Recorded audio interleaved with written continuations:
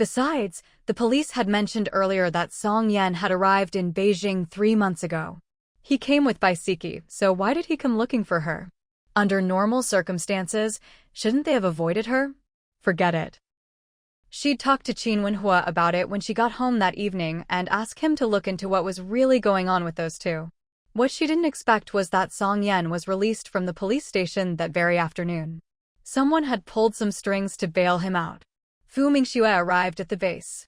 When Director Zheng saw her, he hurried over and said, "Mingxue, you're just in time. There's a problem with one of the connectors here. Can you take a look?" Hearing this, Fu Mingxue followed Director Zheng over to the engine. She carefully examined the problem area and quickly identified the issue. They'd need to use some instruments to test it. Just as she was about to speak, Qiyu appeared beside her without her noticing. "Comrade Fu Mingxue, I didn't expect you to be not only good at fixing machines, but also at this kind of thing." Fu Mingxue shot him a glance. "It's not just me, everyone in our field can do this. Don't tell me you can't." Qiyu looked at her lively face and his heart skipped a beat. "It's not the same. But your professional skills are really impressive. Maybe we could exchange ideas later. Could you please step aside? I need to work." Fu Mingxue didn't want to talk to him any more than necessary. She had absolutely no fondness for this man. Exchange ideas? Exchange my foot. Qiyu felt that the information he'd found about her wasn't accurate at all. He thought Fu Mingxue was anything but ordinary. And he could sense that Fu Mingxue didn't have a good impression of him. In fact, she seemed to be avoiding him. Why was that? He couldn't figure it out. After all, in terms of looks, he was certainly above average, better looking than most people. And as for education, he was even more impressive. After all, there were very few engineers as young as he was. So why didn't she respond to his advances like other women did? Fu Mingxue worked straight through until noon. They had a working lunch. Qiyu didn't get a chance to invite her to eat, nor did he find an opportunity to talk to her privately. After all, as soon as Fu Mingxue finished eating, she went right back to work. At 5:30 in the afternoon, Fu Mingxue got ready to go home. Just as she was about to get in her car, she heard an urgent voice behind her, "Comrade Fu, wait a moment." When Fu Mingxue saw the man running toward her, she couldn't help but feel speechless. Does this guy have a screw loose or something? Why does he keep fixating on me? Didn't I already tell him before that I'm married? Did he just not listen? Or is there some other reason he's set his sights on me? Thinking of this, her eyes narrowed slightly. "Comrade Fu, are you heading back to Beijing? Could I catch a ride with you to the city?" Fu Mingxue looked at him and refused outright. "Sorry, that's not convenient." Although Qiyu had mentally prepared himself for rejection, he was still a bit taken aback by how blunt she was. "How is it inconvenient? We're colleagues, after all. We could chat about work on the way, maybe even discuss some technical issues. That's simple. Men and women shouldn't be alone together. It's really not appropriate." As for technical issues, Fu Mingxue paused. Is there really any need to discuss them? If there is, then please bring them up during work hours with the other engineers. With that, she moved to open the car door and get in. Qiyu stepped in front of her again. "Fu Mingxue, wait a second." This time, he used her full name, dropping the comrade. Fu Mingxue frowned slightly when she heard him call her by name. "Fu Mingxue, you're really talented. Have you ever considered going abroad for further study? I can help you get into the best schools, learn the most advanced techniques, things you just can't get here. If you master those advanced skills, you'll be able to contribute even more when you come back." His plan was to coax her into going abroad first. Once she was out of the country, he didn't believe Fu Mingxue would be able to resist all the advantages and opportunities out there. Hadn't plenty of people gone abroad and then never wanted to come back? "Let me get this straight. Qiyu, whatever your name is, you're trying to poach researchers like me for foreign countries? You're making me seriously question your motives for being here." Qiyu hadn't expected her to say that. He was secretly impressed, but didn't show it on his face. "Fu Mingxue, I think you've misunderstood. I just think you're really outstanding, and if you studied at a top school overseas, you could learn even more. That way, when you come back, you could serve our country even better. My affairs don't need your concern." Engineer Chu, You'd be better off minding your own business. With that, Fu Mingxue got into her car, shut the door, and drove off. Qi watched the car disappear, a thoughtful look in his eyes. Something he hadn't noticed before now caught his attention. Never mind the fact that Fu Mingxue could drive herself. The key point was that she had the right to use a car. She wasn't a driver by profession. How could someone so young already have the right to use a car? As far as he knew, research institutes in China assigned cars based on seniority. So, Fu Mingxue was definitely not an ordinary researcher. It looked like he'd have to get someone to investigate her. Meanwhile, Fu Mingxue drove home. She didn't see Qin Wenhua. Just then, Qin Hao ran up to her, his face full of excitement. Mom, I passed my exam yesterday. My homeroom teacher told me today that I can go to the junior high section next semester. Fu Mingxue was delighted when she heard this. Really? That's amazing, my son is the best. She showered him with praise. Sure enough, as soon as she praised him, Qin Hao's face lit up with a huge smile. Mom, my homeroom teacher also said I don't have to go to school anymore. Should I still go or not? Fu Mingxue looked at her son and asked softly, what do you think? Do you want to go or not? I'm fine either way, Qin Hao replied. Then just go to school. There isn't much time left before summer vacation anyway. You can treat it as a nice way to wrap up your elementary school life. After all, you won't have much time with your classmates in the future, and you can go to school with Kiki for a bit longer. The reason she didn't let Kiki take the exam as well was mainly because she was worried the child wouldn't be able to keep up later on. After all, there was quite a difference in the siblings' academic performance. You always have to make plans according to your own situation. Besides, that night she'd specifically talked to Kiki about Qin Hao skipping a grade. Naturally, Kiki agreed. After all, it was for her brother's own good. After hearing what his mother said, Qin Hao felt it made a lot of sense. He nodded immediately. Okay, I'll listen to you, Mom. Fu Mingxue was very fond of her son's obedience. In fact, she sometimes thought he was a little too obedient. She reached out and patted his head. Help Kiki with her studies when you have time. Qin Hao nodded right away. Okay, Mom. He knew full well how his little sister's grades were. If he hadn't been helping her these past few years, her grades would have been much worse. At dinner, Qin Wenhua hadn't come home yet. He didn't get back until 8 in the evening. As soon as Mother Fu saw him, she quickly asked, Have you eaten yet? I have, Mom, Qin Wenhua replied at once. Hearing that he'd already had dinner, Mother Fu didn't ask further. Qin Wenhua went straight to his room, where he saw his wife bent over the table working on some drawings. He walked over. Wife, did that Song Yan go to the school gate to block you today? As soon as Fu Mingxue heard this, she put down her pen and turned to look at him. How did you know? I know someone at the Namen police station. He called me. Besides, I also had someone look into Song Yan's trip to the capital today, so I found out about it. Yeah, he tried to block me at the school, so I turned him into the police. I wonder if he's still being held. No, someone got him out. Fu Mingxue was surprised. Who? Haven't found out yet. But someone definitely bailed him out. Also, what happened today didn't really amount to much for Song Yan, so that's why he was released. Hearing this, Fu Mingxue couldn't help but curl her lip. So, what did you find out today? It looks like he's planning to settle in the capital long-term this time. Also, he's here to get treatment for his 3 kids. What Qin Wenhua said piqued Fu Mingxue's curiosity. You mean those triplets of his? What kind of treatment? In her previous life, those 3 little ingrates were living quite well. Each of them looked presentable enough.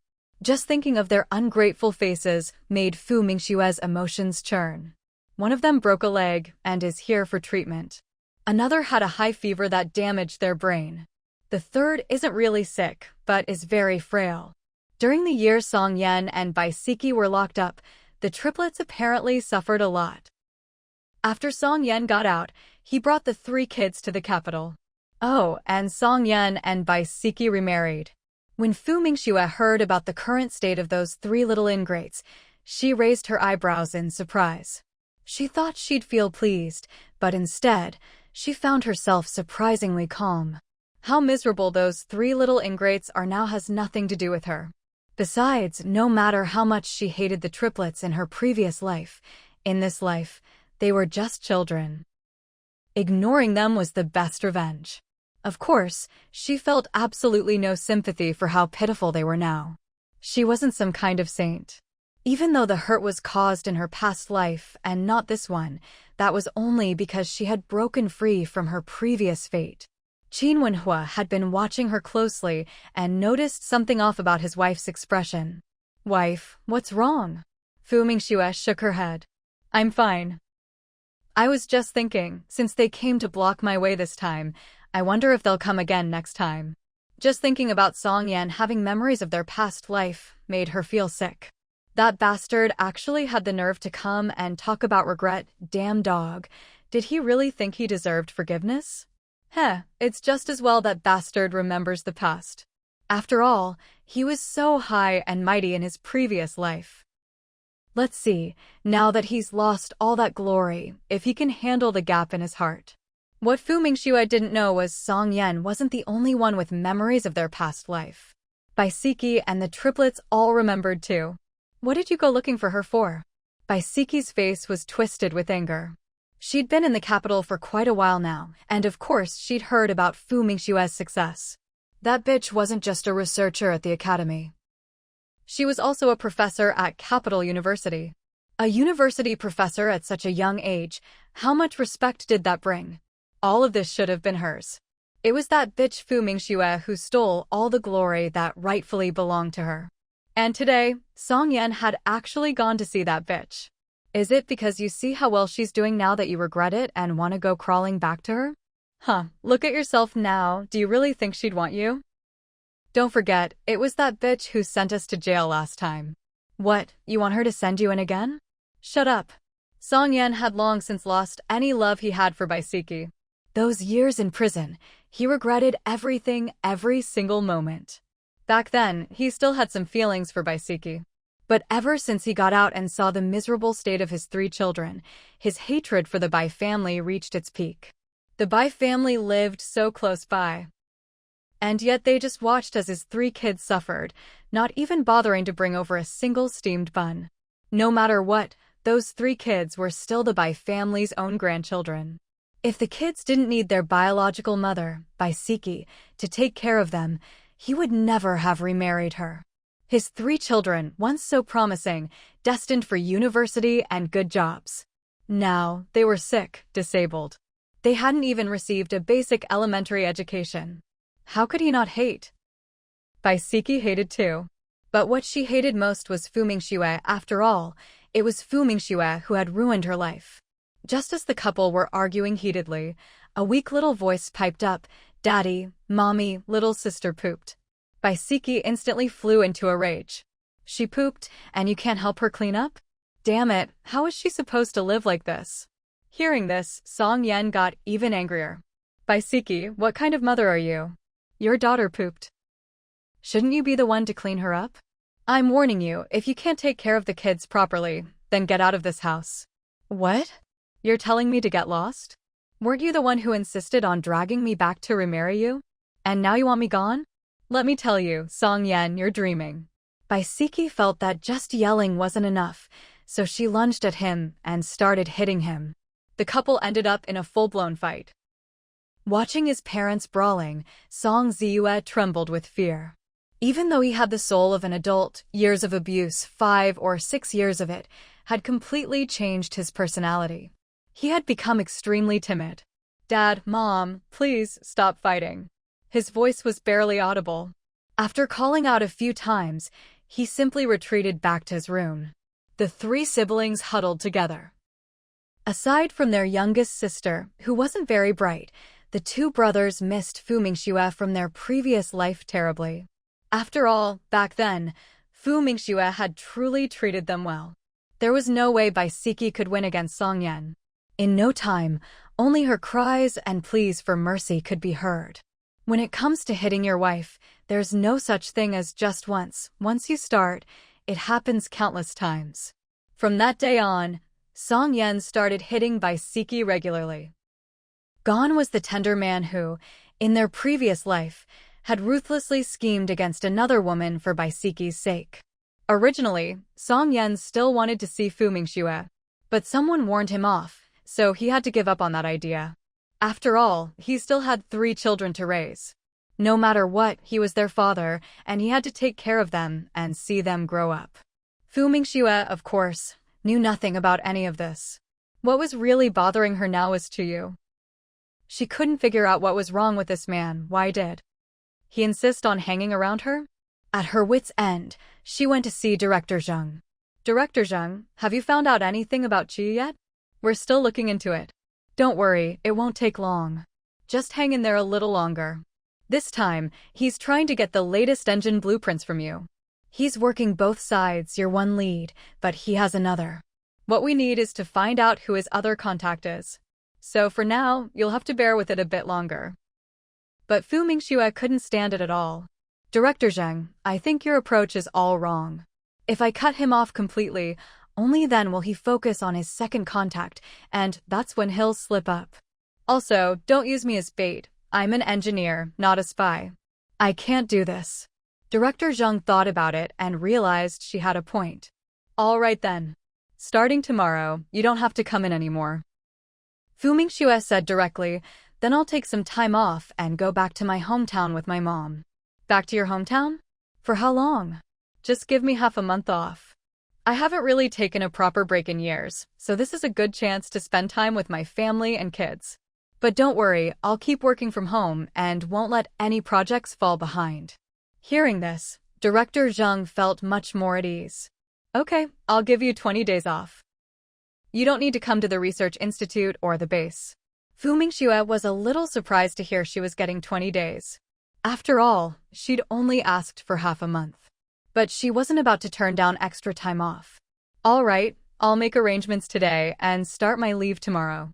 Don't contact me unless it's urgent. Actually, don't contact me at all if you can help it. Director Zheng couldn't help but laugh at that. Okay, we won't bother you. Fu Mingxue's relief was obvious on her face. Well, I hope you all deal with that Chu guy soon, she said.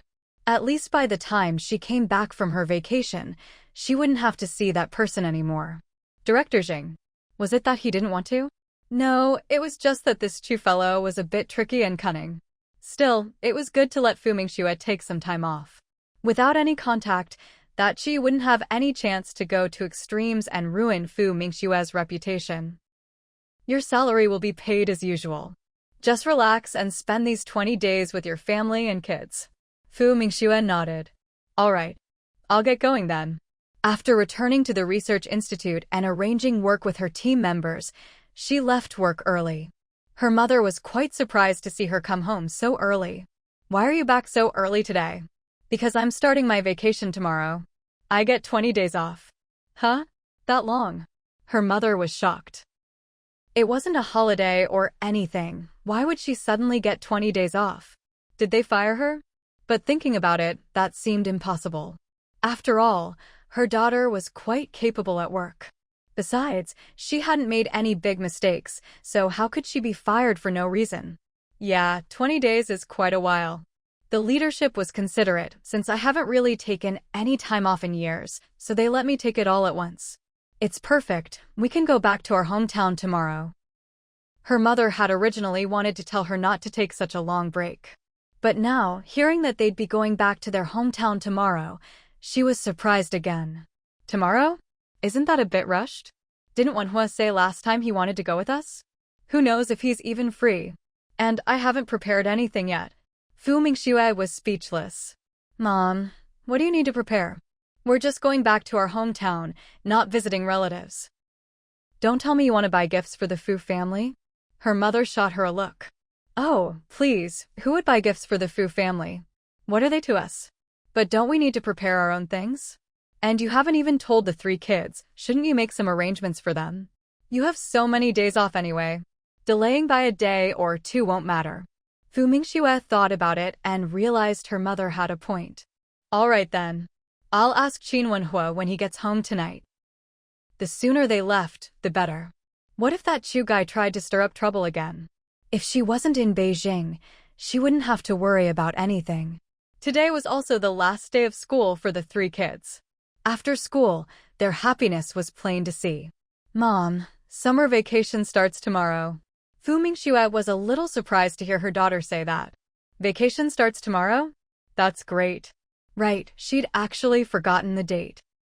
Fu Jinbao, seeing her older siblings didn't have to go to school anymore, was envious. Mom, does that mean I don't have to go to kindergarten tomorrow either?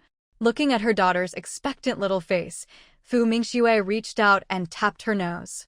All right, you don't have to go. The three of you can come with me and your grandma to visit your grandpa. The three siblings were overjoyed to hear this. Really, Mom? We can really go with you and Grandma to see Grandpa. Jinhao remembered that last time they discussed this, Mom had said no because his two sisters had painting and era classes and couldn't miss them. Fu Mingxue's mother was also surprised by her daughter's decision. She asked the same question. Didn't you say last time that Kiki and Junjun had painting class? Why the change now? Mom, I've thought it over. It's rare to have this much time, so it's better for the whole family to go together. Fu Mingxue had planned otherwise before, but now, leaving the three kids in Beijing made her uneasy. Of course, Fu's mother had no objections. You two just discuss it and decide. If you really want to take the kids along, then you'll need to prepare a bit better. There's no need to rush. All right, Fu Mingxue agreed after thinking it over. If it were just the two of them, they could leave whenever they wanted. But if they were really going to bring the kids, then they'd need to prepare a lot more things. Like food for the train ride. After all, taking the train would take several days. Qin Wenhua came home around dinner time. He was surprised to see his wife home so early. Before Fu Mingxue could answer, little Fu Jinbao jumped in eagerly. Daddy, Mommy is on vacation just like us. This news really surprised Qin Wenhua. He looked at his wife, his eyes asking if it was true. Fu Mingxue nodded. Yes, I'm on vacation. And it's a long one, 20 days off. Qin Wenhua was truly shocked. 20 days? That long? Isn't your unit busy right now? It's busy. But I'm not the only one at the research institute. There are plenty of people there. Besides, I haven't had a long break like this in years. I've accumulated more than 20 days worth of leave by now. And anyway, it's not like I'll be doing nothing at home. I still have work to do, just not at the office.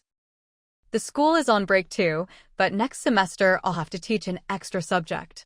Qin Wenhua was genuinely happy for her.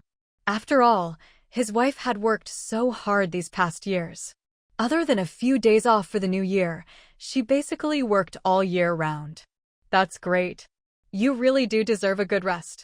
So, are you planning to go back to your hometown? Fu Mingxue nodded. Yes, I'm planning to leave in the next couple of days. Do you have time? If you do, come with us. If not, that's fine too, maybe next time. This time, it'll just be me, my mom, and the three kids. She was being considerate. Qin Wenhua had only recently been transferred back, so it wouldn't look good for him to take leave right away. But Qin Wenhua immediately caught the key point in her words. You're taking all three kids?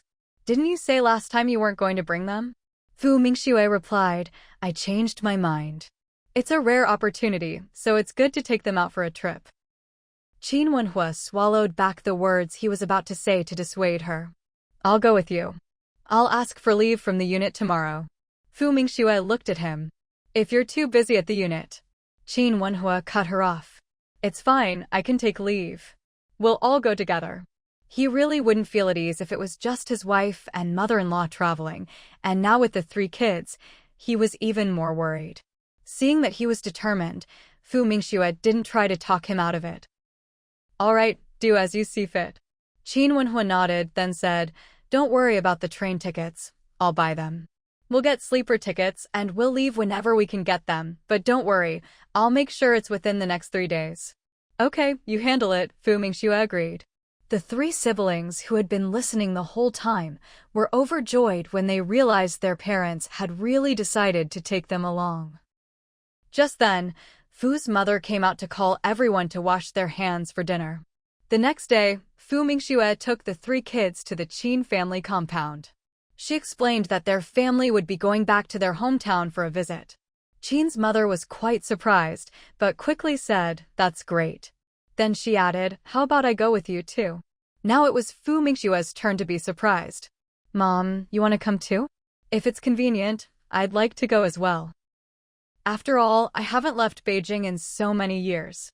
As soon as Qin's mother said this, Fu Mingxue quickly replied, Mom, there's nothing inconvenient about it.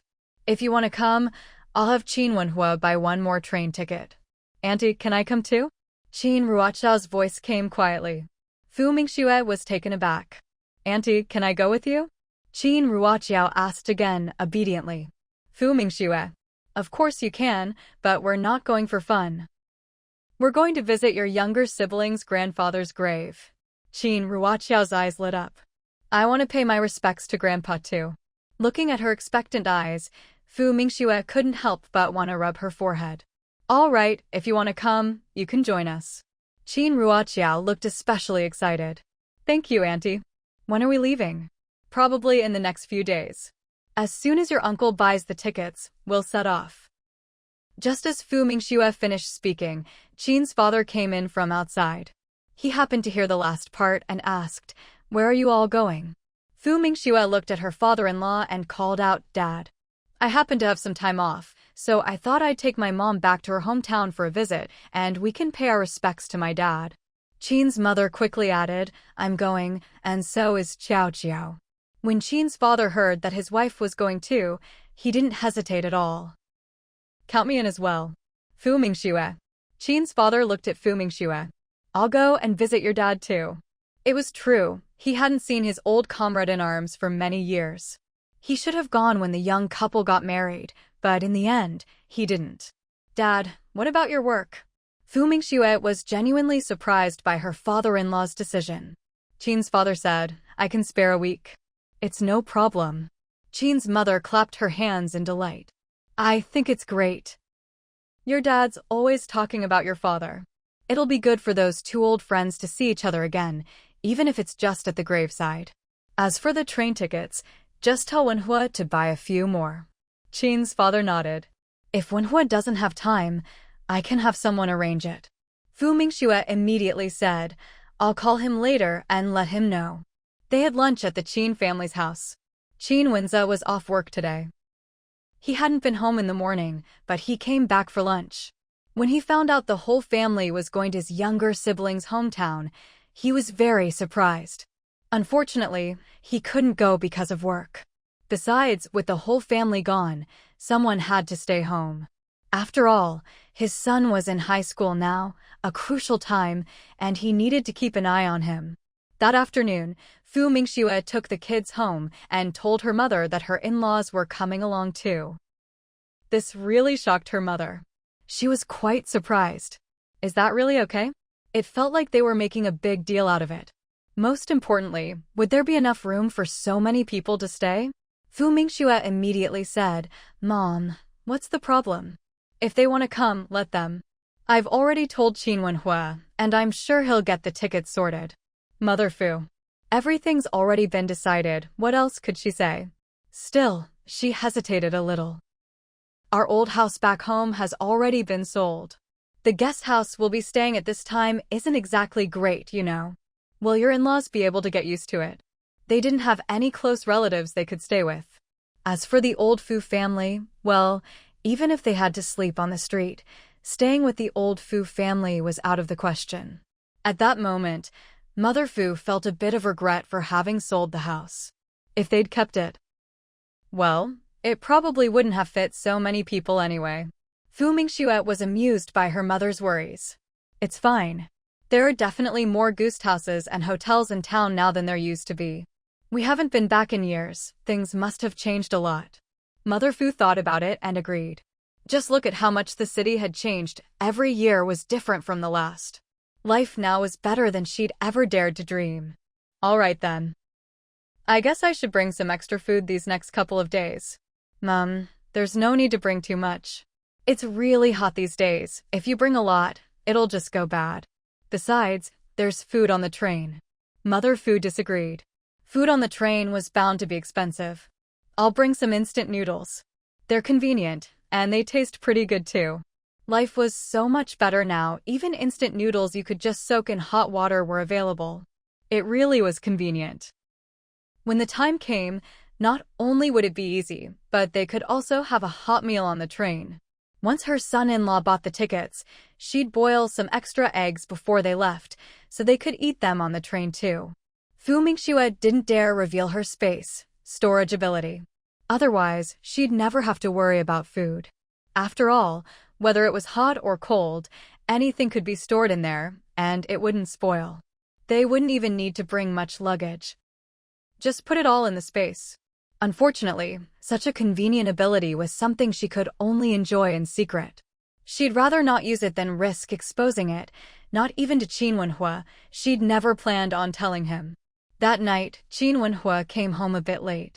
As soon as Mingxue saw him, she asked directly, "So? Did you get the tickets?" "I did. 2 adjoining sleeper berths, just right for our whole family. The train leaves at 8 in the morning the day after tomorrow. Tomorrow, you can pack or buy anything else you need. The day after tomorrow is perfect. That gives us plenty of time. Otherwise, my mom would be worried about not finishing all the vegetables at home." She knew her mom had already planned to give the more perishable vegetables to Ding Lanqi to take home today. "Oh, by the way, how many days off did you take?" 10 days. Mingxue was a little surprised. "That's quite a long break." "Yeah, I can spend more time with you all. We can stay a few extra days." Staying longer is nice, but the accommodation might be a bit inconvenient. "It's fine. I've already sorted out the accommodation. Don't worry. I asked a friend to book hotel rooms for us in advance. And when we arrive, my friend will pick us up by car." Seeing that he'd taken care of everything, Mingxue couldn't help but give him a thumbs up. Qin Wenhua looked at her beaming smile and felt his heart skip a beat. He walked over and pulled her into his arms, then whispered in her ear, "Wife, is there a real reward for all this?" Mingxue. Before she could react, Qin Wenhua turned her face toward him and kissed her, stealing her breath away. In the blink of an eye, the day for the whole family to leave the capital had arrived. Seeing them off were Qin Wenza and Qin Wishu. The two of them each drove a car to take the family to the train station. Qin Wishu even complained, "Brother Wenhua, this really isn't cool of you. You're leaving, but you didn't tell me earlier. If you'd told me sooner, I could have brought my son along too. We're both totally free, you know."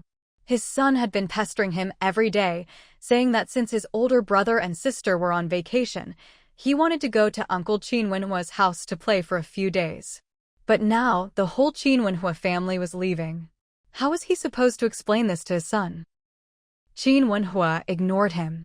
There were already so many people traveling with him. If he brought Qin Wishu and his son too, wouldn't that be exhausting?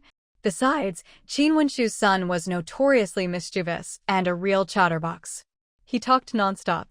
He'd drive everyone crazy with all the noise. Just then, the train arrived. The whole family boarded. Of everyone, Qin mother was most worried about her eldest grandson. She couldn't help but give Qin Wenza a few extra reminders. Ever since arriving in the capital, Mother Fu hadn't taken a train in years. "This train seems a lot different from before." Qin mother hadn't taken a train in years either. She nodded, "Yes, it seems newer. Conditions are so much better these days." Qin Wenhua, Father Qin, and Qin Hao were in another carriage. The others were together in one carriage. But during the day, Qin Hao still liked to be with his little sister, so he'd run over to their carriage. The kids were all fascinated by the train ride. Especially Fu Zhenbao. It was her first time on a train, and she was beside herself with excitement. "Mama, this train is so fast." "Mama, when I grow up I want to drive a train. No, wait, I want to build trains." Mingxue couldn't help but laugh at that. "Last time you said you wanted to build airplanes. How come now you want to build trains?" Fu Zhenbao immediately replied, "Mama, I can build both airplanes and trains." "And then, that's a great ambition. Then you'll have to study hard," Mingxue said, always one to encourage her daughter's dreams rather than dampen her spirits. Fu Zhenbao declared solemnly, "Mama, I'll definitely study hard. I want to skip grades just like my brother." Qin mother and Mother Fu were delighted to hear the children talk like this. "My precious girl is so impressive." During the day, the kids were full of energy, and at mealtimes, they got to eat delicious instant noodles, which made them even happier. Of course, Qin Wenhua didn't let them eat just that. At night, he ordered proper meals on the train. Before they boarded, Mother Fu had been a bit distressed about how expensive train food was. But once they were actually on the train, she didn't say a word about it. After all, it wasn't just her this time, there were in-laws and children to consider.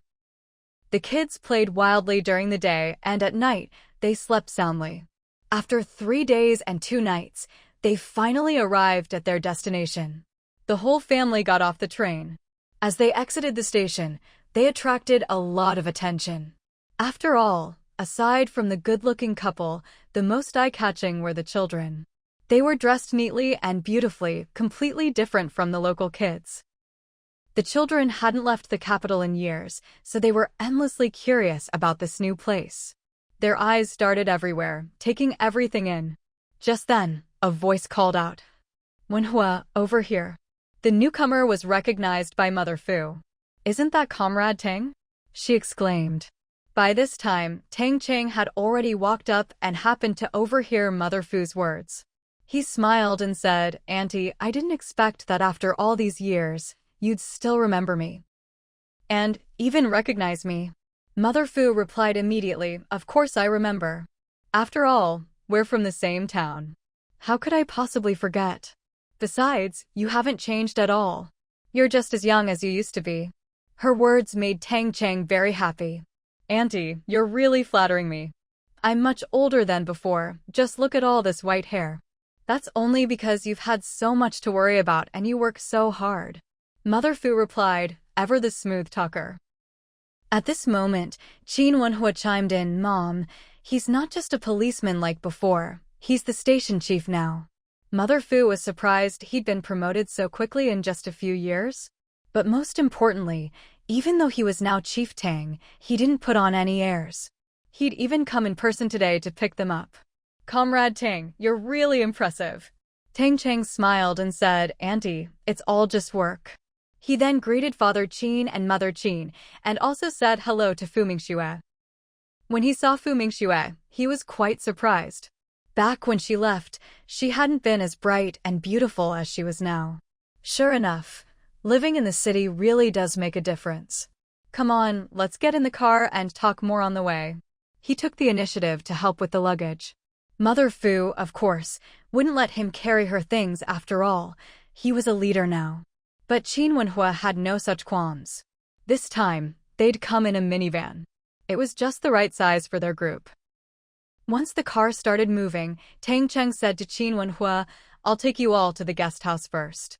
If his own home had been big enough, he would have loved to host them all himself. Qin Wenhua nodded, "Sounds good. We could use a good rest anyway." Before long, the car pulled up in front of a guest house. This guest house is quite nice.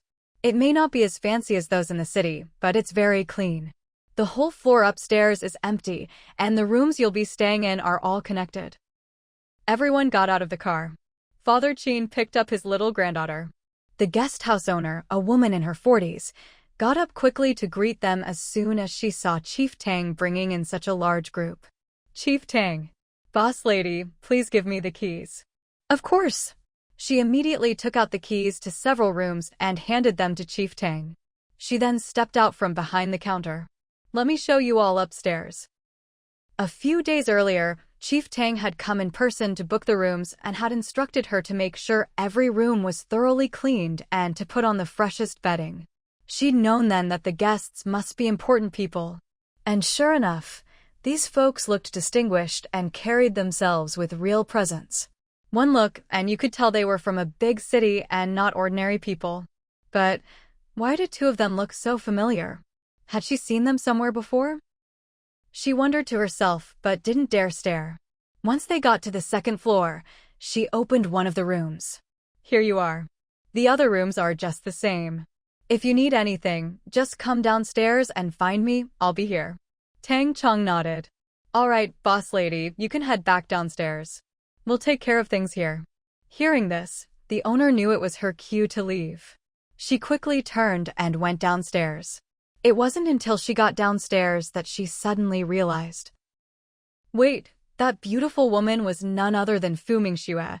Back in the day, Fu Mingxue was famous in their town for her looks. Who would have thought that the person greeting them today was actually Fu Mingxue, the one who'd left town a few years ago?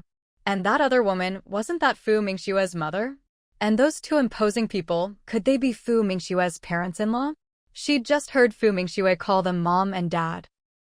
Goodness, what kind of incredible family did Fu Mingxue marry into? TSK, it's true what they say, marrying well changes everything. Even Fu Mingxue's own mother looks over 10 years younger than before. Meanwhile, Qin Wenhua was looking around the room.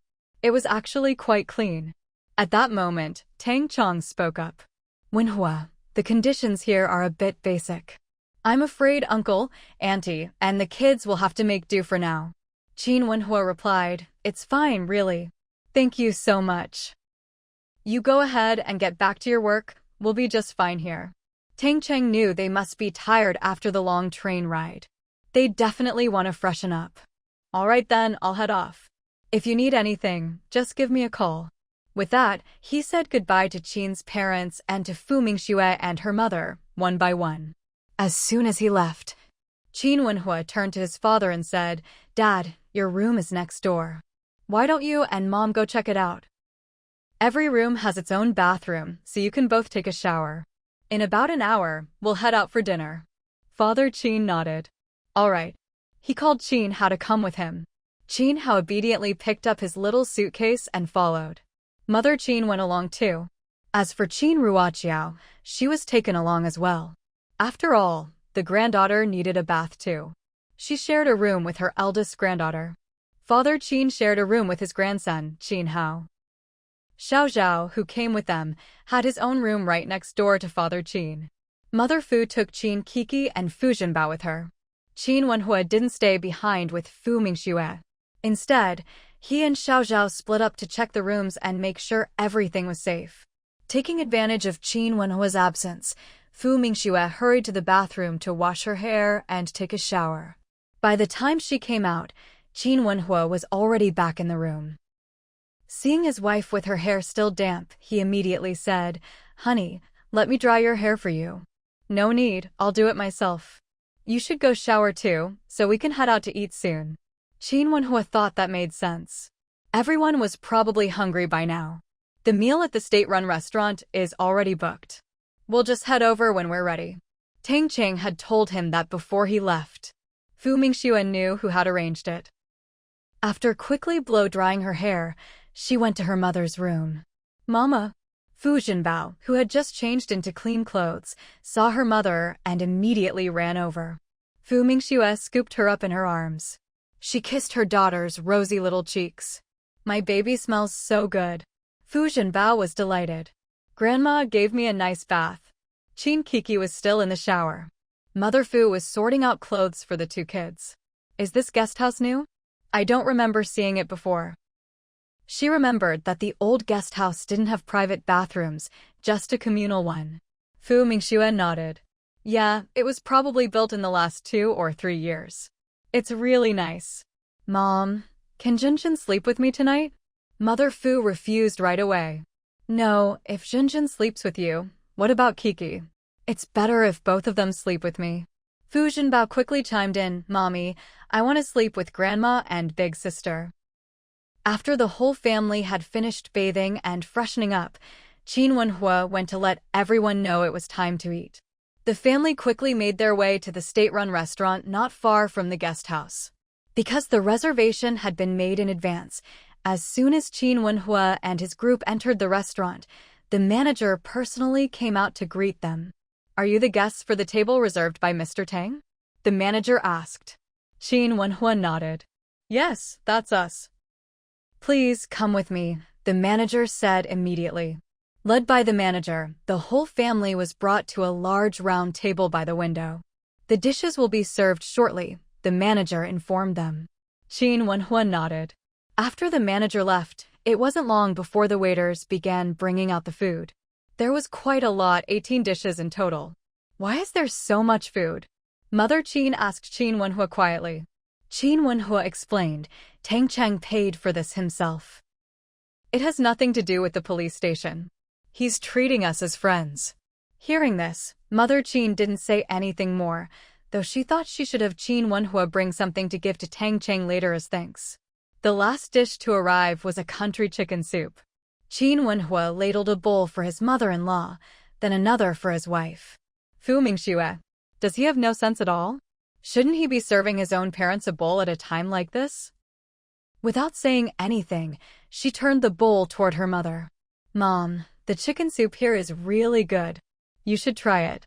Then, she made a point to serve a bowl for her father-in-law. Dad, you should try it too. Father Qin nodded. Seeing that his wife hadn't gotten any soup, Qin Wenhua was about to serve her some, but Fu Mingxue stopped him. Xiao Zhao, you have some too. This time, Xiao Zhao was eating at the table with them. With so many people, even a lot of dishes would get finished. Song Anxiu was staring intently at the family eating at that table. Or rather, she was staring at one person in particular. Anxiao, isn't that Fu Mingxue over there? And isn't that her mother too? Said Li Xia, a former neighbor of Fu Mingxue's who happened to be working at the restaurant. Song Anxiao's face stiffened at Li Xia's words. Maybe? Though she sounded unsure, she knew perfectly well that was Fu Mingxue and her mother. Even if Fu Mingxue turned to ashes, she'd still recognize that woman. If it weren't for Fu Mingxue, her own family wouldn't be in such a miserable state now. She herself wouldn't be living like this. When Song Yan found out she'd been abusing those 3 children, he blew up at her and cut ties completely. He'd rather go to Beijing with Bai Siki and those 3 burdens than take his own sister along. And now, Fu Mingxue had come back to her hometown with her mother, husband, in-laws, and child, basking in glory. What was this bitch back for? To show off her happy life? I'm going to take another look, Li Xia said, planning to head over. But Song Anxiao grabbed her arm.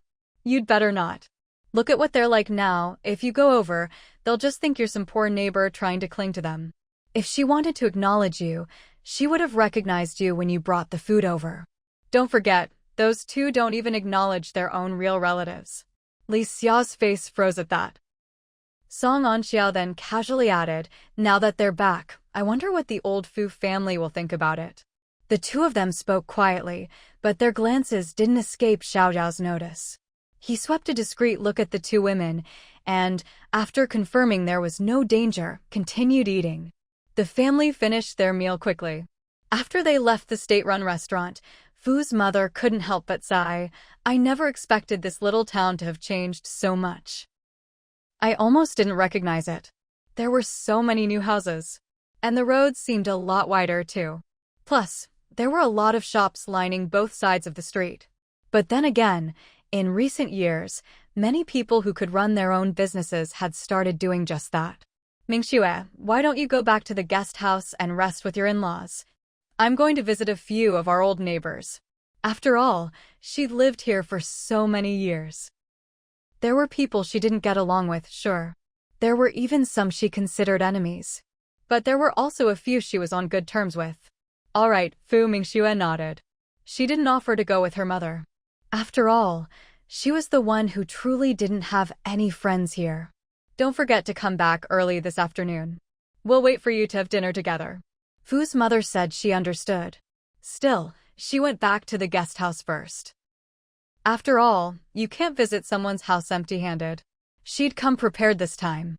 Meanwhile, Qin's mother and the others went back to the guest house and rested for the afternoon. News of Fu Mingxue's return soon reached the old Fu family. What? Fu Mingxue and Suzy Fing are back. The one who was shocked was Fu's eldest sister-in-law, Yan Hongwei. The one who brought her the news was Li Xia.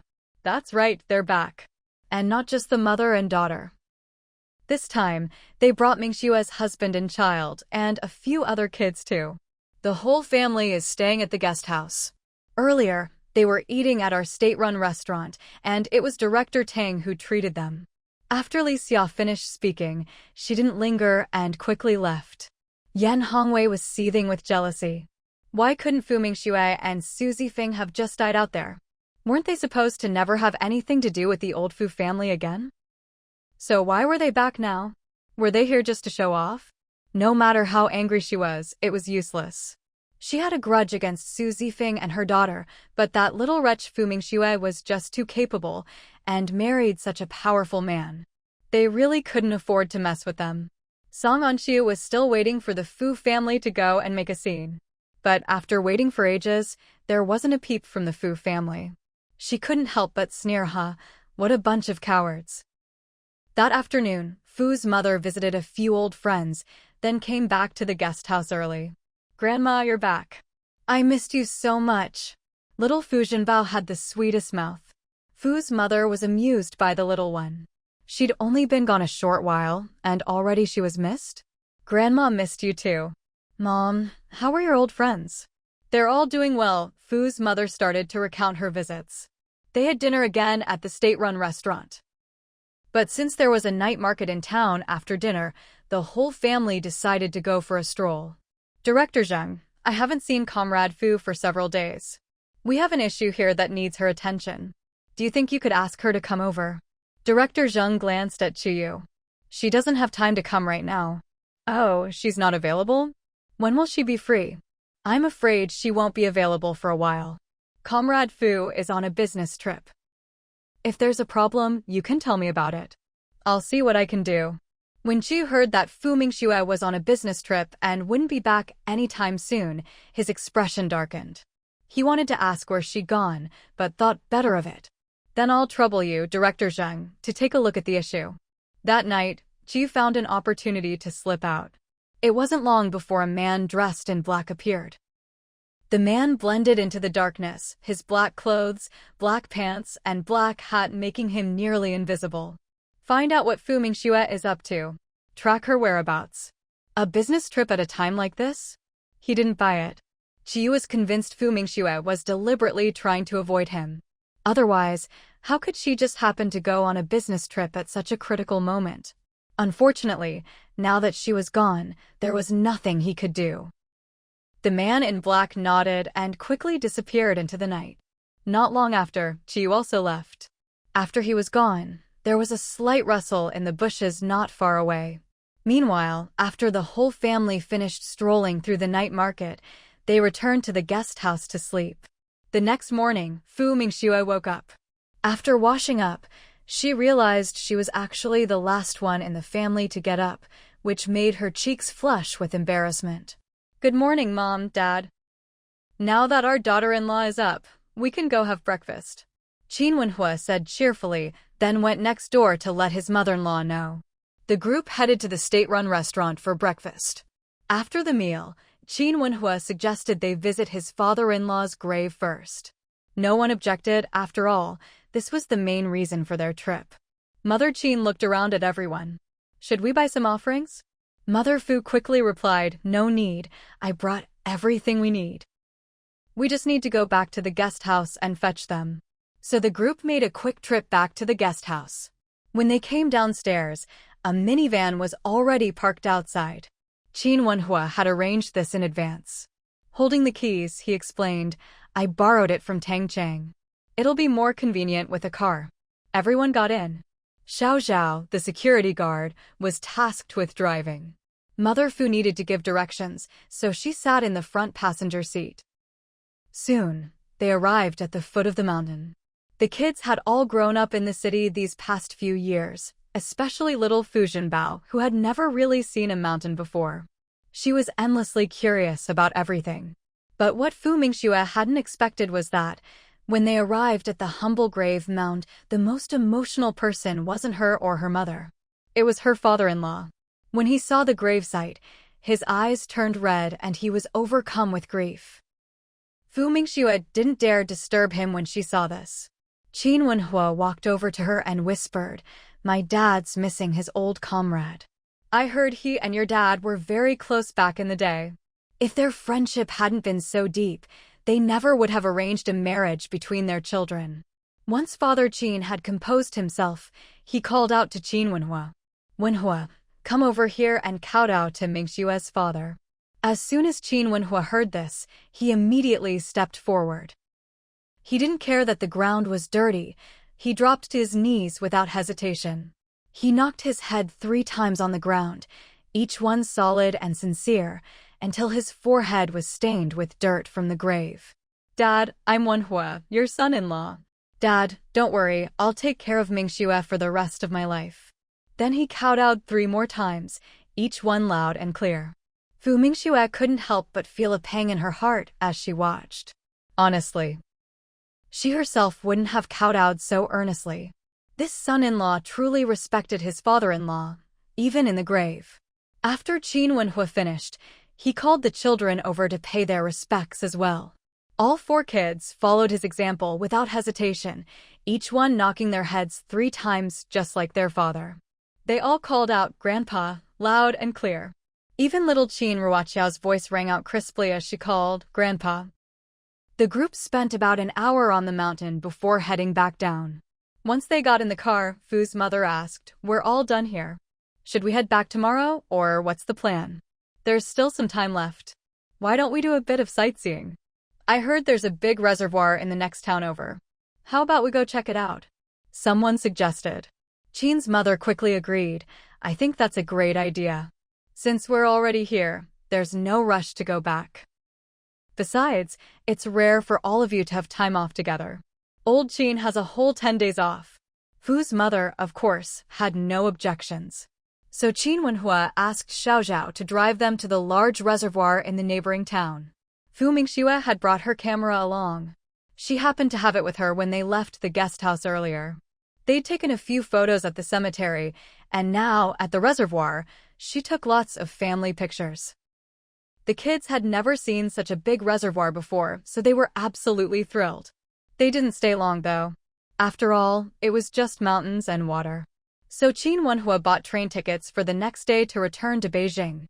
Originally, Fu Mingxue could have taken both mothers and the kids out for more sightseeing, but Qin Wenhua was clearly uneasy about that. He had to return to his unit and didn't have time to accompany them. Although Qin's father also had a few days off, it wasn't really enough for a proper trip somewhere. After all, transportation wasn't very convenient in those days. So the whole family took the train back to Beijing together. The day they got back, Qin Wenhua went straight to his unit. There was no need to clean the house, since Aunt Ding came by every day to tidy up. All in all, the 7 or 8 days away had been more than enough to make the kids happy. The day after they returned, Fu's mother asked Fu Mingxue, "There's nothing much to do at home. Why don't you end your leave and go back to work?" "Mom, I have my own plans. Besides, my vacation is already arranged. I really need a break, so don't worry about it." "As long as you know what you're doing," Fu's mother replied, realizing she might be worrying too much. But that afternoon, Fu Mingxue still got a call from Director Zheng. "Mingxue, you're back in Beijing?" "Director Zheng, you sure got the news fast. By the way, what happened with that guy named Chu?" Director Zheng sounded obviously pleased. "He's been asking about you several times, probably got anxious when he realized you hadn't come back for days. Then he contacted someone else, who tried to steal the blueprints. We caught them red-handed, and they confessed everything." "Really? That's great. What about that Chu guy? Did you catch him?" "They confessed everything, so of course we caught him. The rest isn't our concern anymore. Anyway, we're taking this opportunity to negotiate." Fu Mingxue was delighted to hear this. "That's great. At least that Chu guy wouldn't have a good ending. He really was up to no good. You could tell at a glance he wasn't a decent person." "Oh, by the way, do you know why Chu targeted you?" Director Zhang's words caught Fu Mingxue off guard. "Wasn't it because I was fixing the machine that day and he noticed me?" "Not at all. According to our investigation, the reason he targeted you seems to be related to the Rong family." Fu Mingxue was startled. "You mean Rongkai?" "Yes, but there's no concrete evidence yet. So you should still keep an eye on the Rong family." Fu Mingxue nodded. "Okay, I understand." With that, she hung up the phone. Rongkai? What exactly was this man up to? Fu Mingxue couldn't figure out what this person was really after, so she decided not to dwell on it any further. What she didn't expect, however, was that Song Yan, whom she thought she'd never see again, actually showed up at her house that afternoon. It was Fu's mother who opened the door. When she saw Song Yan standing at the doorstep, she was visibly startled, and her expression immediately turned ugly. She instinctively tried to close the door. But Song Yan quickly called out, "Auntie. Wait, I need to talk to Mingxue about something." "Song Yan, there's nothing for you and Mingxue to talk about. Get lost, or we'll call the police." Right now, Fu's mother looked at Song Yan as if he were dog shit, no difference at all. She couldn't understand how he still had the nerve to come to their house looking for Mingxue. "Auntie, I really have something important to tell Mingxue. Please, just let me see her. Get out.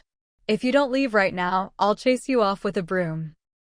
Fu's mother's face was dark with anger, and she really was about to fetch a broom. Seeing how furious she was, Song Yan quickly lowered his voice and said, "Auntie, I swear I mean no harm this time. I came to tell Mingxue she's in danger." Hearing this, Fu's mother couldn't help but be startled, though she didn't show it on her face. She scoffed, "Danger? Is this you and Baisiki trying to hurt her again?" Song Yan hurriedly replied, "Auntie, of course not. No matter what, we'd never hurt Mingxue again. We're not that stupid. Please, just let me talk to her, she'll understand." Of course, Fu's mother wasn't about to let him in just because of a few words. Just as she was about to drive Song Yan away, Fu Mingxue appeared. When she saw Song Yan, her expression was just as unpleasant. Song Yan's eyes lit up when he saw her. "Mingxue." Fu Mingxue stared at him coldly. "Song Yan, did you not spend enough time at the police station? I don't mind sending you back in.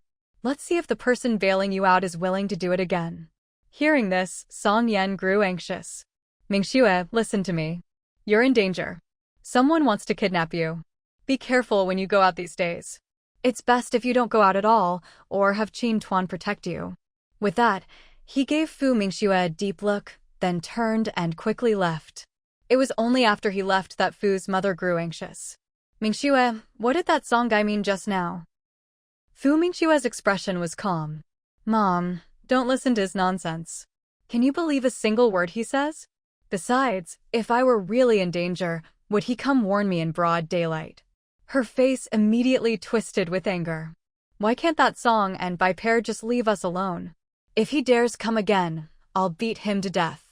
Hearing this, Fu Mingxue couldn't help but twitch her lips. "Mom, if you really beat him to death, it wouldn't be worth it. He's not even worth the trouble." Fu's mother. How could she possibly beat someone to death? She was just saying it. She shot her daughter a look, then slammed the door shut. When she returned to the courtyard, she saw the 3 children coming out, so she quickly reminded them, "You 3 siblings shouldn't go out to play for a while, and don't talk to strangers. If someone offers you candy, don't take it, understand?" Fu Mingxue.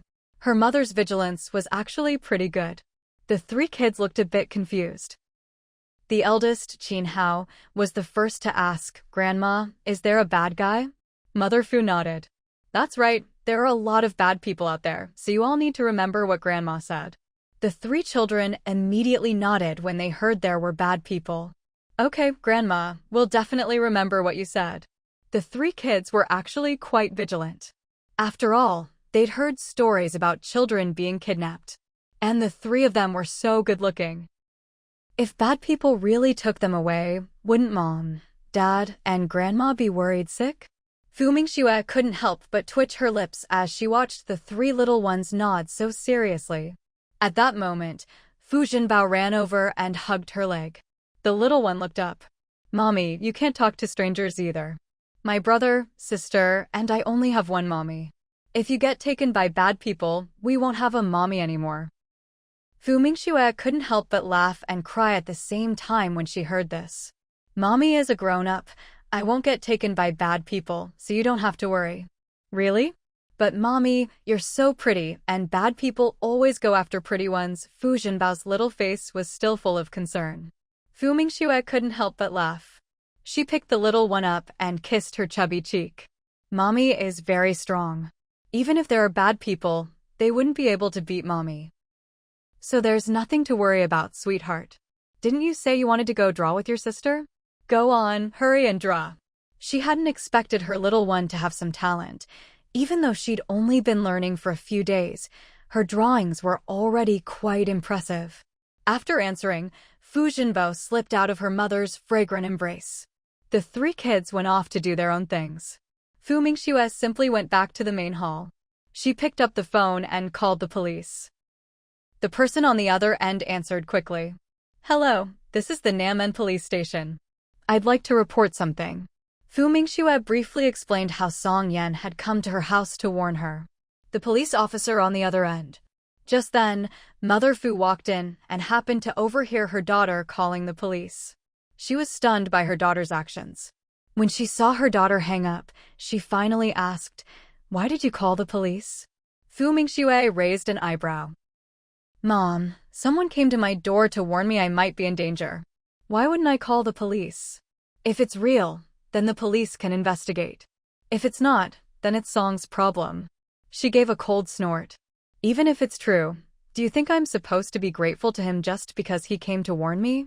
Mother Fu. "All right, Mom, don't worry about it. Anyway, he's not a good person. Maybe he just made it all up to get some gratitude from me." Mingxue's words made Mother Fu suddenly see things clearly. Come to think of it, maybe that Song guy really was just trying to get some favor from them. Thinking of this, she gritted her teeth. "Good for you for calling the police. I hope they arrest him." Mingxue didn't say anything more and went back to her room to work on her drawings.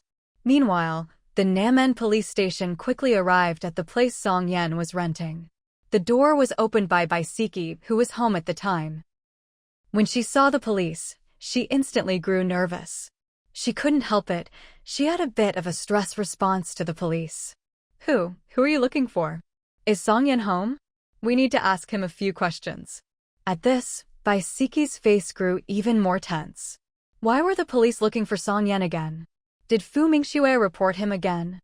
"Why yes, I'm here." Baisiki didn't dare say otherwise. She turned her head and called toward the inner room, "Song Yan, why you'd better come out, as someone's here to see you." This man had caused trouble and still had the nerve to lie on the kang and sleep. Song Yan hadn't planned to pay Baisiki any attention, but when he heard someone was looking for him, his heart skipped a beat. He immediately put on his clothes and came out from the inner room. When he saw the two police officers standing at the door, he couldn't help but be shocked. Why would the police come looking for him at a time like this? And from the look on their faces, they clearly weren't here for a routine household registration check. Could it be had Mingxue called the police again? The thought flashed through his mind, but he didn't really believe Mingxue would be that foolish. After all, he'd gone out of his way to warn her. No matter what, she couldn't possibly repay kindness with ingratitude, right? His mind was in turmoil. But outwardly, he kept his composure, though a hint of confusion still showed on his face. He didn't speak first. One of the officers was even an old acquaintance. After all, the last time Song Yan had been taken in, it was this officer who'd handled it. "Song Yan, there's something we need your cooperation with. Please come with us to the station for a bit." Of course, Song Yan wasn't about to just go with them. If he let the police take him away just like that. Even if he was innocent, how could he keep living in this courtyard after that? Housing in Beijing was scarce these days. It hadn't been easy for him to rent such a large unit in a big courtyard like this. Besides, there were 7 or 8 households living here. If he left with the police, who knew what rumors would start flying around? "Officers, can't you just ask me here at my home? Honestly, it's really inconvenient for me to go to the station with you. My landlord might think I've done something wrong and refuse to rent me this place anymore." The two officers could feel the curious stares from the other courtyard residents. But they didn't give in to Song Yan's request.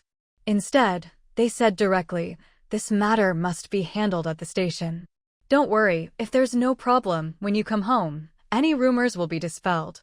If your landlord refuses to let you stay, we'll help mediate." Song Yan's expression stiffened. He could only nod. After all, with the police being so firm, if he refused to cooperate, he'd probably be forcibly taken away. "All right, I'll go with you." Then he turned to Baisiki, whose face had gone pale, and said, "Wife, stay home and look after the kids. Don't worry, I'll be back soon." In truth, he was warning her not to mistreat the 3 children.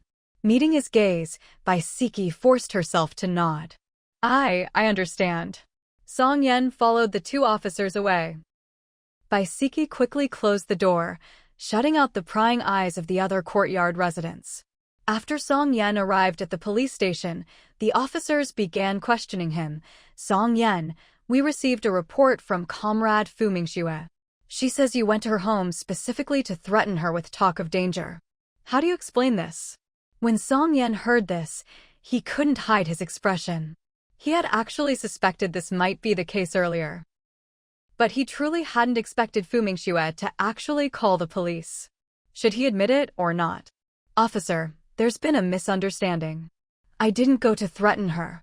"Then why did you go to her home and tell her she was in danger?" "What danger? Who wants to harm her? And how did you know about it?" The police fired off a series of questions at Song Yan. Cold sweat drenched Song Yan's back. At this moment, he deeply regretted going to find Fu Mingxue and warning her about the danger.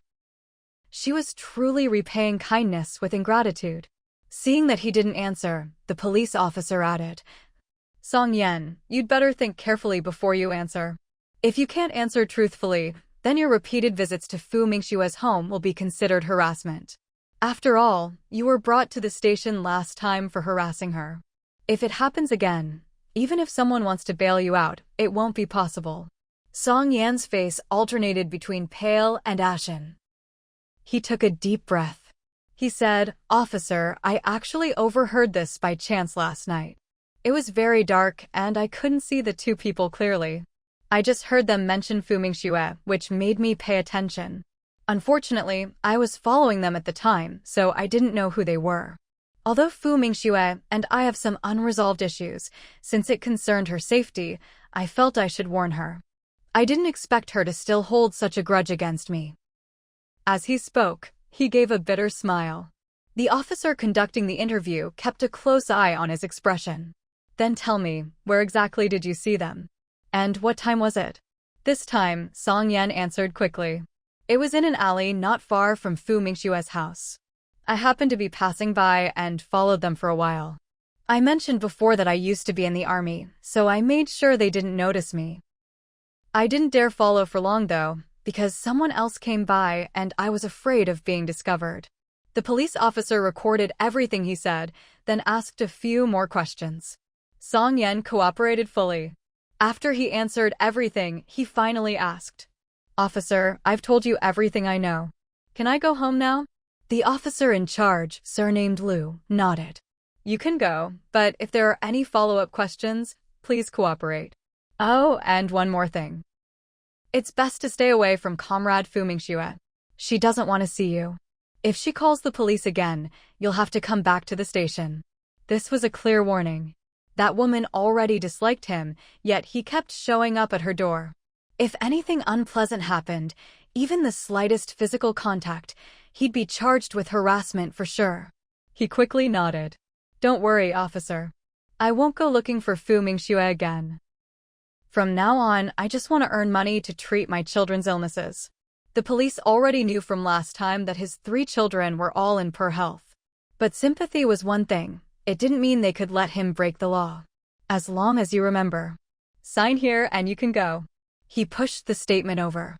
Song Yan took the pen and quickly signed his name. When he returned to the big courtyard, sure enough, the neighbors looked at him strangely. Song Yan pushed open his own door and went inside. As soon as he closed the door, he was met with by Siki's furious glare. "Song Yan, what did the police want with you? Did you go looking for that bitch Fu Mingxue again?" In Baisiki's mind, only a vicious woman like Fu Mingxue would call the police like this. Song Yan was already annoyed, and now Baisiki was interrogating him as soon as he got home. His expression darkened even more. He lowered his voice. "Baisiki, what's gotten into you now?" Baisiki's eyes widened as she raised her voice, "And you're saying I'm the crazy one?" Hearing her shout, Song Yan immediately clamped a hand over her mouth and warned her in a low voice, "Baisiki, are you out of your mind? Do you want everyone to hear this? And another thing, there's nothing between me and Fu Mingxue anymore, so stop bringing her up every chance you get." With that, he let go of her mouth. Baisiki was furious. But she realized one thing, she couldn't let the people in this big house have something to laugh at. She couldn't afford to lose face like that. So she lowered her voice as well. Then tell me, why were those police officers looking for you? What did they want? They just wanted to ask me a few questions. It's nothing you need to know about. Anyway, I'm fine, otherwise they wouldn't have let me go. That's enough, stop asking. Didn't you see the way those people outside were looking at us? Baisiki instinctively felt that Song Yan being taken away by the police must have something to do with that bitch Fu Mingxue. Unfortunately, Song Yan wouldn't admit it. She took a deep breath. Her tone turned cold. Then hurry up and buy a house. If we can't get a Sihiyuan, then buy an apartment. Either way, I don't want to live here anymore. Song Yan didn't want to live here either. We'll stay here a little longer while I keep looking. If we really can buy a place, then we won't have to worry for the rest of our lives. He only had 50,000 yuan left. If he bought an apartment, he'd have no money left for a Sihiyuan. Besides, if he didn't buy a Sihiyuan this year, next year he wouldn't be able to afford one at all. The prices here were about to skyrocket. Baisiki was convinced by his words. After all, she had memories from her previous life too. She knew that in the future, these Sihiyuan in Beijing would be worth a fortune. Thinking of this, she gritted her teeth and cursed inwardly. Those 2 Sihiyuan we looked at last time were clearly ours first, but someone else snatched them up. Even if just one had been left for them, it would have been enough. When she said this, Song Yan's expression darkened as well. He strongly suspected that the one who bought the Sihiyuan was Qin Wenhua. But why would Qin Wenhua buy a Sihiyuan?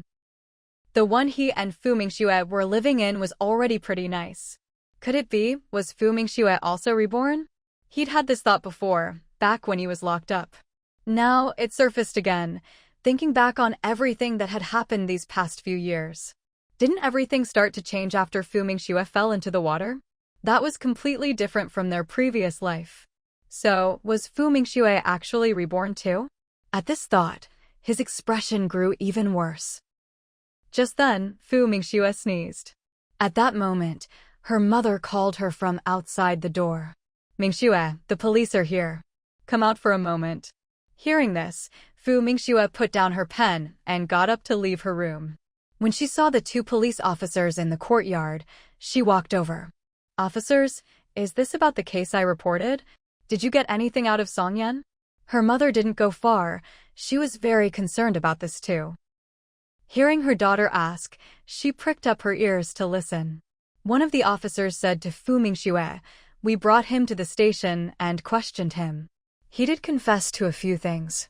The officer briefly summarized what Song Yan had said. Fu Mingxue frowned and thought, "So, someone really is trying to harm me?" The officer replied, "We can't say for sure yet, but we can't rule out the possibility. After all, your case might be related to another one. We'll investigate thoroughly. In the meantime, we'll also be increasing patrols on these streets for AW." Heil. Mrs. Fu was starting to get worried. At first, she thought Song Yan was just exaggerating to win some gratitude. She never expected that this might actually be true. Still, she didn't say much at the moment. Fu Mingxue nodded to the police. "All right, I understand. Thank you for your hard work." The officer immediately replied, "This is our duty. If anything else comes up, please contact our station right away." Fu Mingxue nodded. "Okay, I definitely will." After all, when something happens, you go to the police. Besides, she was someone who really valued her own life. Well then, we'll leave it at that for now. We'll be going. Goodbye. After saying their goodbyes to Fu Mingxue, the 2 officers turned and left. Mrs. Fu walked them to the door, then closed it behind them. When she came back, she asked her daughter, "Is there really someone out to hurt you? What exactly is going on?" "Mom, don't worry. The police probably aren't even sure themselves. As for the rest, it's hard for me to explain right now. Just know that I'll be fine." "Are you sure you'll be all right?" Mrs. Fu still wasn't completely reassured. Even though her daughter's job paid well, if it really put her in danger, she'd rather her daughter not do it at all. As a mother, all she wanted was for her daughter to be safe and happy. Seeing how anxious and worried her mom looked, Fu Mingxue couldn't help but laugh. She reached out and hugged her mom's shoulders. "Mom, really, it's nothing. If you're still worried, just wait for Qin Wenhua to come home and ask him." He's even more concerned about me than you are. Mrs. Fu's eyes lit up. Right? Why hadn't she thought of that? Her son-in-law cared about her daughter the most. If he found out someone wanted to hurt his wife, wouldn't he be even more attentive? All right, I'm going back to my room. You go do whatever you need to do, and don't overthink it. Fu Mingxue let go of her mom's shoulders and headed back to her room. Seeing her daughter so carefree, Mrs. Fu was at a loss for words. Even after what the police said, how could her daughter not be worried about herself at all? Qin Wenhua didn't come home for dinner that night. He came back quite late and was surprised to see his mother-in-law still sitting in the living room. Mom, it's so late. Why aren't you asleep yet? He glanced at the big clock on the wall and saw it was already 9:30. Normally, his mother-in-law would have gone to bed much earlier. I was waiting for you. There's something I wanted to ask, Mrs. Fu said. Qin Wenhua immediately became nervous. After all, if his mother-in-law was waiting up for him this late, it had to be something important. Mom, what is it? He pulled out a chair and sat down across from her. Mrs. Fu told him what had happened earlier that day. Qin Wenhua listened, feeling unsettled inside, though he didn't show it on his face. After she finished, he reassured her, Mom, you really don't need to worry. Mingxue has been at home this whole time. Even if someone wanted to hurt her, they couldn't just barge into the house. Besides, didn't the police say they'd be increasing their patrols? There's even less to worry about. Security around here has been really tight lately. The crime rate has dropped a lot. There's nothing to be concerned about. Then he quickly added, of course, I'll look into this myself as well. So just go get some rest, and leave the rest to me. Her son-in-law's calmness finally put Mrs. Fu's anxious heart at ease. All right, I'll go to bed then. By the way, have you eaten? If not, I can make you something. Qin Wenhua quickly stopped her. No need, Mom, I'm not hungry. You go get some sleep. After Mother Fu went back to her room, Qin Wenhua also returned to his. Fu Mingxue saw him come in and asked, Did my mom just tell you about what happened during the day? Qin Wenhua nodded. Yeah, I think she's probably really worried about you. Otherwise, she wouldn't have stayed up so late waiting for me to come back. Fu Mingxue clicked her tongue twice. Looks like everything I said to her before was useless. It takes a son-in-law like you to really make an impact. Qin Wenhua walked over and sat down next to her. That's just because of my job. And besides, I'm the man of the house. The older generation's way of thinking is pretty deeply rooted. Fu Mingxue gave his explanation a perfect score. She gave him a big thumbs up. Then, she caught a whiff of sweat from him and raised her eyebrows. You must have had quite a workout today. It was a busy day, Qin Wenhua explained. Normally, he would shower first, but he got held up today and came straight home. I'll go take a shower first. We'll talk when I get back. Fu Mingxue knew he wanted to ask about Song Yan, so she nodded right away. Go ahead. Qin Wenhua grabbed his change of clothes and headed out. He showered quickly, just 5 or 6 minutes, and he was done. He came back in with his short hair still wet. After a quick towel-off, his buzz cut was almost dry. Fu Mingxue turned to look at him, thinking he looked especially handsome at that moment. Honey, you should stop working and go to bed, Qin Wenhua said. Fu Mingxue was a little surprised to hear that. You're not going to ask about Song Yan? Qin Wenhua shook his head. I'll go to the police station tomorrow. Let's get some sleep. He'd originally wanted to get more details from his wife, but just now he changed his mind. It's late. Why waste time talking about another man in front of his wife? That's just bad luck. Plus, it would keep her up even later. Fu Mingxue thought about it and agreed. After all, her information was pretty one-sided. Nothing as detailed as what the police would have. You go ahead and sleep. I'll just finish up a little. Honey, let's just go to bed early tonight. I missed you. The way he said I missed you had a bit of a hook to it. After all, it had been several days. They hadn't had any exercise as a couple. You can't do that sort of thing on a train, and the guest house in that little town was out of the question. The walls were way too thin. No matter how desperate he was, he couldn't put his thin-skinned wife through that. Fu Mingxue. She instantly understood what he meant, and her face heated up fast. Honey, please. Oh Lord, how is she supposed to resist that? Right now, Mingxue couldn't resist at all. Besides, her work wasn't something she could finish in a short time anyway. She might as well enjoy her handsome man for a while. Seeing her expression, Qin Wenhua knew he was in luck tonight. He strode over and scooped her up in his arms. The next morning, Mingxue woke up with a sore back and aching waist. She instinctively turned her head. Sure enough, the spot next to her was already empty. She was about to get up, but the soreness hit her even harder. Honestly, sometimes a man with too much stamina is just too much to handle. At that moment, the door opened and Qin Wenhua walked in. Honey, you're awake. Why don't you sleep a bit longer? You don't have work today anyway. Mingxue thought about it. He was right. Why get up so early when she didn't have to work? She could totally sleep in. But that thought passed in a flash. The kids at home didn't have school either. If they finished their morning exercises and came to find her still lazing in bed, where would she put her face? On the nightstand. In the end, Mingxue still got up. Just as she was getting out of bed to wash up, Qin Wenhua, who hadn't left yet, suddenly said, Wife, your constitution still isn't great. How about you start working out with Jinjin and the others from tomorrow? Hearing this, Mingxue looked at him in disbelief. Was this man a devil? And besides, wasn't her current state all his fault? Not to mention, her constitution wasn't good? She was already way better than most people, especially since she had a golden finger, cheat ability. She rolled her eyes at him. Get lost, and make it quick. Qin Wenhua couldn't help but laugh. I'm just doing this for your own good. Stop right there. I don't need it. And are you really doing it for me, or for yourself? Also, don't ever say those 3 words to me again. I have a stress reaction.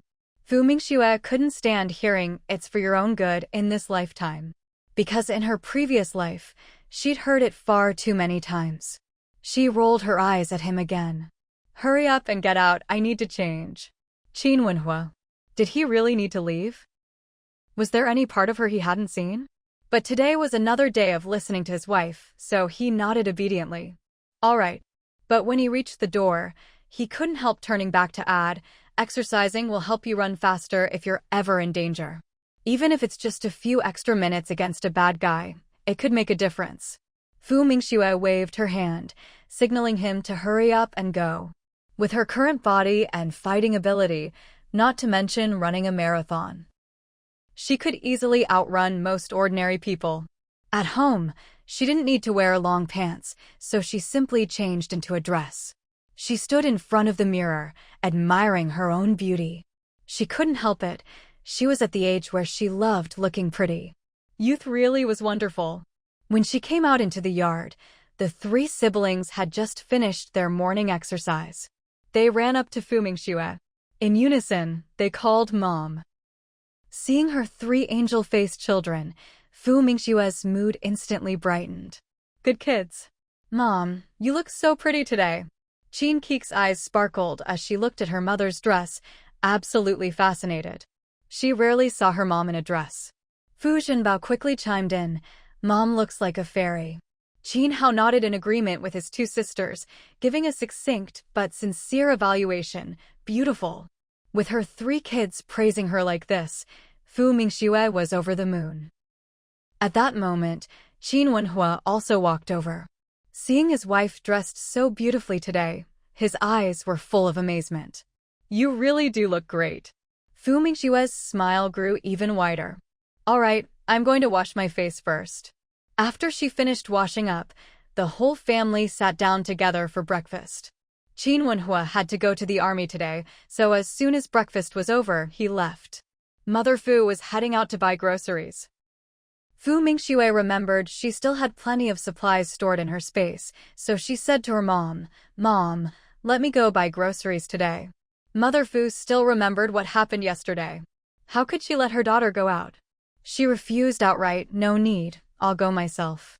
You just stay home and do your work.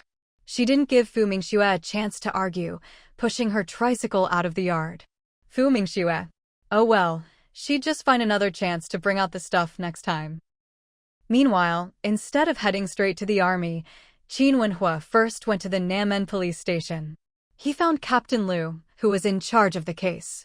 Captain Liu naturally knew who Qin Wenhua was. As soon as he saw him, he came forward and said, "Commander Qin, are you here about Song Yan's case?" Fu Mingxue spent some time with the children before heading off to work. She had barely sat down when her phone started ringing. Fu Mingxue stepped out to answer the call. "Hello, who is this?" "Engineer Fu, it's me." As soon as the other person spoke, Fu Mingxue recognized who it was. "Director Zhang, what can I do for you? I heard you're on vacation right now. I was wondering if you might have some time to come by our factory." Hearing this, Fu Mingxue got straight to the point. "Is there something you need? It's about the design drawings you did for us. Also, we have a new engine model at the factory. Could you come over and help inspect it?" "Of course, if you're busy today, we can do it another time." Fu Mingxue thought about it. She was just at home anyway, so she might as well go. Besides, her design drawings were finished. "The drawings are ready. I'll come by in a bit." Director Zhang was overjoyed when he heard this. "Great, I'll wait for you." After responding, Fu Mingxue hung up the phone. She went back to her room to get ready, changing out of her dress before heading out. But just as she stepped out the door, her legs were hugged tightly. Looking down, she saw it was her own little chubby girl. Fu Jinbao looked up at her. "Mommy, where are you going? Can I come with you?" No matter how clever a child is, at this age they're always curious, playful, and love to stick to their mom. To Fu Mingxue, her daughter was simply a walking bundle of cuteness. She was so adorable that Fu Mingxue wished she could pluck the stars from the sky for her little darling. "No, sweetheart. Mommy has to go to work, so I can't take you with me. Stay home and play with your brother and sister, okay?" When Jinbao heard her mom was going to work, she reluctantly let go. "Then come home early, Mommy. Jinjin will be waiting for you." Fu Mingxue was completely charmed. Her little girl was just too sweet and well-behaved.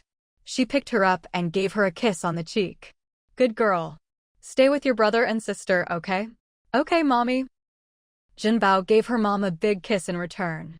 Fu Mingxue put her little one down, then said to Qin Hao, "Mommy has some work to take care of." Qin Hao immediately replied, "Okay, Mommy. I'll look after my little sister." Fu Mingxue drove off. She soon arrived at the factory. Director Zhang had been waiting for her in his office. When he saw her arrive, he stood up happily to greet her. "Engineer Fu, you're finally here.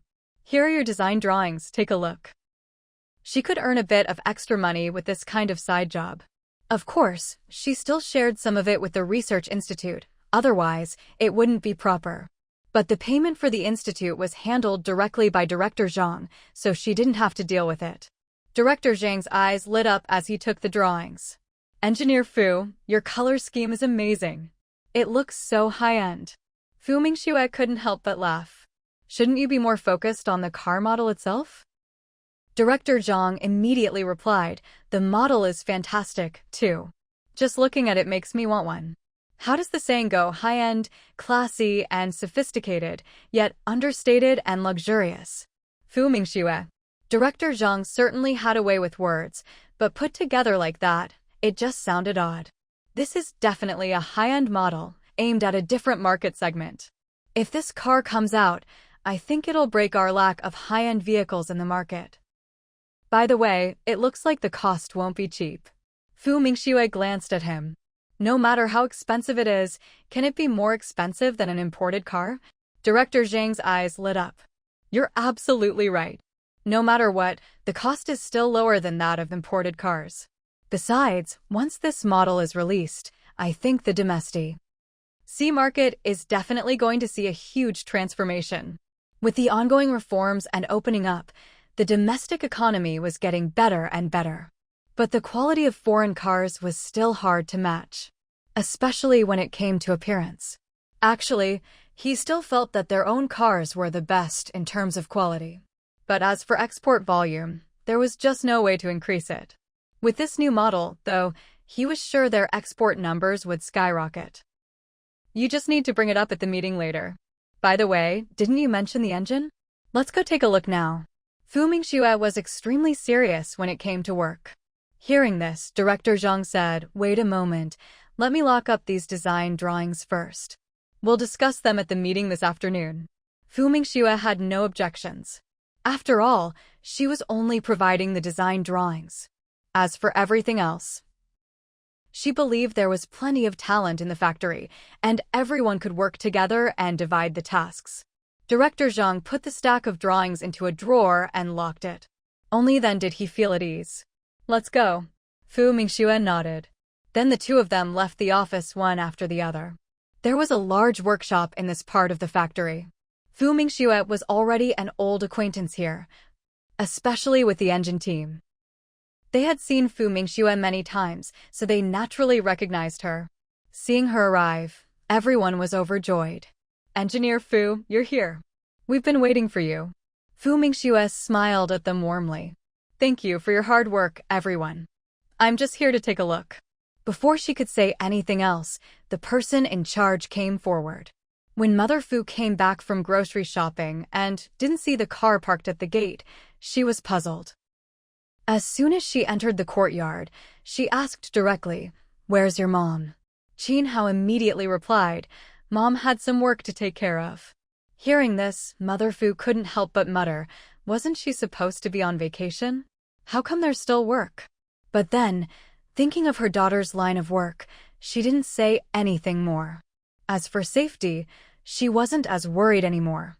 In broad daylight, she didn't believe anyone would really dare to cause trouble. Besides, her daughter was strong. Ordinary people couldn't beat her anyway. At noon, Fu Mingxue didn't come home. By evening, neither husband nor wife had returned. Qin Wenhua had been on leave for several days, and he'd just been transferred here. The workload was easy to imagine. There was a lot he needed to handle personally. And Fu Mingxue's tests were a massive undertaking. Besides, her whole team at the factory was working with her. As usual, Qin Wenhua got home at 9:30 p.m.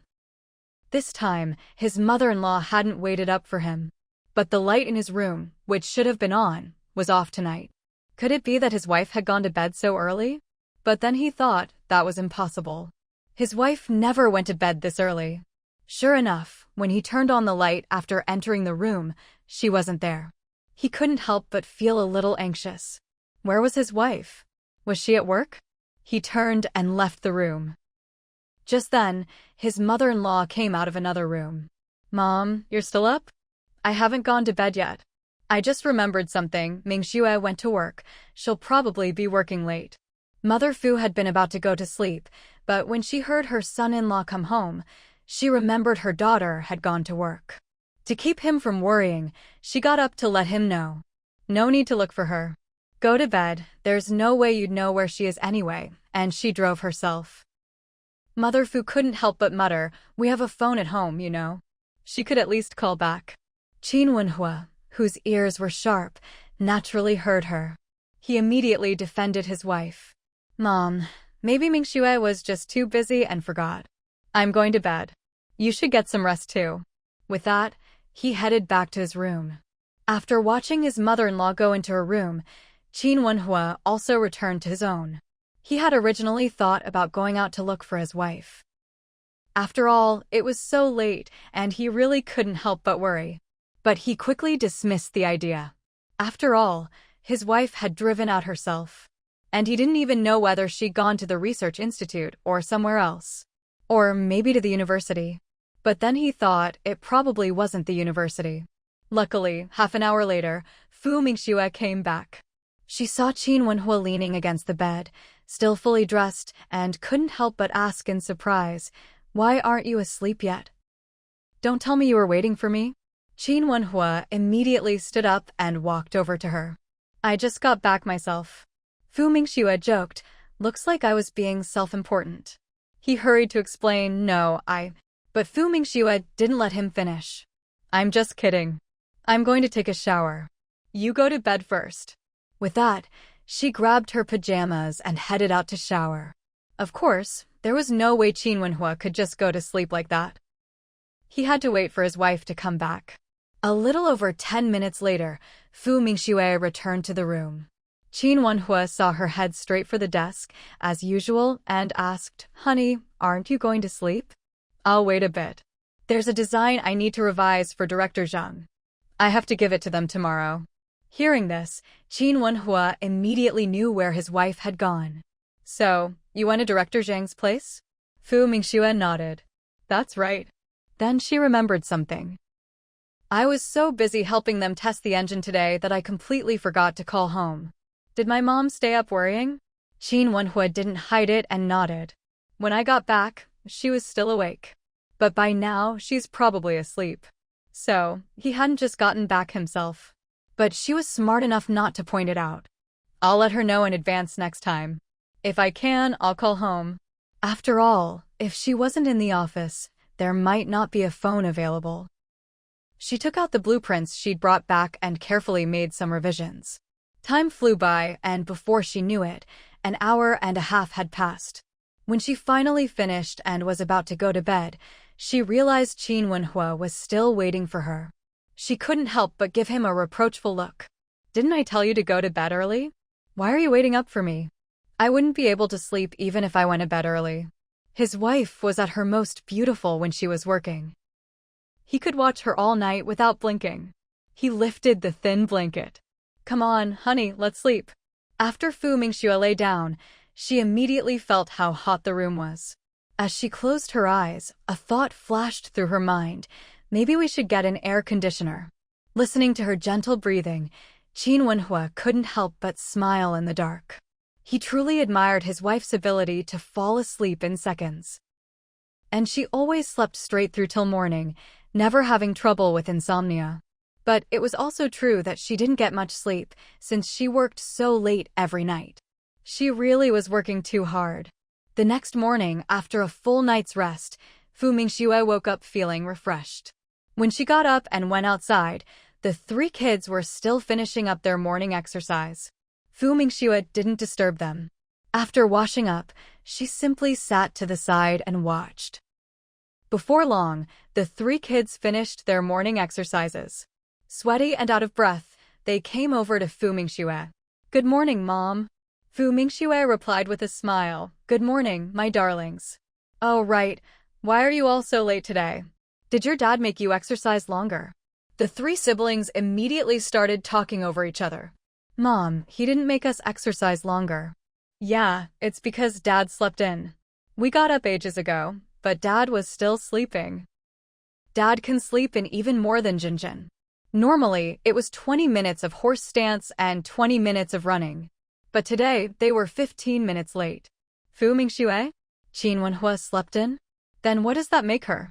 No, the real question is Qin Wenhua is always so punctual. How could he be 15 minutes late? The night before last, even after all that tossing and turning, he still got up early. But last night, when nothing happened, he actually overslept? So, what was he up to in the middle of the night while she was asleep? Just then, Qin Wenhua walked over. Fu Mingxue blurted out, "Are you sick?" Qin Wenhua was stunned for a second, then shook his head. No. Fu Mingxue thought about it. Given Qin Wenhua's build, he only ever gets injured, but rarely falls ill. Oh, that's good. The kids just told me you slept in this morning. Qin Wenhua. Could he say that when he woke up this morning, she was clinging to him with her arms and legs wrapped around him? He couldn't bear to pry her off too forcefully, afraid he'd wake her up. He replied, "It's nothing. Sometimes I just want them to understand the importance of punctuality, to know what it feels like to wait for someone who's late."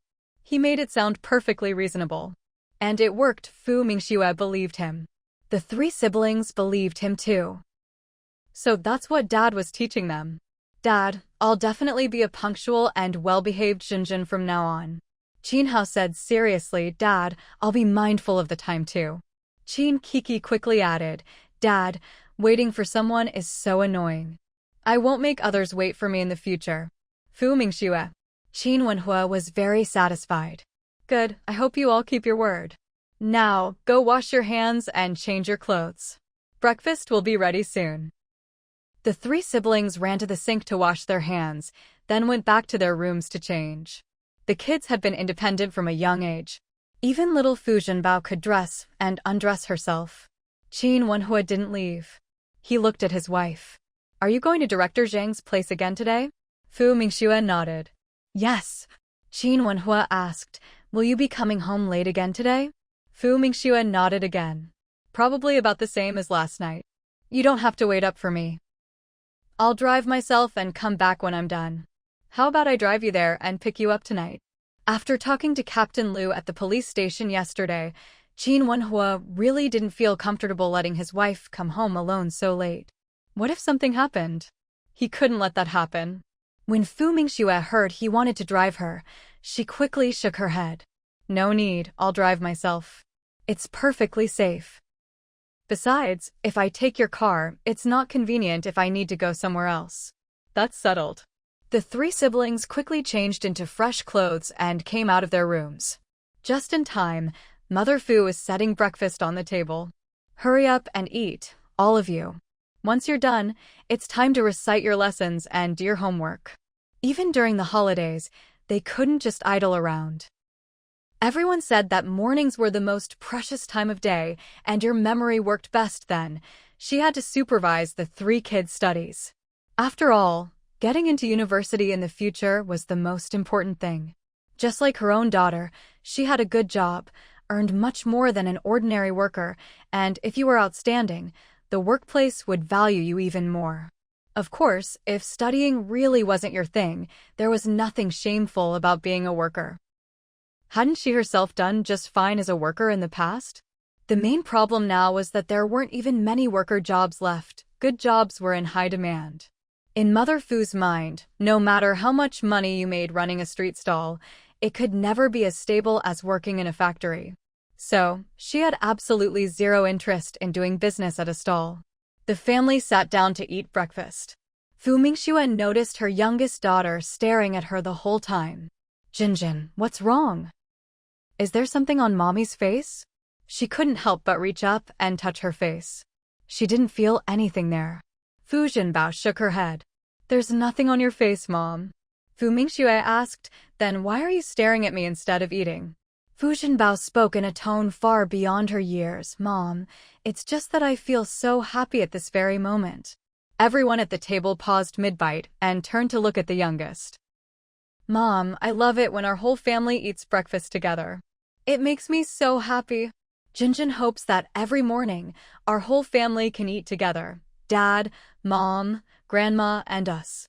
Fu Mingxue. This child really was too quirky and clever. But it was true, she hadn't spent enough time with her kids. She'd thought she could spend more time with them during this break, but most of the time at home, she was still working in her room. Her eyes softened. We will. Whenever Mommy isn't too busy with work, I'll come home, and then we can all have breakfast together. Having dinner together was probably out of the question. After all, she usually had to work overtime. The three kids were overjoyed to hear what their mother said. Seeing this, Mother Fu quickly said to the three children, all right, enough talking, hurry up and eat. After breakfast, those who need to go to work, go to work. Those who need to study, study. Everyone has their own tasks. Fu Jinbao was a curious little thing. Grandma, if we all have our own tasks, what's your task? Mother Fu. She put on a stern face. Grandma's task is to supervise you. Fu Jinbao. Qin Hao. Qin Kiki. Breakfast ended in a cheerful mood. As Qin Wenhua was about to leave, he asked Fu Mingxue again, Honey, are you sure you don't want me to give you a ride? Fu Mingxue shook her head firmly. No need, really. You'd better hurry to the base. If you keep getting there this late every day, is that okay? What about morning drills? This period isn't as strict. Later on, I'll have to leave earlier. Fu Mingxue didn't really understand how things worked in the military, so she didn't ask further. Once Qin Wenhua left, Fu Mingxue went back to her room to grab her blueprints, then got ready to head out. As she was leaving, she remembered she hadn't made a phone call yesterday. So she said to her mom, Mom, I have work to do tonight, and I'll be home very late. Don't worry about me, and don't stay up waiting for me, okay? Mother Fu. The first part sounded fine, but did she really have to say the last bit? Fu Mingxue drove to the automobile factory. When she handed the revised blueprints to Director Zhang, he was overjoyed. I'll head over to the sidecar workshop, then, she said. With that, she left Director Zhang's office. For several days in a row, she was practically living at the factory, working late into the night. On the last day, Mingxue went home half an hour earlier than usual. After all, our work here was more or less done. Starting tomorrow, her vacation would officially be over, and she'd be heading back to the research institute. 10 o'clock at night wasn't considered late in the city. Some people were still out running street stalls. Plus, there were streetlights on both sides of the road now. Even the alleyways had them. Some areas were still bustling, with plenty of cars and pedestrians, but others were more deserted, with hardly anyone around. About halfway home from the factory, she passed through a stretch where both people and cars were scarce, especially at this late hour. Mingxue was never one to scare easily. Driving alone down an empty road didn't bother her in the slightest. After all, she could spend a night alone in the mountains without flinching. How could a city street be scarier than a silent mountain? But just as she reached an intersection, a car suddenly appeared out of nowhere and sped straight toward her. Mingxue's pupils shrank. She reacted instantly, yanking the steering wheel hard to the right. Even so, she still crashed into a stone bollard at the side of the road. Luckily, she hadn't been driving fast, otherwise, the whole car might have flipped over. Still, the impact was strong. Her head slammed into the steering wheel, and she felt a wave of dizziness. But she quickly regained her senses, because she saw the people from the car that had crashed into her. 4 men jumped out and rushed toward her. And that wasn't all. Another car pulled up on her right, its doors flying open. 4 or 5 more burly men got out. Mingxue. Crap, they were clearly after her. And judging by their builds, they were all trained fighters. They were about to surround her car. Mingxue quickly tried to restart the engine, but it had stalled and wouldn't turn over. Without hesitation, she flung open the door and jumped out. She had no intention of sitting around and waiting for them. After all, she could handle 10 ordinary men by herself. But facing 7 or 8 strong, well-trained men, some even armed with knives, she couldn't be sure she'd get away unscathed. She took off running in the opposite direction. Seeing her bolt, one of the men shouted, "Get her." They all chased after her. They hadn't been far to begin with, and with their long legs and quick pace, they caught up to her in no time. They quickly surrounded her. 2 of them even pulled out guns, aiming them right at her. Mingxue. Was she some high-value target? Did it really take this many people to catch her? This was quite the lineup. But they didn't play fair. One of them even threw powder at her. Even though Mingxue held her breath as fast as she could, she still inhaled a little. 1,000 curses flashed through her mind. This was seriously dirty fighting. As if it wasn't enough to come at her with knives and guns, they even used knockout powder. Without hesitation, she stabbed herself in the thigh, using the pain to stay conscious. Then, she prepared to go down fighting. After all, who knew what would happen if she let herself be captured? Just then, a loud shout rang out. "Freeze!" Those men clearly hadn't expected anyone to meddle in their business, let alone a police officer. There was no time to waste now.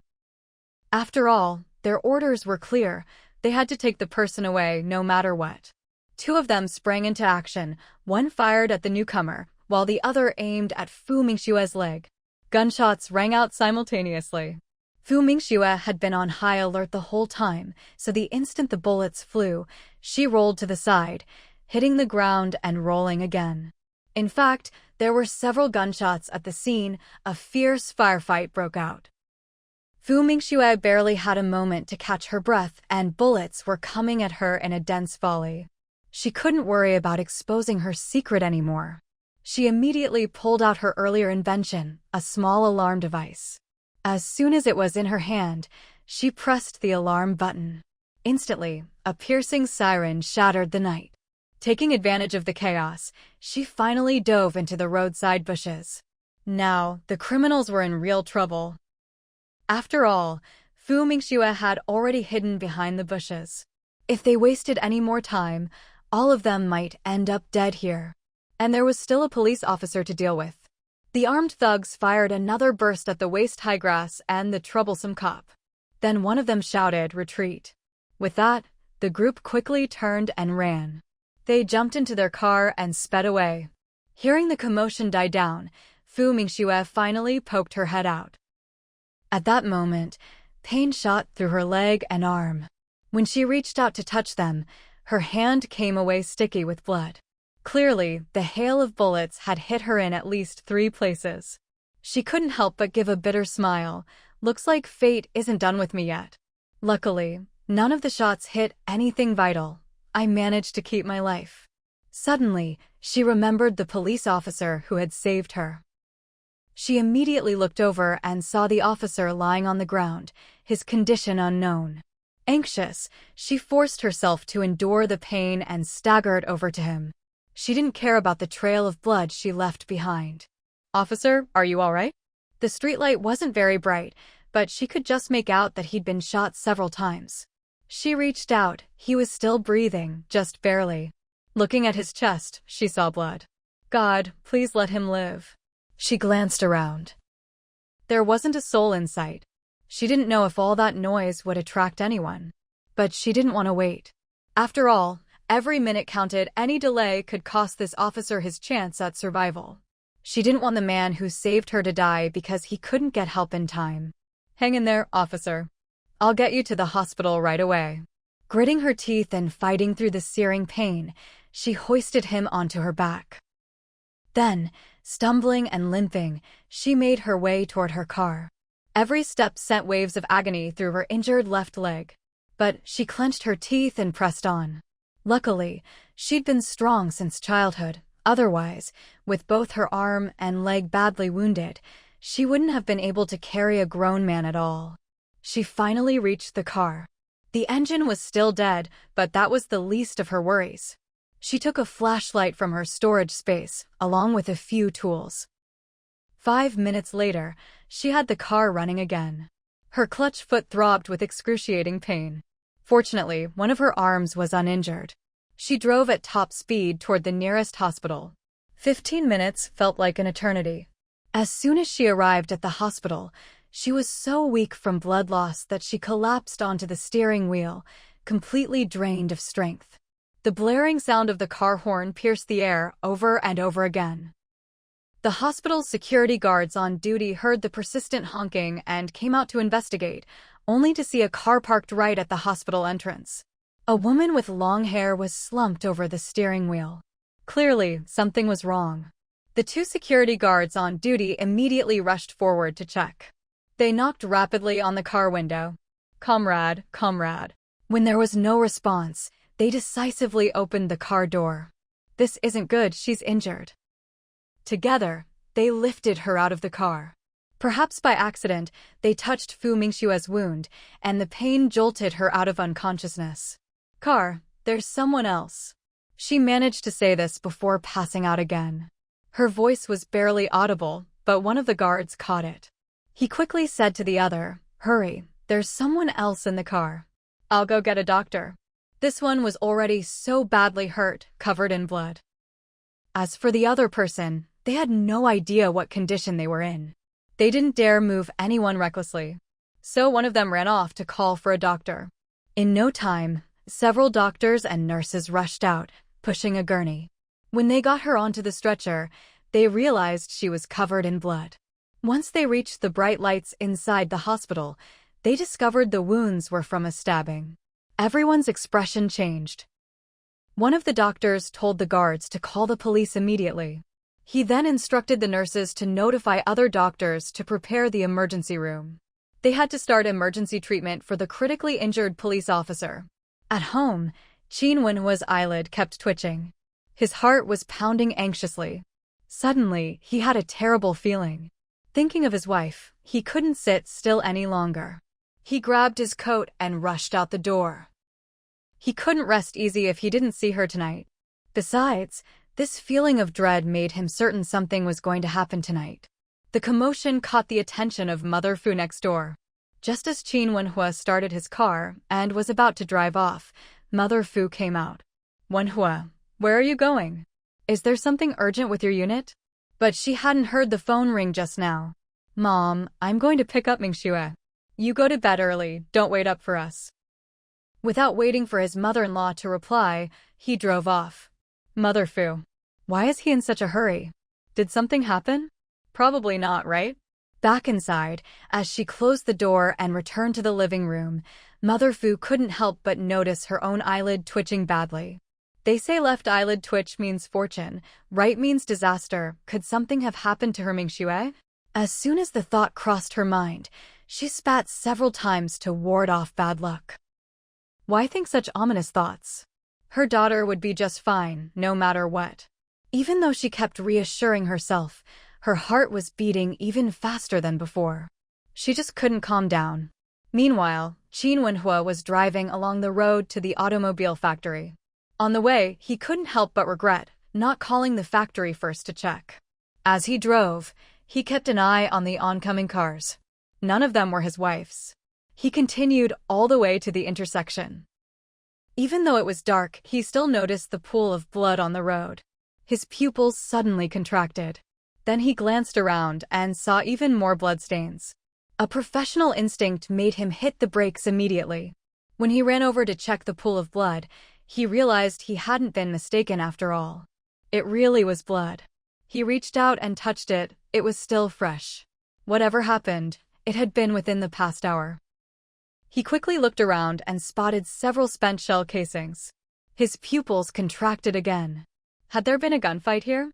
Before he could react, a police car pulled up.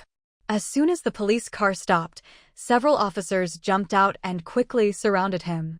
Hands up. Don't move. Qin Wenhua spoke up immediately. I'm with the military. One of the officers recognized him as soon as he spoke. It was an old acquaintance. Qin Wenhua. It's me, Qin Wenhua said, spotting Captain Liu. Once Captain Liu saw it really was Qin Wenhua, he signaled for his colleagues to lower their weapons. He's military.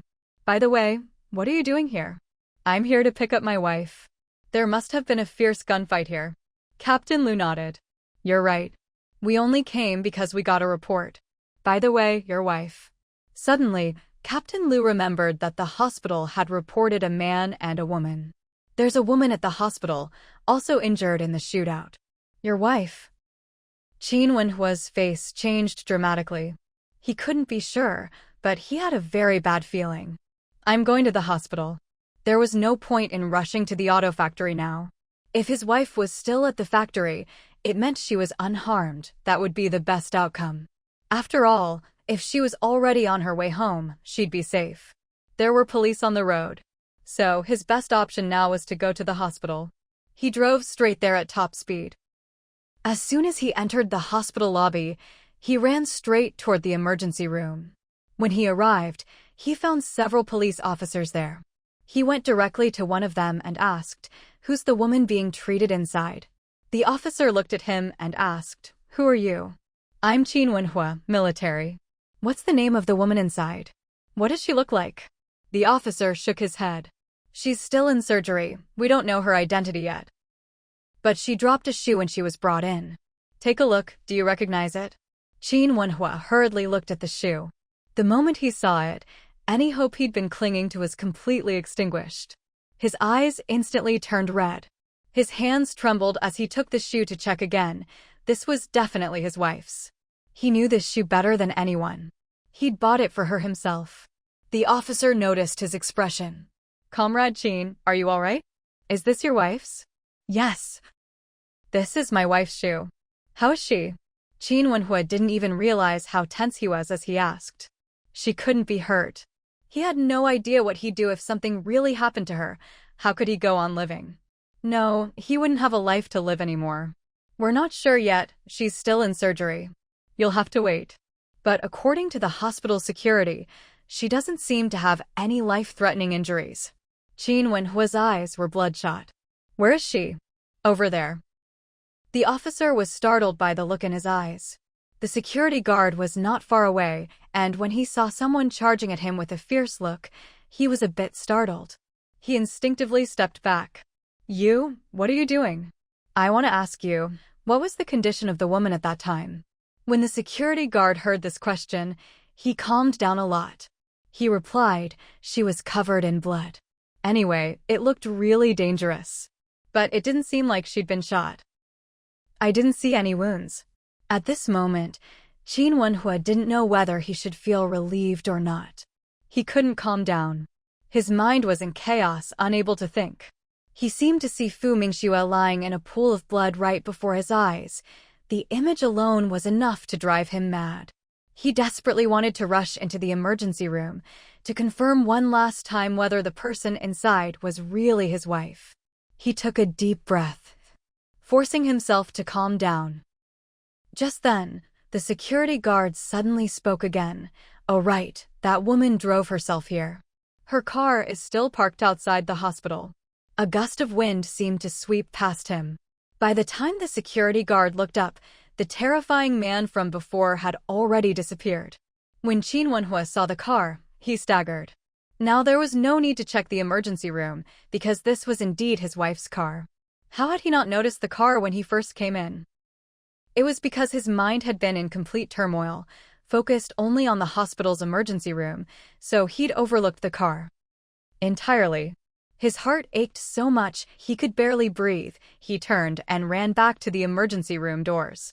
The police officer saw him return and immediately asked, "Well, do you recognize the car?" After all, they needed to confirm the identity of the injured person. "It's my wife's car," Qin Wenhua replied hoarsely. As he spoke, his bloodshot eyes were fixed on the emergency room. The police officer was shocked. "Then what's your wife's name?" "Fu Mingxue. She's a researcher at the academy." Qin Wenhua could only get this much out before he couldn't continue. Instead, he pulled out his ID. When the officer saw his credentials, his expression changed completely. Now it was Qin Wenhua's turn to ask questions. 5 minutes later, he rushed to the doctor's on-call office and, with a chilling look in his eyes, made a call to the military.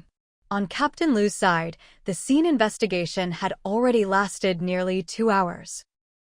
After inspecting the scene, he had the other officers return to the station to file their reports, and a citywide search was underway. After receiving Qin Wenhua's call, the military also dispatched 2 teams to take action. Fu Mingxue's surgery was actually quite fast, finishing in just 2 hours. When Qin Wenhua saw his wife being wheeled out, tears streamed down his face. "Wife. She'll probably wake up in about an hour. She's still under anesthesia for now. But don't worry, the injuries missed all the vital areas. She mainly has 3 gunshot wounds to her left hand and thigh. All the bullets have been removed. There's also a stab wound on her right thigh from a sharp blade, which has been stitched up. The main issue is blood loss, so just keep an eye on that during recovery." Hearing this, Qin Wenhua's heart, which had felt dead, slowly came back to life. Although his wife was no longer in danger, she had still suffered such serious injuries. The nurse told Qin Wenhua to step aside. "Family members, please make way. We need to take her to the ward." Qin Wenhua didn't let go of his wife's hand, following along beside her. The nurse was helpless. This man's presence was just too overwhelming. Qin Wenhua and Xia Yan hurried into the hospital room. Only after making sure the doctors and nurses had finished their work did he step forward. He sat down by the bedside. "Wife." His hoarse voice was thick with pain and regret. If only he had gone to pick her up earlier, none of this would have happened. No matter how you looked at it, it was all his fault. He knew someone was targeting her. He should have been protecting her every day, but he hadn't. That's what gave those people the opportunity to strike. If he had caught those people sooner, would his wife be lying here now, so badly hurt? Fu Mingxue was barely aware of the world around her. She had no idea what was going through Qin Wenhua's mind. Meanwhile, Mother Fu hadn't slept much at all. She simply couldn't. She was anxious and restless. Unable to stay in bed any longer, she got up and went to sit in the main room. What's going on? It's already 2 o'clock, why aren't they back yet? Even if Mingxue is working late, Wenhua should have come home by now, right? Could something really have happened to Mingxue? But she didn't even know where her daughter worked. She had no idea where to look. And with 3 kids at home, she couldn't just leave on a whim. If anything happened to them while she was gone, she'd never forgive herself. So Mother Fu could only wait, tormented by worry. An hour later, Fu Mingxue woke up right on time. The moment she opened her eyes, Qin Wenhua noticed. He called out in surprise and delight, "Wife, you're awake." Fu Mingxue was still a little numb from the medication, so she wasn't in much pain. She wasn't surprised to see Qin Wenhua there. But she was more concerned about someone else. Her voice was weak and dry, as if scratching against a wall. "How's that police officer?" "He's still in surgery. The doctors are still trying to save him." No news is good news at this point. "Don't worry, Dr. Xia is operating on him." As soon as Fu Mingxue heard that Dr. Xia was the one doing the surgery, she felt much more at ease. After all, her sister-in-law was truly skilled in medicine. "Wife, I'll go get the doctor to check on you," Qin Wenhua said, then dashed out, calling, "Doctor. Doctor. Come quick." Fu Mingxue. Wasn't he just going to get the doctor? With that tone, you'd think something terrible had happened. In no time, several doctors and nurses rushed in. When the doctor saw she was awake, Fu Mingxue almost felt like she should have just stayed unconscious. "Doctor, my wife's awake. Please check her right away," Qin Wenhua said, making the doctor glance at him sideways. But then, seeing how nervous he was, the doctor understood these two were probably newlyweds. After all, they did look very young. While examining her, the doctor asked a few questions about her condition. Then he told Fu Mingxue to get plenty of rest. He also reminded the anxious husband to keep an eye on her. If she developed a fever or anything, to notify the nurses right away and to make sure the Ford didn't backflow. Qin Wenhua nodded seriously. Under the effects of the medication, Fu Mingxue soon closed her eyes again. Qin Wenhua stayed by her side the whole time. He didn't dare leave, nor did he want to. Dr. Xia's surgery finally ended at 3 a.m. The police officer had been badly injured, with one wound dangerously close to his heart.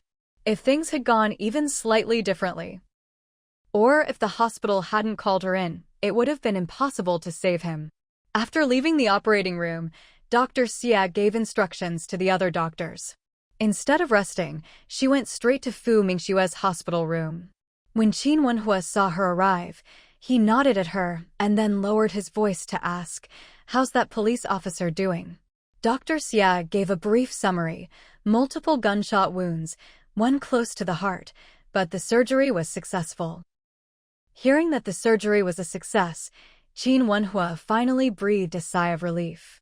He knew that if it hadn't been for that police officer tonight, his wife would have been in real danger. It was that officer who saved his wife's life. Dr. Xia's gaze fell on Fu Mingxue's face, which was completely drained of color as she lay in the hospital bed. She didn't ask Qin Wenhua how Fu Mingxue was doing. Instead, she walked straight over and examined Fu Mingxue. Seeing this, Qin Wenhua automatically stepped aside. When Dr. Xia finished, he finally asked, "Is Mingxue's injury serious?" Dr. Xia nodded. She wasn't hurt in any vital areas, and the tendons in her arm weren't damaged. Once she heals, it won't affect her hand. Of course, she'd still need to check the wound and the surgery report later to be sure. By the way, should we let the family know? Let's wait until tomorrow. They're all asleep right now, no need to wake them. Qin Wenhua paused for a moment. Suddenly, he remembered, when he left earlier, his mother-in-law had been worried. If neither he nor his wife had come home yet, how could his mother-in-law possibly sleep tonight? Dr. Xia noticed something off in his expression. "What's wrong?" Qin Wenhua asked directly, "Are you heading home?" Dr. Xia nodded. Yes. She'd been called in at the last minute, and now that the surgery was over, she naturally wanted to go home and rest. After all, she had another surgery scheduled at 9 in the morning. Wait, technically that was today already. When I went out looking for Mingxue, my mother-in-law was already worried. Now that neither of us has come home, she's probably still up waiting for us. Could you ask Mingxue to go check on her and let her know Mingxue is okay? Dr. Xia. If you send Qin Wenhua over, isn't that basically telling Auntie that something happened to her daughter? All right. She agreed and left. When she got home, sure enough, Qin Wenhua had been woken up. "Wife, you're back? Do you want to take a shower? I'll get your clothes." He got up quickly as he spoke. Dr. Xia stopped him. "I can get my own clothes. Could you go over to Fu Mingxue's house and let Andy know Mingxue is alright so she can get some rest? Qin Wuxiu, who had still been half asleep, instantly became fully awake when he heard this. Wife, what do you mean?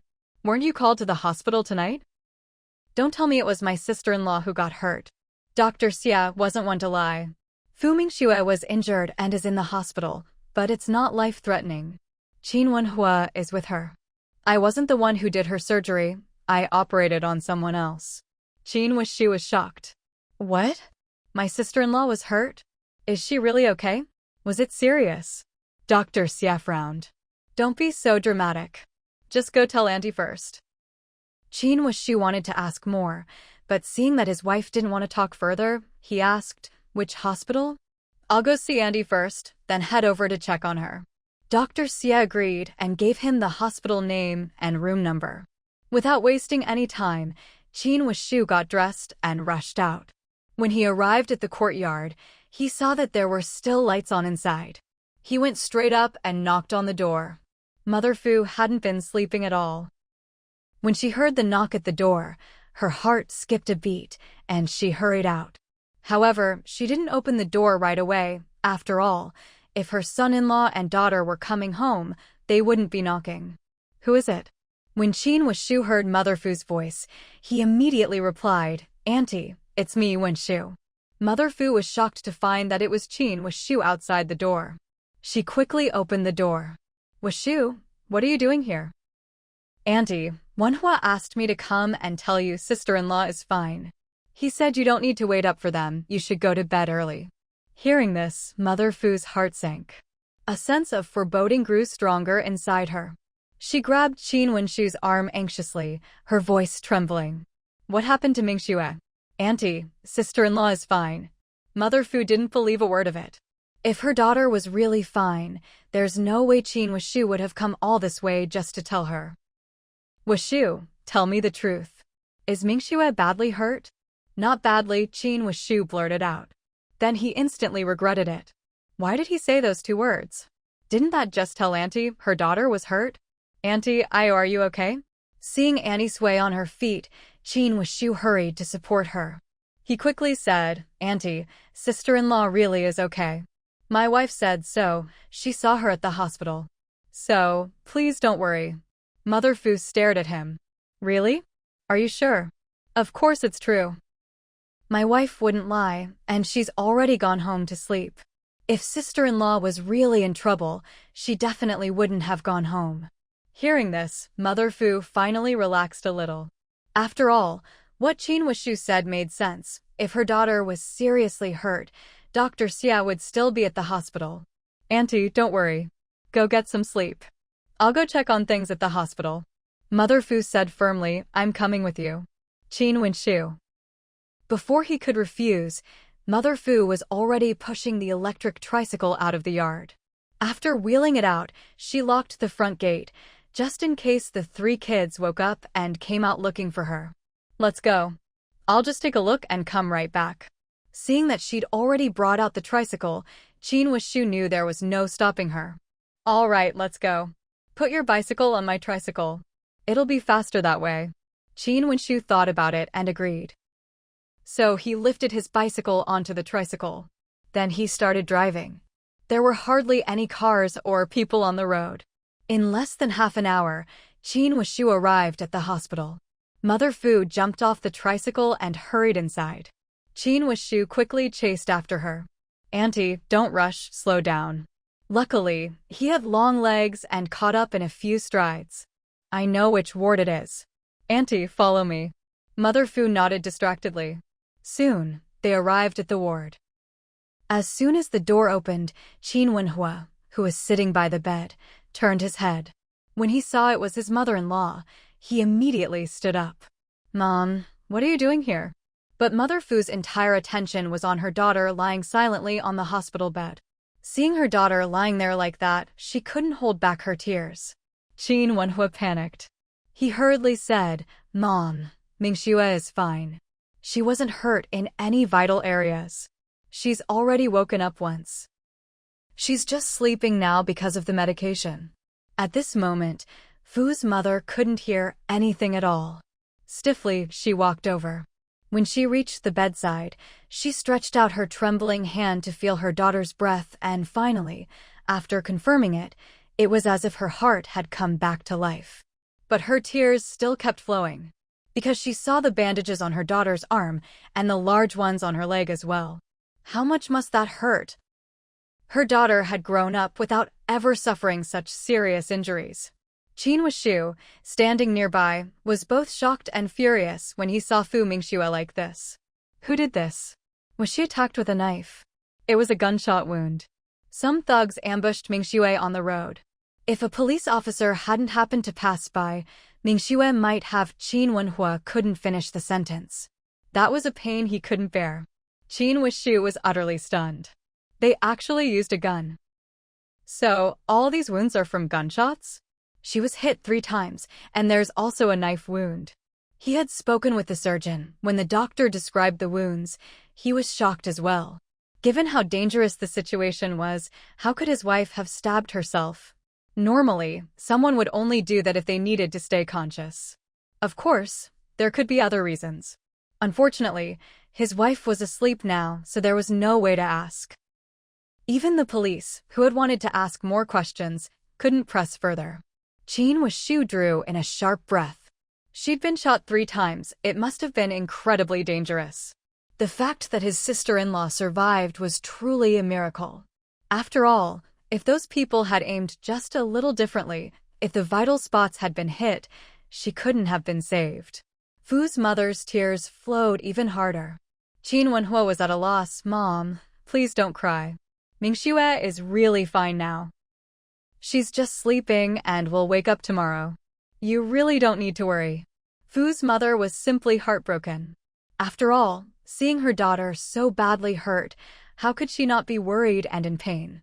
She'd been shot. Her daughter's life had been snatched back from the jaws of death. She'd almost been separated from her daughter forever. Auntie, my wife said Mingxue is going to be fine, so you really don't need to worry. You know how skilled my wife is as a doctor. Fu's mother was still overwhelmed with grief. It took her a while to calm herself down. She turned to Qin Wenhua. Have they caught those people? The police are on it. I believe they'll be caught soon. Fu's mother hoped those people would be caught. Otherwise, what if they came back? By the way, you said a police officer saved my daughter. How is he? He was badly injured. Dr. Xia managed to save him, but he's still in the ICU. He'd had a nurse keep an eye on things here, and then he'd gone to check on the officer himself. Fu's mother wanted to see her daughter's savior. She knew very well that if it hadn't been for him that night, her daughter would almost certainly have died. Thinking of this, she knelt down right there and cowed out. I want to see him. Wuxiu, stay here and watch your sister-in-law. I'll take Mom over there. Qin Wuxiu immediately said, all right, go ahead. I'll stay with her. Qin Wenhua and Fu's mother walked out together. They arrived at the ICU. Qin Wenhua pointed to a glass window. We can only look from here. We can't go inside. Fu's mother pressed herself against the glass and looked in, seeing a man covered in bandages and tubes. Her tears started flowing uncontrollably again. He was so badly hurt. She was certain if it hadn't been for this police officer tonight, her daughter would have died for sure. Thinking of this, she knelt down right there and cowed out. Qin Wenhua was startled by his mother-in-law's sudden gesture. Mom, don't do this. But when he saw the look of utter sincerity on his mother-in-law's face, the rest of his words died in his throat. Still, he quickly helped her up. Mom, there's no need for this.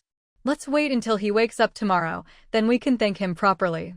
Just then, the family member standing nearby snapped out of her shock. What are you? It was only then that Mother Fu noticed there was someone else here, staring at her in astonishment. Well, of course, someone got hurt, so their family would definitely be notified.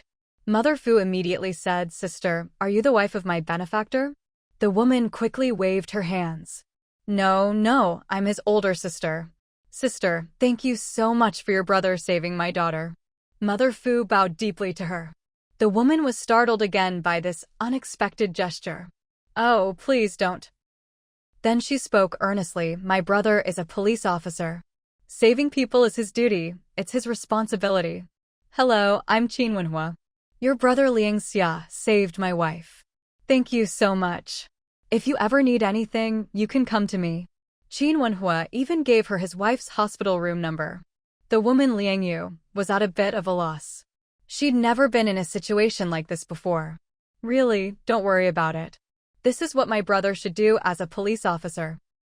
Qin Wenhua said, in any case, if you need anything, just come to me.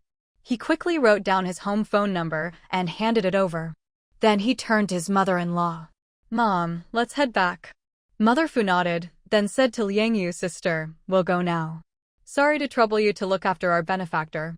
It's no trouble at all, it's what I should do. Auntie, you should go home and rest. Liang Yu's words made Mother Fu feel even more that this young woman was a good person. Truly worthy of being the benefactor's sister. Before leaving, she glanced inside the room one more time.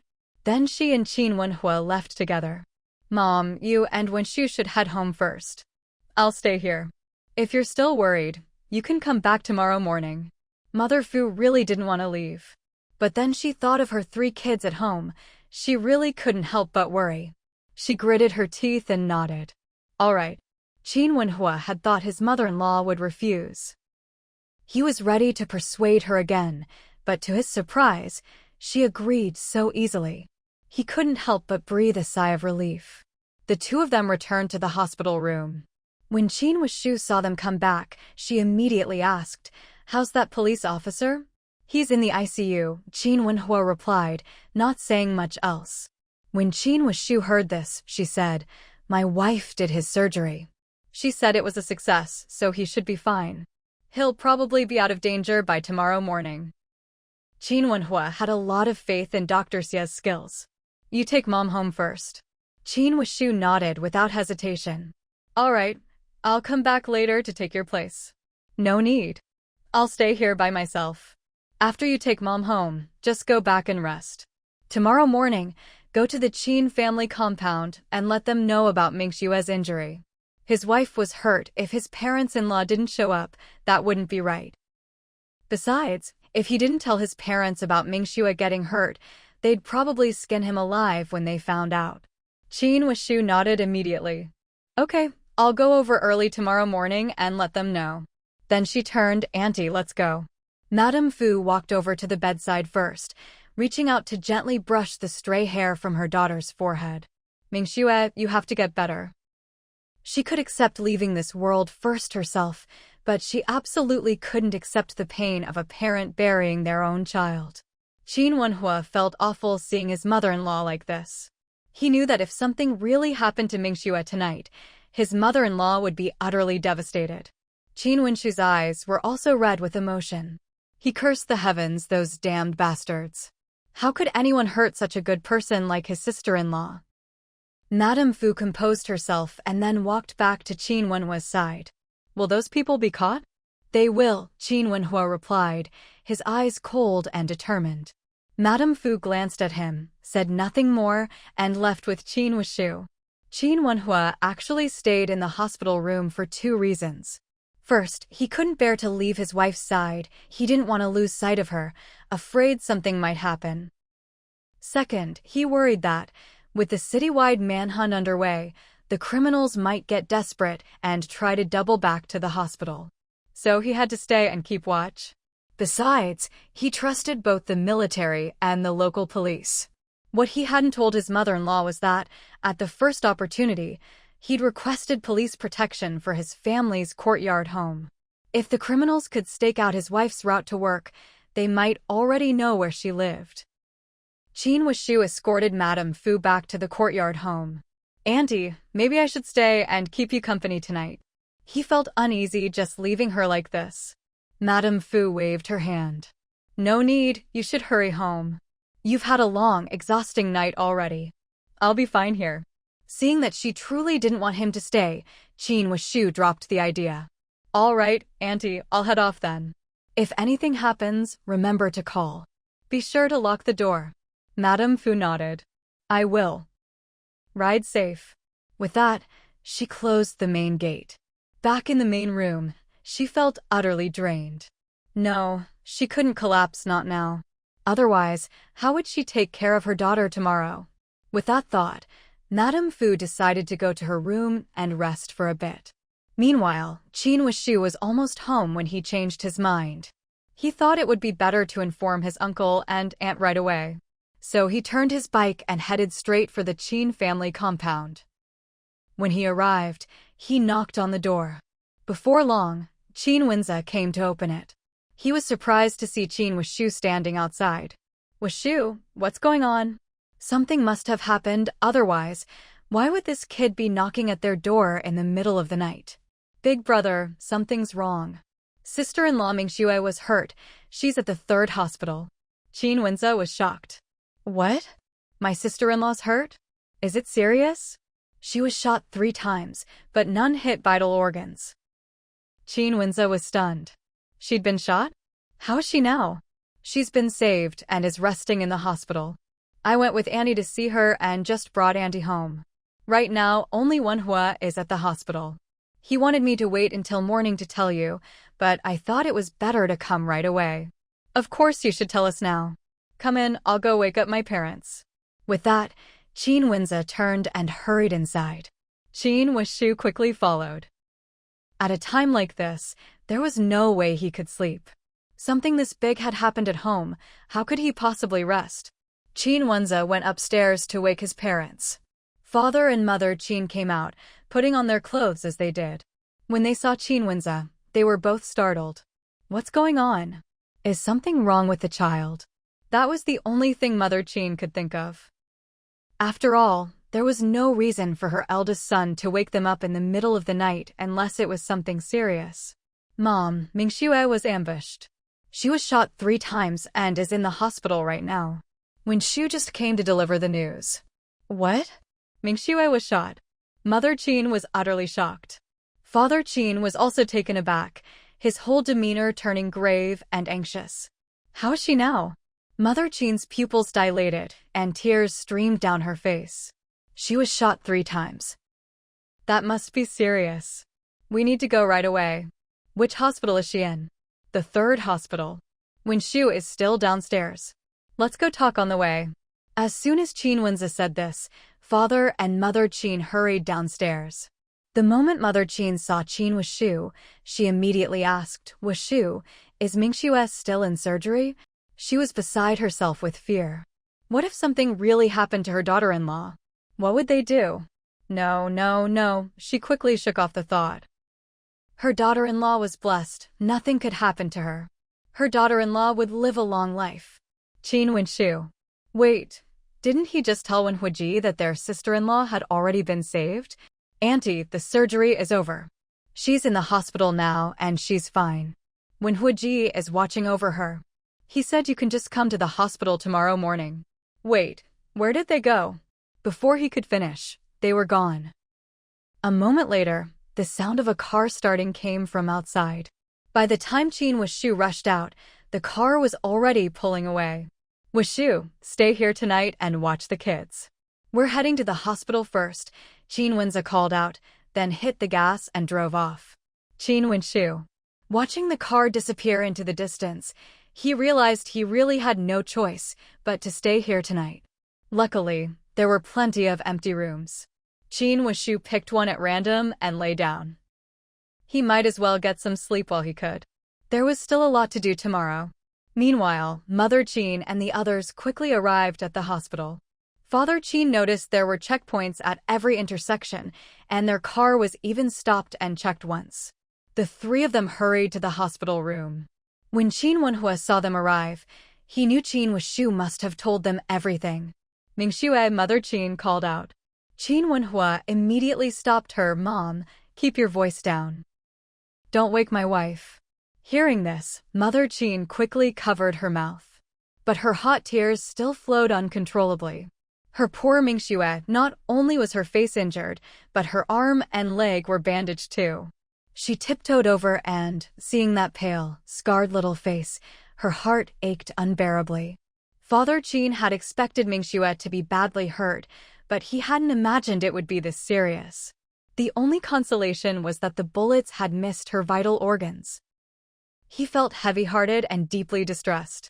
How could such an outstanding daughter-in-law end up like this? Under what circumstances could someone be shot 3 times and covered in wounds? Taking a deep breath to suppress the pain in his heart, he turned and asked Qin Wenhua in a low voice, "What happened?" Qin Wenhua gestured outside, indicating they should talk there, and led the way out. Father Qin and Qin Wenza followed him. After seeing the 3 men leave, Mother Qin, still anxious to know what had happened, gently touched her daughter-in-law's hand before turning and following them out. The whole family of 4 stood at the entrance of the hospital room. What on earth happened? Why is Mingxue so badly hurt? If she'd been shot a few more times, or if any of the shots had been off by just a little, would she even still be alive? Father Qin was well aware of how serious the consequences could have been. Those people were clearly after his daughter-in-law's life. Qin Wenhua gave a brief explanation of what had happened. The other 3 members of the Qin family listened, their hearts pounding with fear. In other words, if the police hadn't shown up at just the right moment, Mingxue would have either been kidnapped or riddled with bullets. "How is that police officer now?" Father Qin asked. Qin Wenhua replied, "Dr. Xia managed to save him, but he's still in the ICU." Mother Qin felt deeply grateful to that police officer. If it hadn't been for him, her younger son's family really would have fallen apart. "We absolutely must thank that police officer properly." Father Qin nodded in agreement. "We'll go visit him in a little while." Mother Qin felt it was only right to do so. Then she shot a glare at Qin Wenhua, her face full of anger. "Qin Wenhua, what's wrong with you? You couldn't even protect your own wife. Thank goodness Mingxue is okay. Otherwise, how would you ever face her mother? She came home so late at night, and you had free time, didn't you? Why didn't you go pick her up?" Qin Wenhua already blamed himself for what had happened. Now, with his mother scolding him, he had nothing to say. Father Qin was also extremely disappointed in him. If you were away on a mission or at the base, that would be one thing. But you were home last night, and you still let something like this happen to Mingxue. That's on you. Also, now that your mother and I are here, you don't need to stay and keep watch. Go focus on catching those people. Make up for your mistake. Mother Qin nodded quickly. Yes, yes, yes, go catch them. You must catch those bastards for me." By the end, her voice was trembling with anger. Qin Wenhua looked at his father. Father Qin, knowing his son well, understood what that look meant. Since Mingxue is out of danger, she'll be fine. I've seen police officers around the hospital, so you don't need to worry about anyone sneaking in. The most important thing now is to catch those people. If they weren't caught, Mingxue could still be in danger. Wenhua, go ahead. I'll stay here too, Qin Wenza said. He knew he wasn't as strong as Qin Wenhua, but he could still handle himself. With that, Qin Wenhua no longer hesitated. He left right away. Now wasn't the time for Mother Qin to settle accounts with her younger son. She just hoped they could catch those bastards as soon as possible. Back in the hospital room. Seeing Mingxue lying there so quietly, Mother Qin couldn't hold back her tears again. Father Qin stayed for a while too. Then he told Mother Qin and Qin Wenza to stay, while he went to find the police officer. When Liang Yu saw him arrive, she was a bit surprised. She thought he might be a leader from her brother's unit. She immediately felt a little nervous. Hello, I'm Mingxue's father-in-law. You must be Comrade Liang's sister? I just came to check on Comrade Liang. Father Qin didn't have his usual stern expression. Instead, his face was very gentle. But his air of authority was unmistakable. It was obvious at a glance that he was someone important. Thank you. For some reason, Liang Yu felt a little nervous. Father Qin said, we should be the ones thanking Comrade Liang. I'll just go in and take a look. Liang Yu was about to say visitors weren't allowed. But to her surprise, after he spoke a few words to the doctor on duty, they let him change into protective clothing and go in. At that moment, she realized her brother had saved someone truly important, or at least a very unusual family. When Mother Qin saw her husband return, she hurriedly asked, "How is it?" The doctor said we need to observe for 12 hours. But with Dr. Xia's skills, he should wake up, Father Qin replied, which made Mother Qin breathe a sigh of relief. She desperately hoped that the police officer who saved someone could pull through safely. "We'll ask Dr. Xie again when he comes tomorrow," she said. If Qin Wenshu's wife didn't come to this hospital, they could always ask her at home later. Father Qin looked at the silent figure lying on the hospital bed and couldn't help but let out a deep sigh. It was truly fortunate. "You should go rest for a bit over there. I'll keep watch here," he suggested. "It's fine. I couldn't sleep even if I tried," Mother Qin replied. Besides, it was almost dawn anyway. Not sleeping didn't really matter. Seeing this, Father Qin didn't say anything more. He turned to his eldest son and said, "There's nothing much to do here right now. You should head home. The kids are there, and tomorrow morning, ask Aunt Lee to make some soup." Since the injuries weren't to the internal organs, eating some liquids and soup would be fine. Plus, Mingxue lost so much blood. She really needed to recover. Qin Wenzi nodded. "All right, I'll head back then." After all, it wasn't appropriate for him to stay in the hospital room for too long. He turned and left. Father Qin then went to sit by the door of the hospital room, while Mother Qin sat by the bedside. When she couldn't sit any longer, she leaned over the bed to rest. Director Zheng and Factory Director Zhang arrived one after the other. Director Zheng got the news a bit late because he was at the base. When he learned that Fu Mingxue had been attacked and seriously injured, he rushed over, but even so, he still arrived at the hospital rather late. Factory Director Zhang only found out when the police contacted him during their investigation, so he hurried to the hospital as well. When the two met at the hospital, there was no time for small talk. They headed straight for the ward. Father Qin was sitting at the door at that moment.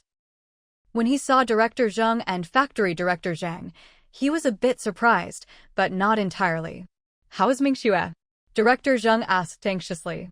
Father Qin replied, "She was shot 3 times and has a deep knife wound. Luckily, none of them hit vital organs. She just lost a lot of blood. She's sleeping now, should wake up tomorrow." Although Director Zheng already knew Mingxue had been shot 3 times, hearing it again still made him gasp.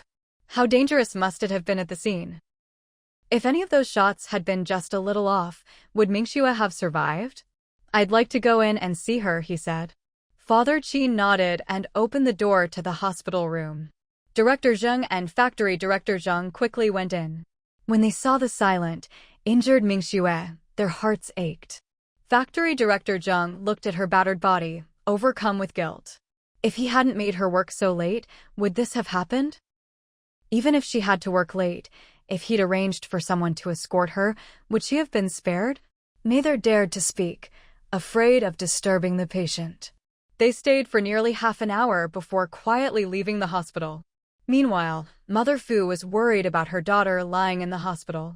After dozing off for a bit, she simply got up to make some porridge. When Ding Lanqi arrived, she found Mother Fu already cooking a big pot of porridge.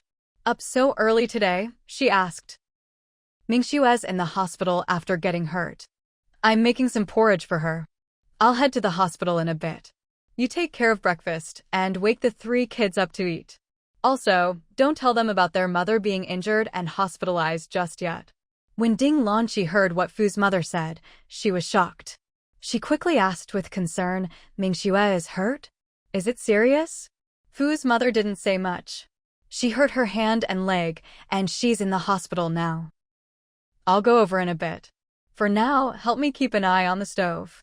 I'm getting some clean clothes ready for her." Ding Lanqi nodded quickly. "Okay, I've got things covered here." Fu's mother left the small kitchen. She went into the couple's room and found some clean clothes for them. She also packed up their toiletries. By the time she finished, the rice porridge in the kitchen was ready. Ding Lanqi ladled it into a container and packed some breakfast for Qin Wenhua. Meat buns that had been steamed the night before and reheated that morning. She also packed several hard-boiled eggs, along with some pickled vegetables. She wanted to persuade Fu's mother to eat something first, but Fu's mother had no appetite. Still, she grabbed a steamed bun and ate it absent-mindedly. When she arrived at the hospital with breakfast, she found that Qin Wenhua wasn't there. But both sets of in-laws were. Seeing them, Fu's mother guessed that Shu must have gone to the Qin family's house last night to tell them what happened. How did you get here so early? Did you come last night? When Shu came and told us last night. Otherwise, we wouldn't have known, Qin's mother replied. She'd been up all night, and after crying, her eyes were red and swollen, just like Fu's mother's. Don't worry, in-law. Mingxue will get better soon. Fu's mother nodded, then sighed. I wonder if those bastards have been caught yet. Qin's mother looked grim. Wenhua still hasn't come back, so I guess not. If they'd caught them, Wenhua would have come to the hospital by now. Fu's mother knew it wasn't easy to catch them. After all, they'd gone so far it was clear these weren't ordinary criminals. Those damn people, why would they want to hurt my Mingxue for no reason? Qin's mother and father had their suspicions. They figured it probably had something to do with Mingxue's work. Maybe those people wanted to get their hands on some confidential research materials from her. Oh, right, I brought some breakfast. You should eat something. Just as Fu's mother was about to take the food out, Qin's parents stopped her. In-law, don't bother. We don't have much of an appetite right now. Let's just leave it for later, when we get hungry. Seeing how exhausted they looked, Fu's mother said, Now that I'm here, why don't you go home and get some rest? No need, we're not tired. We'll wait until Mingxue wakes up. The three of them fell silent, afraid of waking her. But Fu Mingxue didn't sleep much longer. She was woken by pain. As the effects of the medication wore off, waves of pain washed over her. She groaned a few times, then opened her eyes. Qin's mother and Fu's mother had been watching her the whole time. The moment she stirred, they heard it. Mingxue, how are you feeling? Does your wound hurt? Fu Mingxue saw both her mother and mother-in-law there. Her voice was hoarse. Water, water. Last night, when Qin's mother saw her lips were dry and cracked, she dabbed some cool boiled water on them to moisten them. So now, Fu Mingxue's lips didn't look too chapped. Hearing her ask for water, Qin's mother skillfully dabbed some cool water on her lips again. Let's do this for now. When the doctor comes, I'll ask if you can drink some water. After moistening her lips, Fu Mingxue's throat still felt like it was burning. But at least it was a little better than before. Father Qin, who had been waiting outside the hospital room, must have heard the commotion inside because he came in. Mingxue, how are you feeling now? Mother Qin immediately stopped him. Hey, don't ask her that. Can you see Mingxue is uncomfortable? Don't make her talk. Right now, Fu Mingxue really didn't want to speak. First, her throat was painfully dry. Second, her wound hurt badly. It felt like she hadn't noticed the pain so much when she got hurt last night. But now it was much more obvious. All she could hope for was that her hand wouldn't be affected. Otherwise, how could she work? Hearing this, Father Qin didn't ask any more questions. Since Mingxue is awake, I'll go get the doctor to come check on her. Mother Qin's eyes lit up. Why hadn't she thought of that just now? She hurried him, then go quickly and get the doctor to come take a look. She also wanted to ask if Mingxue could eat anything yet. Father Qin turned and left. Mother Fu noticed her daughter's discomfort. Do you need to use the bathroom? Fu Mingxue nodded. She'd had several 4 drips last night and really needed to go to the bathroom now. I'll get you a bedpan. Fu Mingxue. No need. Just help me up and I'll be fine. Mother Fu refused outright. No way. You're all injured. How can you walk? What if your wound splits open? Mother Qin agreed. Mingxue, your mom is right. You shouldn't move around lightly. Wait until you're better, then you can go to the bathroom yourself. Fu Mingxue. Fine, now she didn't really feel like going anymore. I don't need to go, she squeezed out. Mother Fu objected again. That won't do. What if you hold it in and hurt yourself? Even kids know you shouldn't hold in your pee. Fu Mingxue. Maybe it'd be better if she just died. Luckily, Father Qin brought the doctor in just then. When Fu Mingxue saw the doctor, she finally breathed a sigh of relief. How are you feeling now? Is it just the wound hurting? Fu Mingxue nodded. That's normal, don't worry. The medication has worn off, that's all. By the way, you can't eat anything yet, wait until you've passed gas before eating. Mother Fu anxiously asked, Doctor, will my daughter's hand be okay after it heals? The doctor shook his head. It won't be affected. As soon as he said this, not only did Mother Fu breathe a sigh of relief, but Father Qin, Mother Qin, and Fu Mingxue all felt relieved too. The doctor gave Fu Mingxue another checkup, then had the nurse draw some blood. Mother Fu's heart ached as she watched her daughter have 2 big tubes of blood taken. She'd already lost a lot of blood from the injury yesterday. Now they were drawing even more. How long would it take to recover?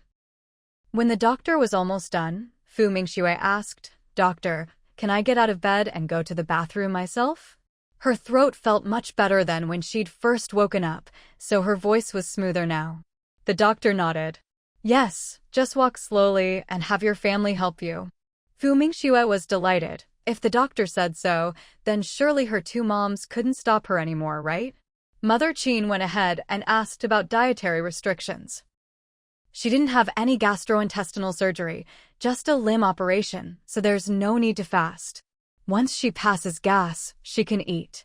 Just avoid spicy or irritating foods, otherwise, everything is fine. Of course, it's best to stick to liquids today. All right, we understand. After the doctor left, Fu Mingxue insisted on going to the bathroom by herself. Her mother had no choice but to help her, along with her mother-in-law, and together they supported her to the restroom. Fortunately, Fu Mingxue was able to pass gas quickly. She actually did it while she was in the bathroom. "Mom, did you bring my toothbrush? I want to brush my teeth." "I did, I'll go get it for you." As Fu's mother walked out, she couldn't help but mutter, "She's already in this state. Does it really matter if she brushes her teeth or not? So fussy."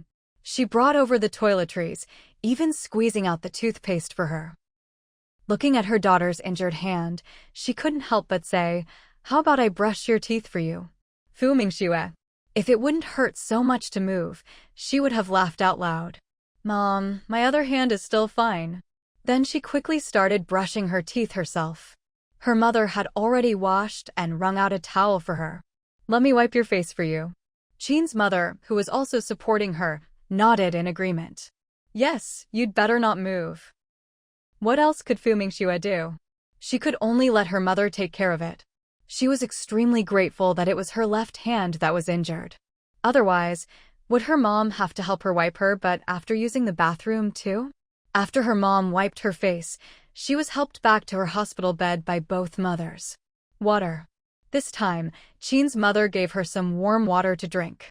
With her throat soothed, Fu Mingxue felt much better and could speak more easily. "How's that police officer? His family's here, right? His sister is here. Your dad went to see him last night. He's still not awake yet, but the doctor said he'll wake up in about 12 hours, just a few more hours to go. Don't worry, Dr. Xie did his surgery, so he'll be fine." Fu Mingxue nodded. The memories of last night resurfaced. If it hadn't been for that police officer, she really wouldn't have been able to escape. Fu's mother immediately said, "I'll go check on him again later." It seems only his sister is here. I wonder if any other family members will come today. Fu Mingxue didn't know much about the officer's family situation. If it's just his sister, we can hire a caregiver to help look after him. All right, Fu's mother agreed without hesitation. If there really was no one else, she could go help take care of him herself. Fu's mother then left, carrying the porridge and meat buns she'd originally brought for her son-in-law. Meanwhile, Qin's mother fed Fu Mingxue some rice porridge broth. "Mom, I can do it myself." Fu Mingxue felt a little embarrassed. "Your hand is so badly hurt, let me feed you."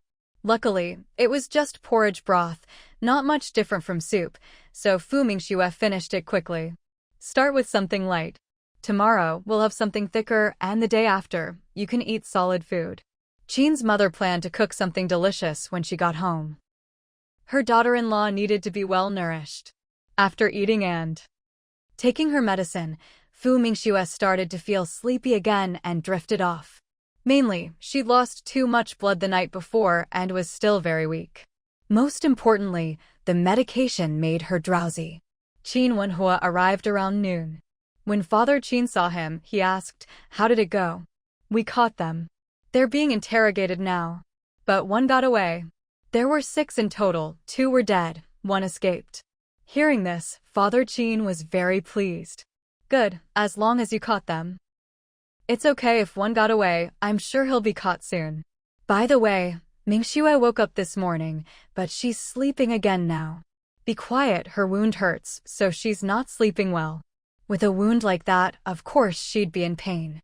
Maybe it was because Fu Mingxue sensed that Qin Wenhua had come back. Maybe it was because she had slept enough.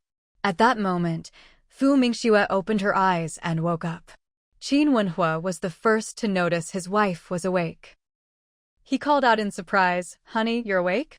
How do you feel? Are you uncomfortable anywhere? Are you hungry?" A string of questions tumbled out of his mouth, not giving Fu Mingxue any chance to answer. Fu Mingxue. So, which question was she supposed to answer? Just then, Mother Qin squeezed Qin Wenhua aside. Move. Is that any way to ask? Can you see Mingxue is still weak? Qin Wenhua. At this point, Mother Qin gently asked Fu Mingxue. Mingxue, do you need to use the bathroom? Fu Mingxue nodded. Other than the pain, what had really woken her up was the urge to pee. I'll help you, Mother Qin was just about to reach out, when Qin Wenhua pushed her aside. Mom, I'm Mingxue's husband. I should be the one to help her with this. Mother Qin was a little annoyed at first, but after hearing what he said, she thought he had a point. So she said to Fu Mingxue, Mingxue, let Wenhua carry you to the bathroom then. Fu Mingxue. Could she say no? This was really embarrassing. But Qin Wenhua didn't give her a chance to refuse. He bent down and carefully picked her up. She was staying in a private hospital room that had been converted from a regular ward. It was pretty nice, with its own bathroom. Once they got to the bathroom, Fu Mingxue said to Qin Wenhua, you can go out first. I can manage on my own. Honey, we're married. I'm your husband. You're badly hurt right now, let me help you with this. Qin Wenhua almost added, there's nothing about you I haven't seen. No need to be embarrassed. But considering how easily his wife got shy, he swallowed those words. Fu Mingxue. I can do it myself, really. Qin Wenhua didn't listen and started unbuttoning her pants. Fu Mingxue. Stop. Unfortunately, Qin Wenhua's movements were practiced and quick. He didn't give Fu Mingxue any chance to resist. Honey, all done. You can go now. Fu Mingxue closed her eyes. Fine. Then could you step outside? I can't go with you standing there. With a living, breathing person right next to her, it would be a miracle if she could actually pee. Qin Wenhua didn't want to leave. What if his wife fell? What if she strained herself and pulled her wound? But when he saw her pale face flush bright red, he realized she was embarrassed. He didn't really get it. After all, they were a proper married couple, and they'd even had a child together. What was there to be embarrassed about? But he decided to respect her wishes. So he said, all right. Just call me when you're done. I'll be right outside. Fu Mingxue quickly waved him away. After he left, she finally relieved herself. She pulled up her pants by herself and called out, I'm done. As soon as Qin Wenhua heard her, he pushed open the door and came in. Why didn't you let me help you with your pants? Fu Mingxue. Thanks, but really no need. Even if she couldn't use one hand, she still had the other. Qin Wenhua carried her back to the hospital bed and gently settled her down. Does your wound still hurt a lot? It's all right. Better than this morning. As Fu Mingxue said this, she genuinely compared how she felt. It really did seem like the pain was much less than it had been earlier. Could it be because she'd taken that constitution pill from the system before, so her recovery was a bit faster? At noon, it was still Fu's mother who brought lunch. In-law, I'll stay here for a while. You should go home and get some rest this afternoon. You can come back tomorrow if you want. She had already gone home once in the morning. So in the afternoon, it was fine to let her stay here and look after her daughter. When Fu Mingxue heard her mother say this, she turned to her mother-in-law and said, Mom, you should go home. There's no need for you to come back this afternoon. I'm fine here. Now it's just about resting and recovering. All right, I'll head home for a bit then. Your mom will stay here this afternoon. I'll come back at 4:30 and stay with you tonight. We'll take turns. Fu's mother thought that sounded good. That way, she could be home with the kids in the evening. Okay, that works. Once everything was settled, Qin's mother left the hospital room. She turned to Qin's father, who was waiting outside the door, and said, "Let's go home for now."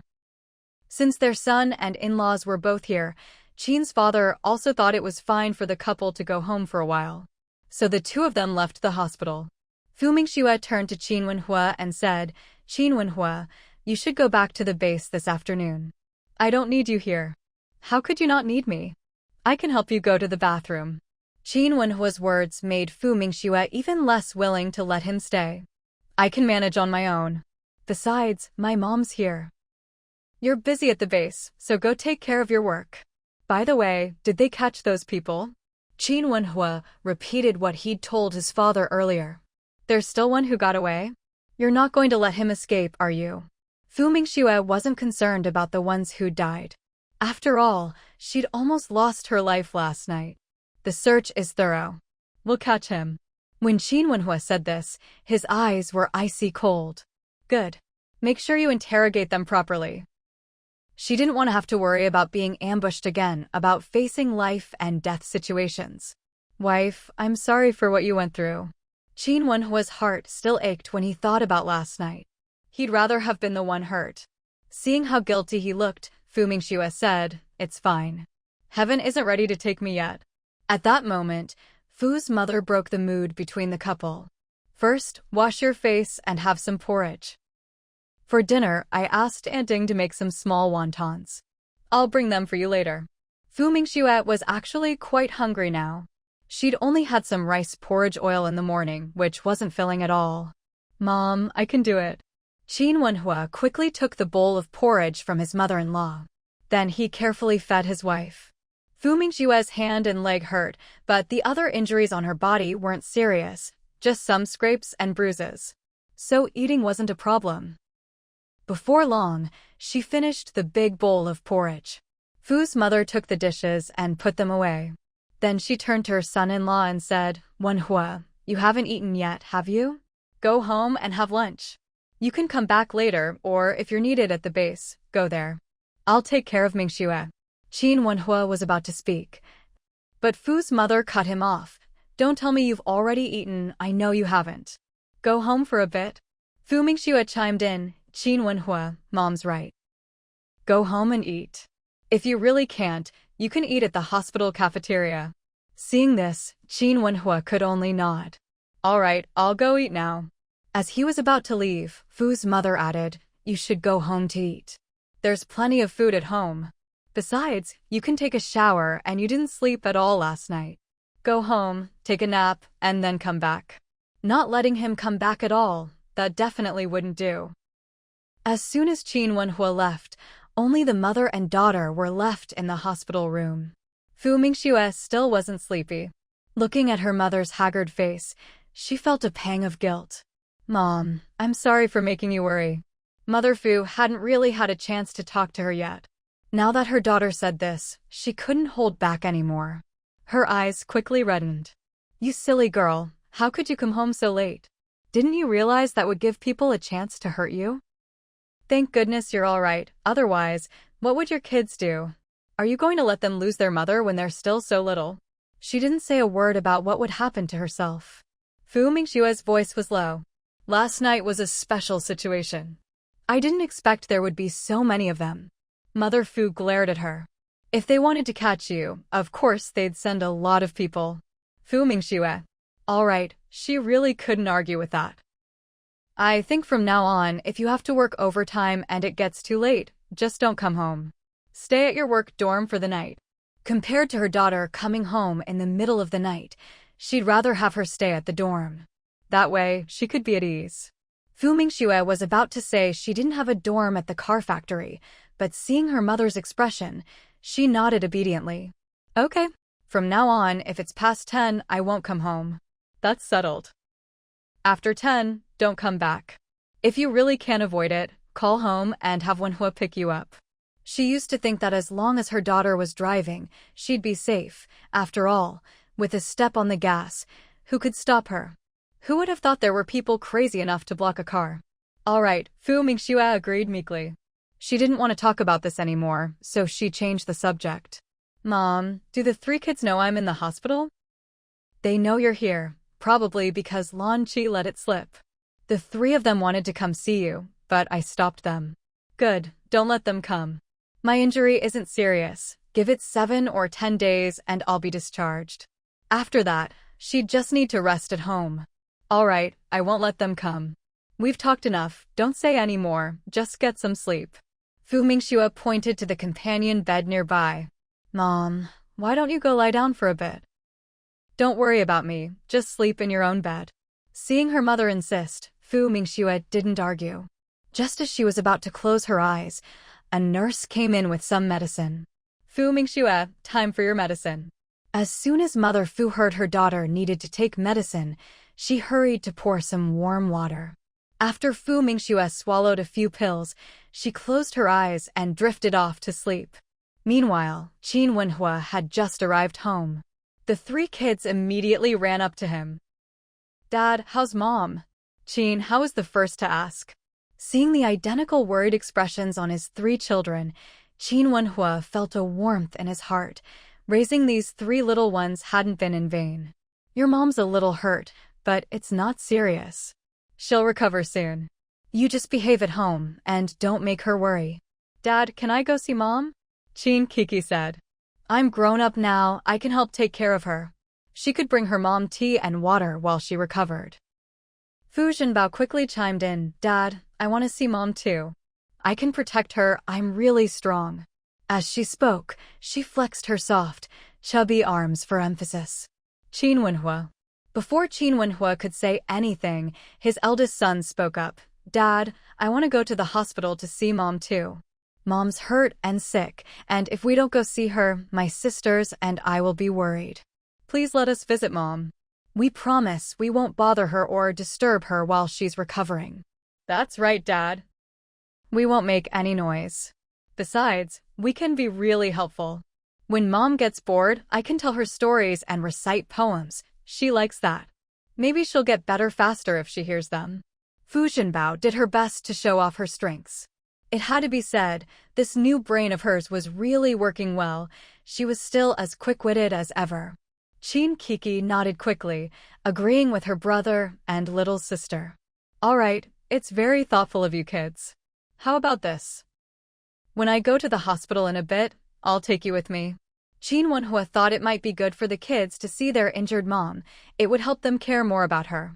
The three children hadn't expected their dad to agree so quickly. They were overjoyed. Big sis, you keep an eye on Dad here.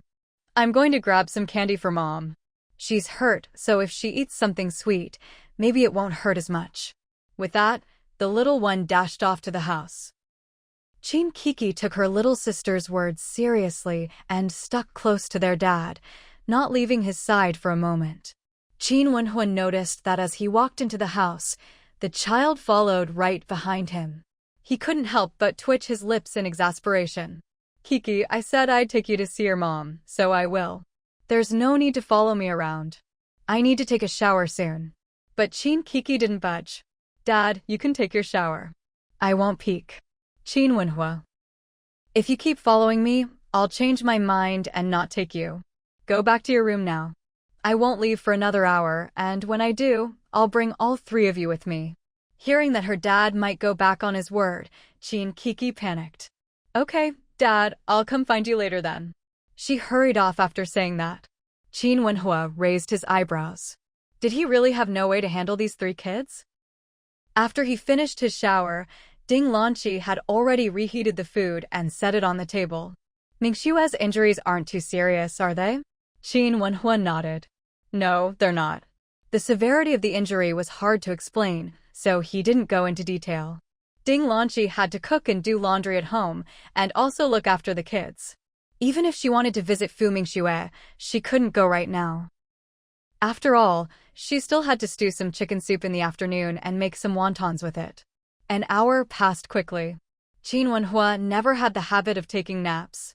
Even though he hadn't slept at all the night before, he didn't feel tired at all. The three kids, however, had been watching the clock the whole time. As soon as the hour was up, they surrounded their dad again. Dad, can we go to the hospital now? Qin Hao asked anxiously. Qin Wenhua nodded. Yes, let's go now. He led the way out. The three kids hurried after him. Once they got in the car, they all sat quietly. Not a single word was spoken. Even Fu Jinbao, who was usually a chatterbox, didn't say a word this time. Qin Wenhua found it a little odd. Jinjin, why aren't you talking? Fu Jinbao immediately replied, I'm worried about Mom, so I don't feel like talking. Besides, talking would distract you while you're driving. Safety is important. Qin Wenhua brought the three children to the hospital ward. The three kids rushed straight into the room. Mother Fu was a bit surprised to see them. What are you all doing here? We missed Mommy, so we came to see her. When Fu Jinbao saw her beautiful mother all wrapped up, looking badly injured, her heart ached and she immediately started crying big, fat tears. Qin Hao and Qin Kiki were just as distressed. They hadn't expected their mother to be hurt so badly. Mama, is she still alive? Fu Jinbao's tears rolled down her cheeks. Mother Fu. Pfft, kids really do say the darndest things. She's alive. Your mom is just sleeping. Keep your voices down. Don't wake her up. When Fu Jinbao heard that her mom was only sleeping and not dead, she quickly covered her mouth tightly with her little hands. Qin Hao and Qin Kiki's eyes were red too. At this moment, Qin Wenhua, who had come in behind them, also entered the room. As soon as Qin Hao saw his dad come in, he quietly asked, Grandma, who hurt Mommy like this? Did they catch the bad guy? As soon as he asked, his sisters both looked up at their dad too. Meeting the three children's gazes, Qin Wenhua replied, the bad guy has been caught.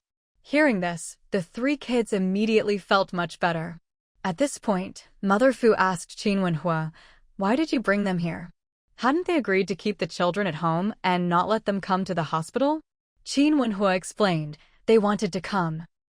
I thought it might be good for them to see how badly their mom is hurt, so they'd understand what she's been through. Mother Fu. Was that really necessary? They're still so little. But since they were already here, she couldn't say much more. Just then, Fu Mingxue opened her eyes and woke up. She'd been woken by their voices. After all, she hadn't been in a deep sleep. What are you all doing here? As soon as the three kids saw their mom awake, they rushed to her side. Mommy. Mommy. Mommy. I'm late. The two older ones greeted her normally. But when it was the youngest's turn, Fu Mingxue couldn't help twitching her lips. What did she mean by, I'm late? That sounded so odd. TSK, her little girl was truly a character. You're not late. Mommy, does it hurt a lot? Jinjin will blow on it for you. If I blow, the pain will go away. As Fu Jinbao said this, she leaned over and started blowing on her mother's bandaged arm. Fu Mingxue, should she be touched? Or just touched?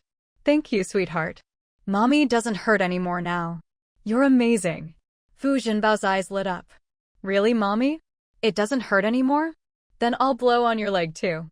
As she spoke, she started to move over. Seeing that she was serious, Fu Mingxue instinctively tried to move her bandaged leg away. Before she could, Qin Wenhua had already scooped the little one up. Don't get your saliva on Mommy's wounds. Stand over here and be good. Mother Fu hadn't expected her little granddaughter to actually try blowing on the wounds. Thinking about it, it was kind of her fault. Every time her granddaughter got a bump or scrape, she'd say, let me blow on it and the pain will fly away. Well, her granddaughter's memory and learning ability were just too good. At this moment, Qin Kiki noticed her mother's lips looked a bit dry, so she asked, Mommy, are you thirsty? I'll get you some water. Hearing this, Fu Mingxue nodded. With the three kids in the hospital room, things got lively in no time. One was bringing water, another was giving massages, and the third kept asking if she was warm enough or needed anything. Even Mother Fu couldn't stand to watch anymore. You three should come home with me. With you here, your mom can't get any proper rest. She was supposed to nap in the afternoon, but with these three around, how could she possibly sleep? Fu Jinbao immediately raised her chubby little hand. We promise we won't make any noise. Qin Hao and Qin Kiki nodded eagerly, showing they wouldn't say another word. But Mother Fu shook her head. Even if you don't say a word, your mom still won't be able to sleep. Let her rest and recover here. Once she's discharged and back home, you can make as much fuss as you want. For now, come home with Grandma. Mother Fu was more forceful than ever. Seeing this, Qin Wenhua quickly said to the three kids, "Listen to Grandma. Go home with her now." With his word, the three kids had no choice but to obey. All right then. Mommy, we'll go home with Grandma and Grandpa for now. You have to rest and get better soon. We'll be at home missing you. Fu Mingxue's heart melted. Mommy will miss all three of you too. All right, let's go. Mother Fu and her sister then motioned for Qin Hao to follow. After saying goodbye to their mom, the three kids left the hospital room with their grandma. As soon as they were gone, Qin Wenhua said to Fu Mingxue, "Honey, try to get some sleep." Fu Mingxue was feeling drowsy. She'd noticed that ever since she got hurt, she was always sleepy. Was it from the blood loss? Or the medication? Either way, her body was recovering fast. After a good nap, even the pain seemed to have lessened a lot. What, you want to go to the hospital to see her too? Baisiki looked at the restless man, feeling nothing but anger inside. Song Yan's face was dark and he glared coldly at Baisiki. That glare only made Baisiki angrier. What are you glaring at me for? Am I wrong? Don't tell me you don't want to go see her? Huh, even if you wanted to, it's useless. She wouldn't spare you a glance. Honestly, how could fate be so blind? Why didn't she just die? That wretch doesn't deserve a good life. She was the one who should be living well. Shut up. Song Yan hadn't expected her to be so vicious. She was nothing like the kind person she used to be. I won't shut up. If it weren't for her, would our three kids have ended up like this? They could have all had bright futures, but now that wretch has ruined everything. It's because of her that our three kids are a mess. One's crippled, one's seriously ill, and one's gloomy all day long. They were all supposed to go to college. Why does that wretch Fu Mingxue get to live differently in this life than in the last? Fu Mingxue ruined their whole family. Song Yan couldn't take it anymore. He slapped her across the face. You hit me. Baisiki was furious. The couple started fighting again. The triplets in the back room heard the commotion and shrank into the corner, trembling. Qin's mother arrived at 4:30, just after Mother Fu. Both had brought food for Fu Mingxue. I brought wontons. Let Mingxue have some first. All right. I brought some porridge. She can have it for dinner. And just like that, Fu Mingxue's dinner was settled. She told Qin Wenhua to go home for dinner. This time, Qin Wenhua left quickly. Since Qin's mother was staying overnight, Fu's mother didn't stay in the hospital room for long before leaving. It wasn't until 7 p.m. that Qin Wenhua finally returned. Qin's mother looked at him. Why are you back so late? Did you go see that Comrade Liang? She had originally wanted to visit herself, but since her younger son wasn't around, she couldn't leave alone. Qin Wenhua nodded. I just came from his room. Hearing this, Qin's mother immediately asked, which room is he in? He's on this floor too, in the single room at the end on the right. He had specially requested this room from the hospital. After all, his wife was in a private room. There was no reason not to arrange the same for the man who had saved her. Oh, then I'll go see him now. With that, Qin's mother quickly walked out. Fu Mingxue. Wait, she's just going to leave me here? She turned to Qin Wenhua. How is Comrade Liang doing? Seeing that his wife was worried, Qin Wenhua reassured her, he's doing well. He's already awake. I've arranged for a caregiver to look after him, so you don't have to worry. Fu Mingxue wanted to see for herself. After all, he was her savior. Qin Wenhua, help me over to his room. Qin Wenhua was a bit reluctant. Honey, why don't you wait a couple of days until your injuries are better? If you move around now, you might reopen your wounds.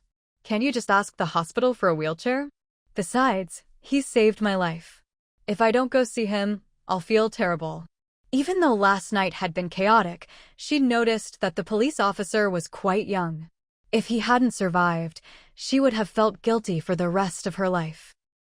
Seeing how determined she was, Qin Wenhua could only nod. All right, I'll go see if there's a wheelchair.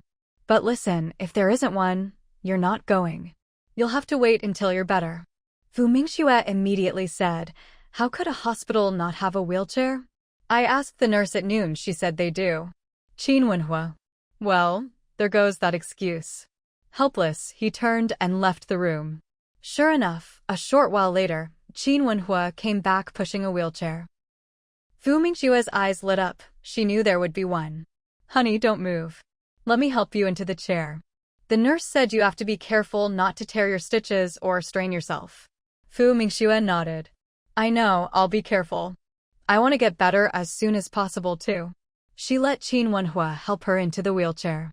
Luckily, she wasn't hooked up to N4 at the moment, which made things much easier. Once he made sure she was settled, Qin Wenhua pushed her out of the room. Meanwhile, Qin's mother was looking at the young police officer lying in bed, expressing her gratitude. Liang Xia looked a little embarrassed. Unfortunately, talking was still difficult for him, so he glanced over at his older sister. Catching his look, Liang Yu immediately understood what he wanted to say and spoke up. This is what my brother should do. He's a police officer. It's his duty to serve the people. You're a wonderful sister, raising such a good brother, Qin's mother said. She already knew about the siblings' background. They had lost their parents when they were very young, and the older sister had raised her brother by herself. Now, the brother had grown up to become a police officer, a real achievement. Liang Yu felt quite uneasy. But compared to the aunt kneeling down last night, this was so much better. She was really afraid people would keep kneeling to her younger brother. That was really unnecessary. Still, this family was truly kind. Not only did they arrange a private room for her brother, but they also provided a male caregiver. She had no choice but to accept. Actually, she had been a bit worried before. Was this treatment a bit too much? Would it have a bad influence on her brother? Fortunately, the police station had told her earlier that it was fine. That put her mind at ease. Just then, Qin Wenhua came over, pushing a wheelchair. Liang Yu looked at the young woman in the wheelchair in shock. She was just too beautiful. Hello, I'm Fu Mingxue, the person your brother saved last night. I came to check on Comrade Liang Xia. Hello. Liang Yu was a bit nervous. Heavens, how could someone look so beautiful? Is your leg okay? It's nothing serious, Fu Mingxue replied, then looked at the person on the hospital bed. She gestured for Qin Wenhua to push her closer. Qin Wenhua did as she asked. Hello, Comrade Liang Xia, I'm Fu Mingxue. Thank you so much for saving my life last night. No need to thank me, it's what I should do. The last part was barely audible. Fu Mingxue quickly said, you should talk less for now. I just wanted to come by and see you. I'm very grateful that we both made it through last night. Liang Xia nodded. It was true. Fu Mingxue didn't stay in the ward for long. When she left, she said, take care and recover well. Qin's mother left with her. Liang Yu saw them out of the ward. When she returned, she said to her brother, it's a good thing you saved her last night. She's so young, losing a life like that would have been such a shame. It really would have been a tragedy if such a beautiful young woman had died. She'd heard that despite her age, the woman already had 3 children. If a mother was gone, what would happen to those 3 kids? She and her brother had grown up without parents, so she knew all too well how pitiful it was to be a child without a mother. Lying in bed, Liang Xia completely agreed with his sister. Luckily, he had been there last night. The days spent recovering were still quite boring. The next day, Fu Mingxue was feeling much better and wasn't as sleepy as she had been the first day. She looked at Qin Wenhua and said, Qin Wenhua, could you bring me some books from home? She did have books in her space, but she couldn't just make them appear out of thin air. After all, she hadn't brought anything with her last night. When Qin Wenhua heard that his wife wanted to read already, he frowned. Wife, it's only your second day. Wait another 2 or 3 days. You're still so weak, you really need to rest. I'm fine. Just bring me a few books, the ones on my desk will do. Besides, I'm not going to read all day. I'll only read when I've rested enough. These days of recovery reminded her of the first few days after giving birth. She hadn't been allowed to read anything then, either. Qin Wenhua couldn't win against her. He could only say helplessly, all right, I'll bring them tomorrow. Fu Mingxue was much happier when she heard that.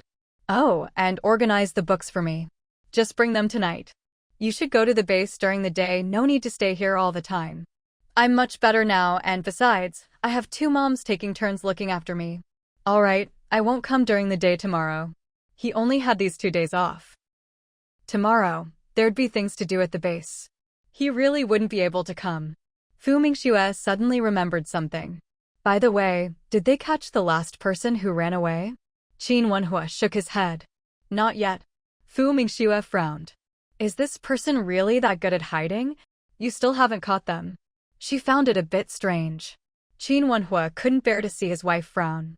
He immediately explained, Honey, you don't need to worry about this. The reason we haven't caught them yet is because we're letting out a long line to catch a big fish. Fu Mingxue. Now that was something she wanted to hear more about. Seeing her interest, Qin Wenhua continued. Even if we caught all of them, the masterminds behind the scenes would still be at large. Besides, the ones we have caught are all tight-lipped. None of them have talked. Even if we could get them to open up, it wouldn't happen in just a day or 2. So, we're working on both fronts. Fu Mingxue thought that made sense. As expected, professional matters are best left to professionals. In the evenings, it was usually Qin Wenhua who kept her company. Of course, Qin's mother was there too. Mother and son together. After all, Qin's mother considered herself more attentive. Besides, she was at home with nothing much to do, so being able to help her daughter-in-law made her very happy. Ever since Fu Mingxue was hospitalized, many people who knew about it had come to visit her. Every day, someone would come. Her colleagues from the research institute, especially, came by in shifts to see her. Because school was on break, not many people there knew she was in the hospital. However, her assistant, Song Mingwei, did know. After all, her husband worked closely with Director Zheng. So she found out early on. On the afternoon of the second day, Song Mingwei came to the hospital. Considering that Song Mingwei was pregnant, Fu Mingxue told her not to come again. But Song Mingwei, who was always obedient, didn't listen this time. Rain or shine, she came every day. Fu Mingxue, seeing she couldn't persuade her, just let her be. In the blink of an eye, 10 days passed. Fu Mingxue was really getting tired of staying in the hospital. When the doctor came for rounds, she asked directly, Doctor, can I be discharged today? The doctor looked at her.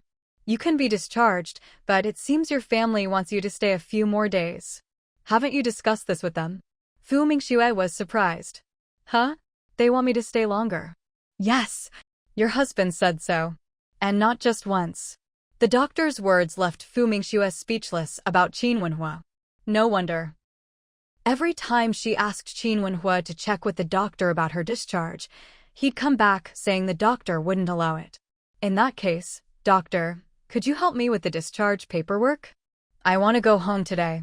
My injury can heal just as well at home. There's no need to occupy a hospital bed. The doctor agreed.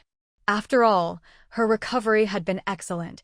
There really was no need for her to stay in the hospital. All right, I'll have the nurse bring you the discharge bill in a bit. We're diving deep today, and remember, on this channel, we never leave a story halfway, we always finish the novel. If you appreciate the full journey, please like the video, subscribe for the complete series, and share it with your fellow book lovers. Also, if you want to support the channel even further, we now have YouTube memberships available. If you're interested in signing up for exclusive perks and helping us keep these stories going, just click the join button below the video for all the details. Thank you, Doctor. Qin's mother came in just in time to miss the conversation about discharge. Seeing the doctor there, she asked about her daughter-in-law's condition. When she found out Fu Mingxue was about to be discharged, she was surprised. Mingxue, how about we wait until tomorrow to go home? One more day couldn't hurt. Fu Mingxue shook her head. Mom, I really don't need to stay any longer. The doctor said my injury is fine. There's no reason for me to stay here. I can recover just as well at home. Honestly, she could even go back to work tomorrow. After all, she could use a wheelchair, her leg wouldn't get tired at all. When Qin's mother saw that she couldn't persuade her, she said, All right, you can be discharged, but I'll call Qin Wenza to come pick us up. He happens to be off today. This time, Fu Mingxue didn't object. After all, she couldn't exactly walk home. Besides, with her leg injury, even if she felt she was doing better, there was no way anyone would let her drive herself. Just have Big Brother go to the courtyard and bring my car over. That night, her car had been driven back by Qin Wenhua. The damaged front had already been repaired, and now it was parked right in front of her house. Qin's mother nodded. All right. Then you just lie down and don't move. I'll go make a call first, then handle your discharge paperwork. Fu Mingxue replied, okay. Qin's mother left the room to call home first, and then went to handle the discharge procedures. By the time Qin Wenza arrived at the hospital, an hour had already passed. Fu Mingxue had already packed up everything during that hour. She'd even gone to Liang Xia's ward to say goodbye. When Qin's mother saw Qin Wenza arrive, she immediately asked him to take all of Fu Mingxue's personal belongings to the car. Take all of these with you. I'll push Mingxue myself. So Qin Wenza carried out all the neatly packed items. Fu Mingxue was already sitting in a wheelchair. In fact, she could have walked out of the ward by herself. She felt she could even manage the stairs. But her mother-in-law wouldn't hear of it no matter what. She insisted Fu Mingxue use the wheelchair. Qin's mother even bought the wheelchair they'd rented from the hospital outright. She figured her daughter-in-law's leg would take a long time to heal, and using a wheelchair would help her recovery.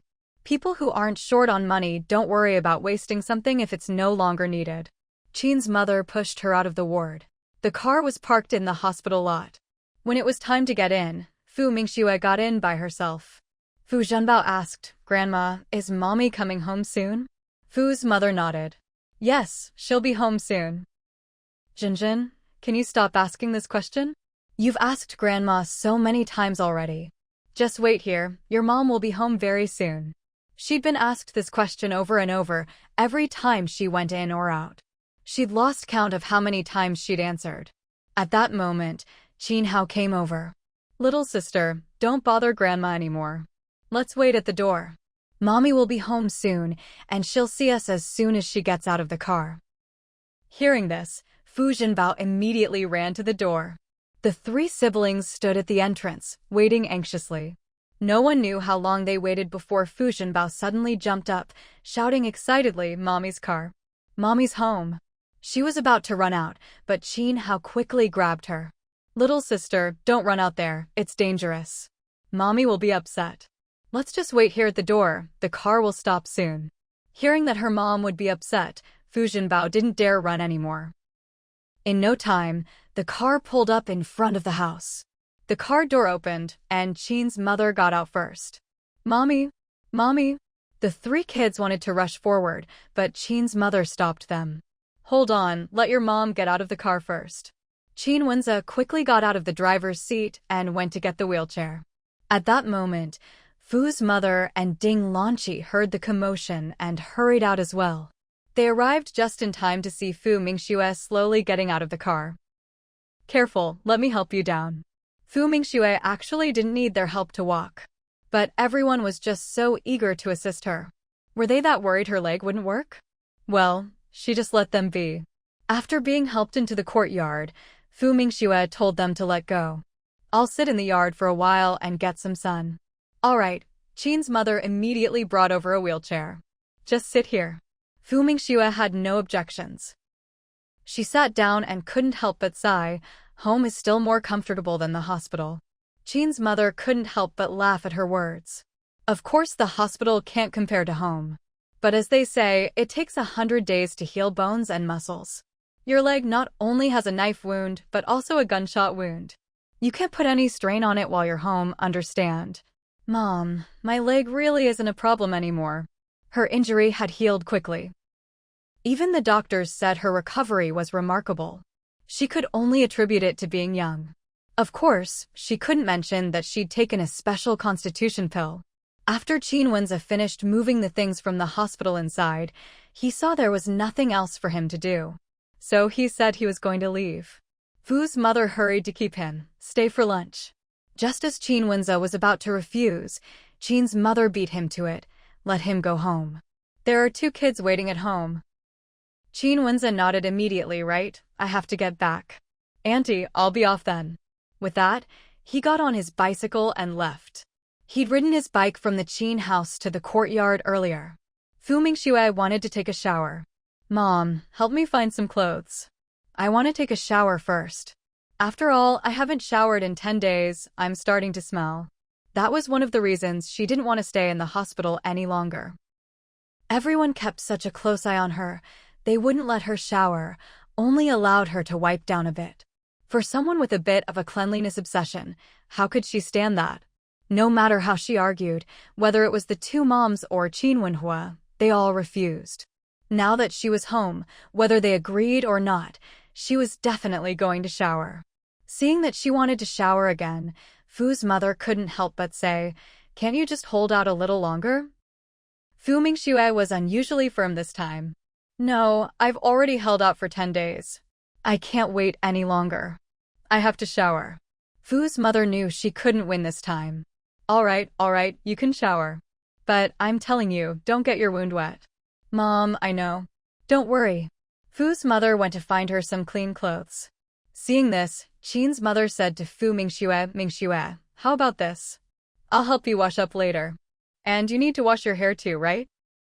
Your arm is still in a sling, it'll be hard for you." Fu Mingxue, "Mom, I can shower by myself. As for my hair, you can help me after I'm done." Qin's mother immediately said, "Then let's wash your hair first. Once that's done, you can shower on your own." Half an hour later, Fu Mingxue felt completely refreshed. Sure enough, not showering in the middle of summer was just unbearable. No matter how much you wipe, it's never as good as a proper shower. Qin's mother didn't leave, since Qin Wenza was at home anyway. Besides, Aunt Li was there too. There wasn't much for her to worry about. So she stayed for lunch at the courtyard house. But just as the family was eating, there was a knock at the door outside. Who is it? It was noon, so it definitely wasn't Qin Wenhua knocking at the door. "I'll get it," Ding Lanqi quickly said, hurrying to open the door. When she saw that it was Fu Mingxue's eldest sister-in-law, Qin Weiniang, standing at the door, she was quite surprised. Qin Weiniang nodded at Ding Lanqi. "Has Mingxue been discharged and come home?" "Yes, she's home," Ding Lanqi replied quickly, stepping aside to let Qin Weiniang in. After working in the Fu family for so many years, she naturally recognized Fu Mingxue's eldest sister-in-law. Qin Weiniang walked inside. The others, who were eating, also saw Qin Weiniang. "Weiniang, you're back?" Mother Qin asked in delight. "I came back to see Mingxue," Qin Weiniang said, her gaze falling on Fu Mingxue. When she saw that Fu Mingxue was still sitting in a wheelchair, her eyes immediately filled with concern. "How's your leg? Are you all right?" "I'm fine, I'll recover soon. Actually, I'm almost better already, but Mom insisted that my injury was serious and made me sit in this wheelchair." Mother Fu couldn't help but chime in, "Making you sit in the wheelchair is for your own good. Whoever heard of a leg injury this bad healing completely in just 10 days? If you don't sit, you'll end up putting weight on it, and if you end up with a limp in the future, you'll have nowhere to cry about it." Fu Mingxue, "A limp? That's a bit much, really." If they didn't believe her, she could just take off the bandages and show them how well the wound had healed. It was basically almost better. This time, Qin Weiniang sided with the two mothers. She said, "It's good to stay in the wheelchair for now. Just give it a bit more time to heal." Mother Qin asked, "Why are you back now? How long can you stay this time?" "I can stay for half a month this time. I managed to get all my vacation days together," Qin Weiniang replied.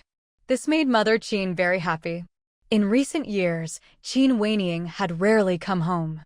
Even when she did, she never stayed long, less than even the young couple, Qin Wenhua and Fu Mingxue. Maybe it was because she was getting older, but she couldn't help wishing her daughter could spend more time at home. Half a month is great. Mother Fu and Fu Mingxue were also happy for her when they heard she had half a month off. "Where are you staying? At home, or?" Mother Qin was hoping she'd stay at home. "No, I'll stay at my own place," Qin Weiniang said, pointing to the apartment a couple of doors down. She didn't like living under the same roof as Qin Wenza. Besides, she had her own place now, there was no need to stay at her parents' house. Mother Qin had expected this. After all, every time her daughter came back, even if it was just for a day, she only stayed at her own courtyard house. Then I'll stay with you for a few days, Mother Qin said. Qin whinnying. Can I say no? She just wanted to enjoy her freedom. She didn't want to be nagged all day long. Maybe her mom was overjoyed to see her now, but she knew it wouldn't take even a day for her mom's tongue to turn sharp as ever. Thinking of this, she felt she had to try to talk her out of it. So she said tactfully, actually, you don't need to keep me company. Besides, if you stay with me, who's going to look after your eldest grandson and granddaughter? If it weren't for this brief mother-daughter time, she would have just said it outright. It's fine, they're old enough now. They don't need me watching over them every day. Besides, your dad and Qin Wenza are still there, aren't they? If it really comes to it, they can come stay with us too. They're always talking about their aunt anyway. Qin whinnying. Let's stop right there. Having one person come stay was bad enough. Now she wanted to bring the two kids along too. She really couldn't take it. Are you going to ask Dad to come too? Sure, why not? There's enough room at your place. Think of it as a change of scenery, Mother Qin said, feeling more and more pleased with the idea. Qin whinnying was really not feeling well at all. It wasn't enough that one person wanted to move in, now the whole family wanted to live here. Couldn't she just have a little peace and quiet? Mother Qin shot her a sideways glance, not missing the expression on her face. She said irritably, look at you, acting so unwilling. Fine, if you don't want us to stay, we won't stay. Qin whinnying immediately shot back. Did I say I was unwilling? Don't go forcing your own opinions on me. The courtyard house is huge. If you want to stay, then stay.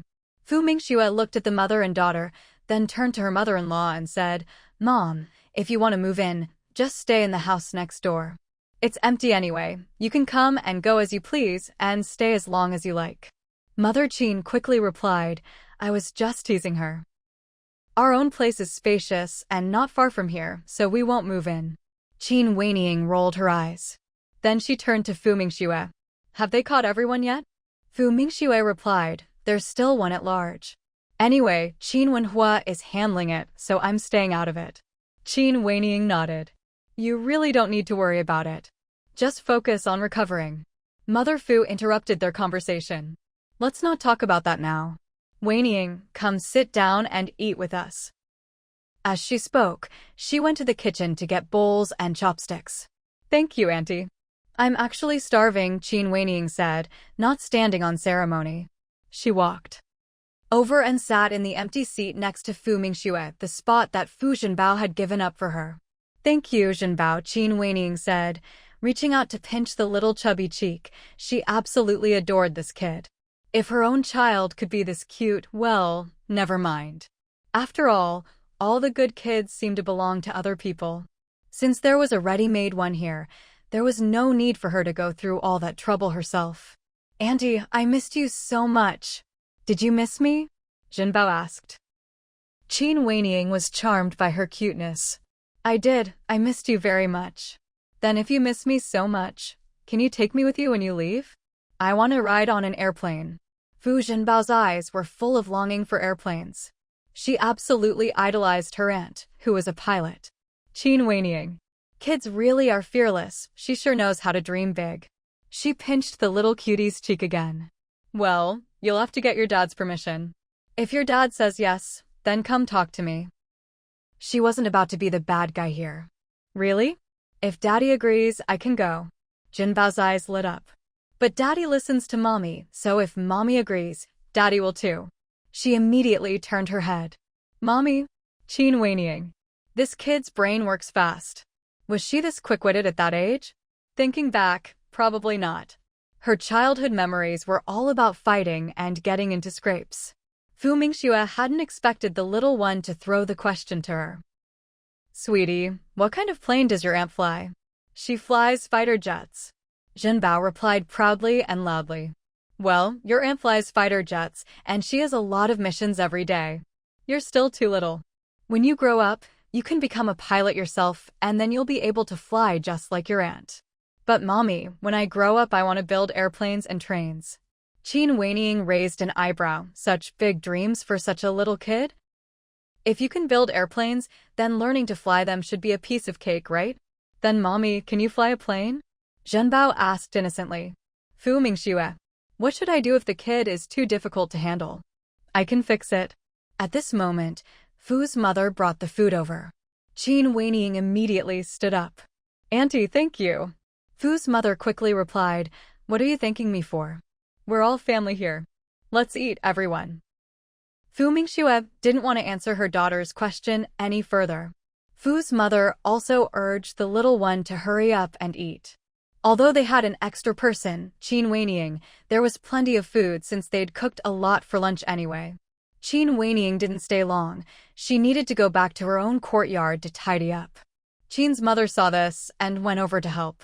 The three kids, knowing their eldest aunt's place needed cleaning, went along to help too. Qin Weiniing. Are you sure they're not here to make trouble? But with the three kids around, Qin Weiniing's courtyard instantly became much livelier. See, look how great it is to have kids. Why don't you just get married and have one yourself? Qin Weiniing's forehead was instantly covered in black lines at that comment. Mom, you haven't nagged me about marriage for years. Why are you starting up again today? Qin's mother glared at her. I'm just worried that when you're old, there'll be no one to take care of you. Qin Weiniing was speechless.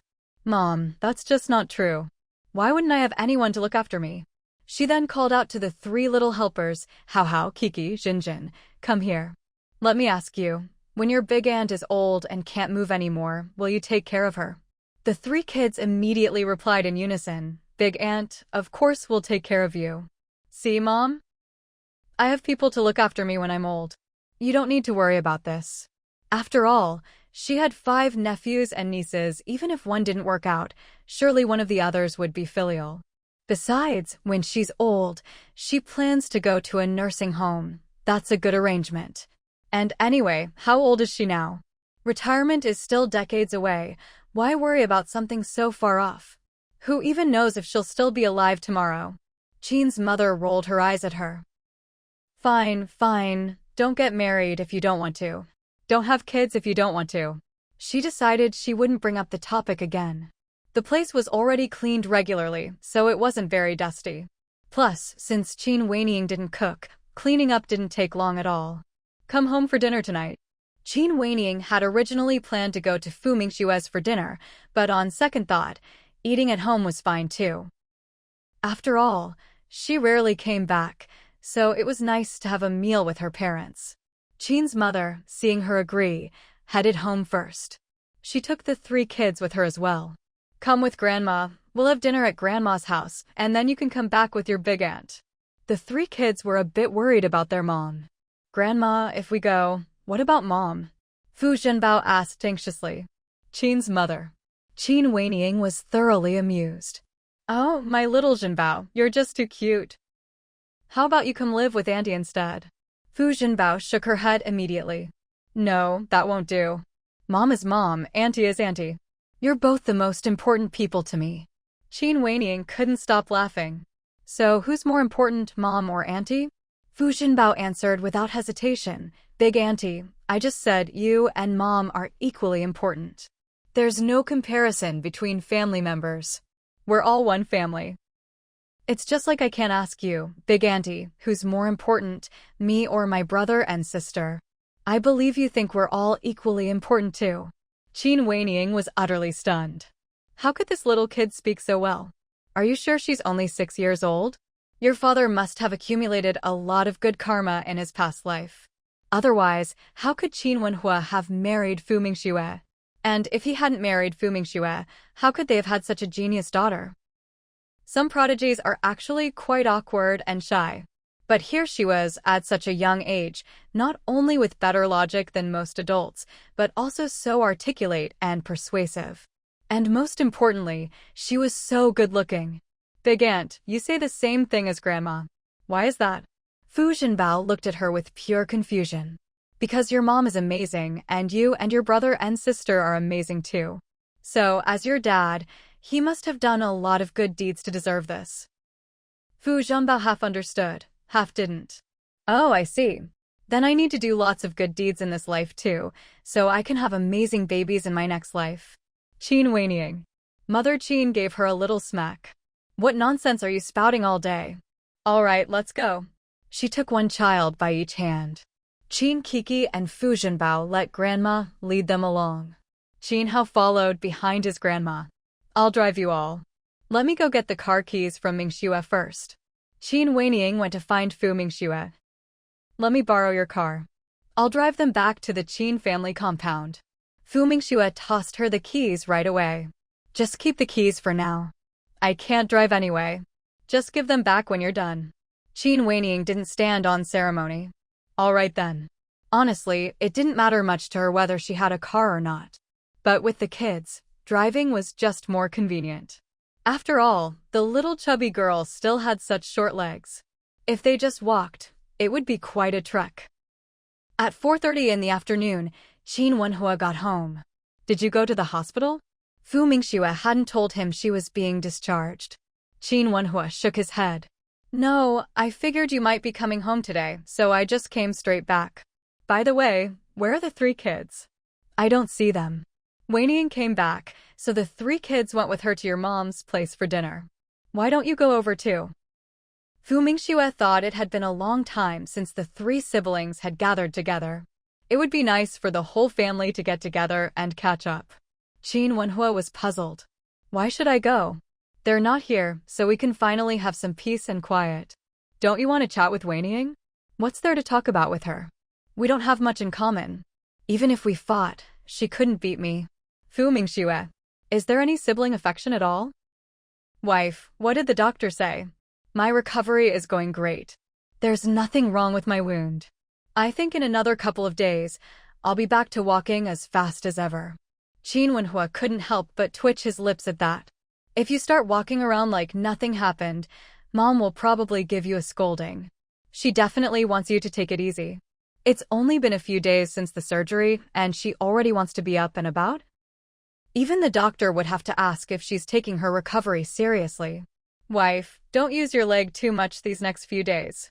That way you'll heal faster. Mom hasn't been eating or sleeping well lately, don't make her worry. Fu Mingxue, why didn't anyone believe her when she told the truth? Her leg really was almost healed. Just then, Mother Fu called out, dinner's ready. Qin Wenhua pushed his wife along to wash their hands. Even though the 3 kids weren't there, dinner was still plentiful. Mom, all this rich food. It's better to keep things light and healthy. This is pigeon soup.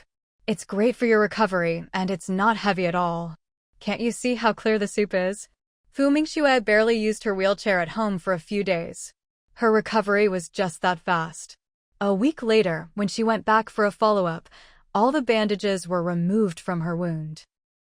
Even the doctor hadn't expected her to heal so quickly. Your recovery is really impressive.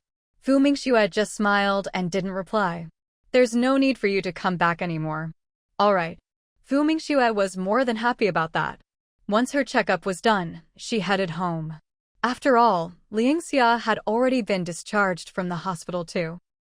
This time, Qin Wenhua had come with her, so on the way back, Fu Mingxue said to him, let's stop by the mall to pick up some things and go visit Liangxia. Sure, Qin Wenhua agreed without hesitation. Then he remembered something else. By the way, Mom's been busy trying to find a match for Liangxia. Fu Mingxue was surprised. How come she hadn't heard about this? Her mother-in-law hadn't mentioned it to her at all. Has she found someone already? Probably. If Mom wants to introduce someone to Liangxia, there'll be plenty of candidates. After all, she has a wide network. Also, about Liang Yu's job, Mom arranged a new one for her. Fu Mingxue really hadn't known about any of this. Curious, she asked, what kind of job? Library administrator. Liang Yu seems quite happy with it and has already started working. That's great. Fu Mingxue hadn't expected her mother-in-law to do so much. And also, Liangxia has been recognized for his contributions. The police station gave him a commendation, second-class merit this time. Plus, they helped him solve his housing issue. Fu Mingxue thought that was really practical. After all, getting housing sorted out in Beijing is no easy task. Many work units have to wait ages for housing allocations.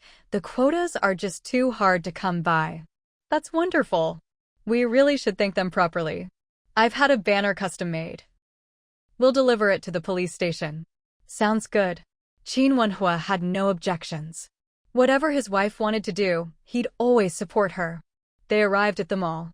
Fu Mingxue bought a lot of gifts. No need to buy so much, Qin Wenhua said. He's a police officer. It's not appropriate for him to accept too many gifts. Just get something simple, as if it's from relatives. Oh, and one more thing, my mom wants to make Liang Yu her goddaughter. Fu Mingxue. That was truly unexpected news. I think they just came up with the idea last night, probably haven't had a chance to tell you yet. Qin Wenhua added, actually, I only just found out myself. Fu Mingxue rolled her eyes at him. What, are you afraid I'll be upset? Qin Wenhua immediately replied, of course not. My wife is broad-minded, how could you be upset about something like this?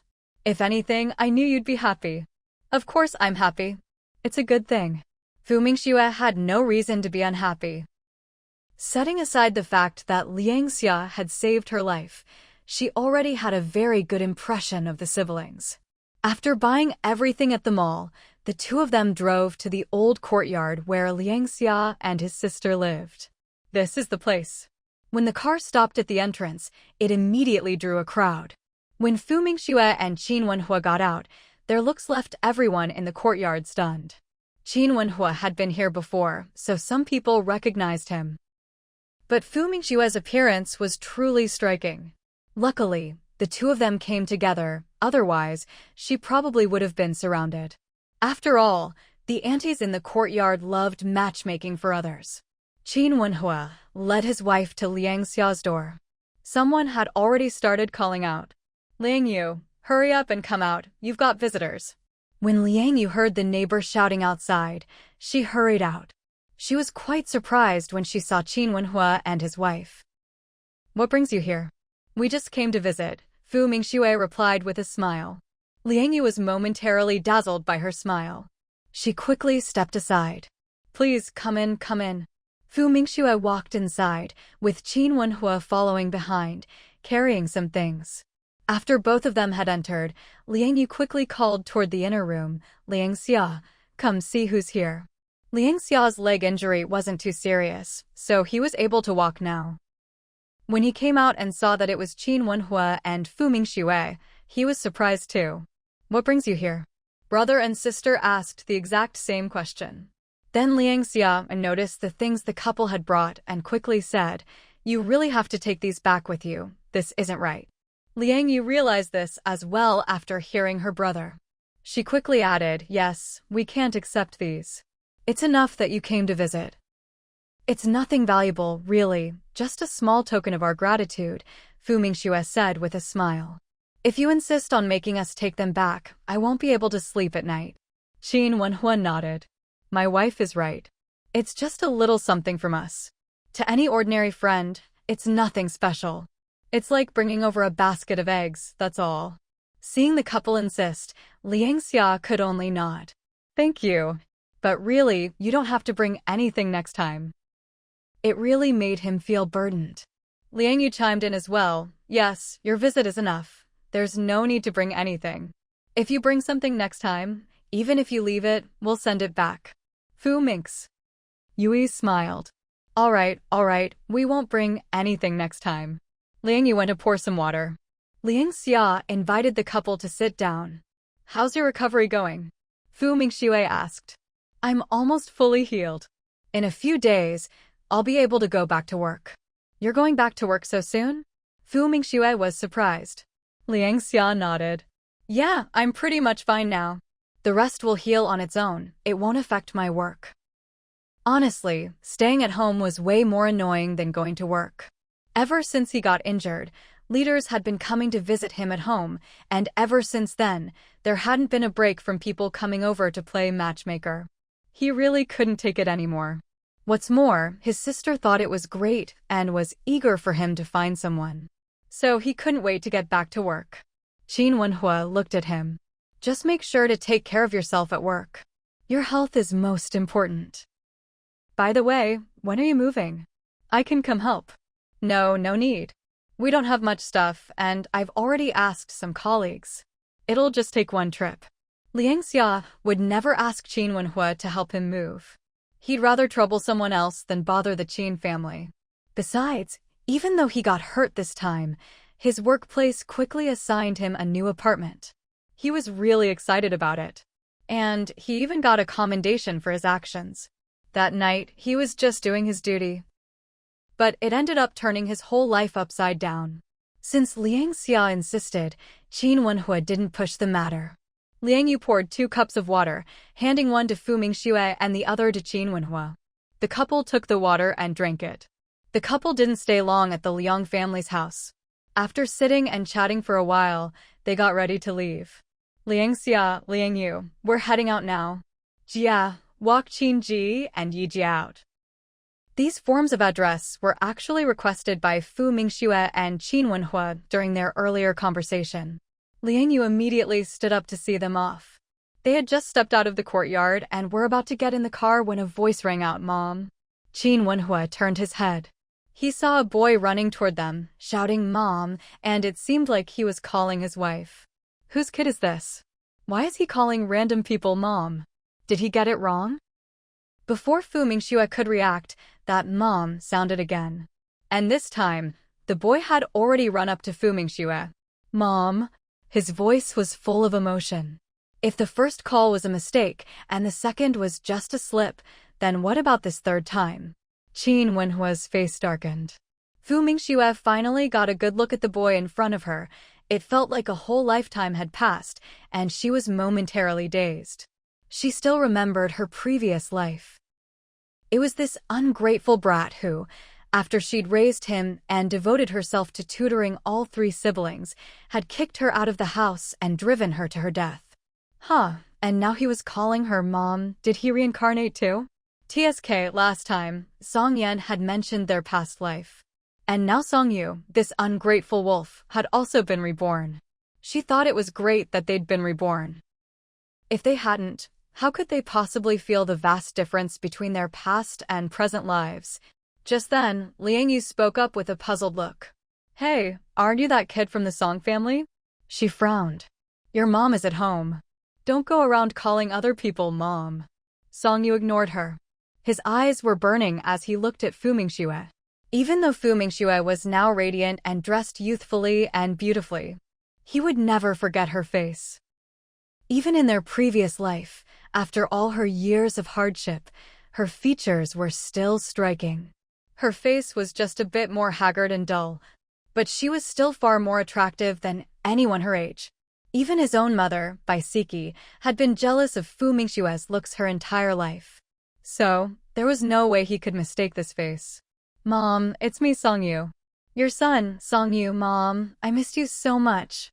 In their previous life, this woman had treated them so well. She'd been strict about their studies, but honestly, without her, they probably wouldn't have gotten into college. Thinking of this, his gaze grew even more intense.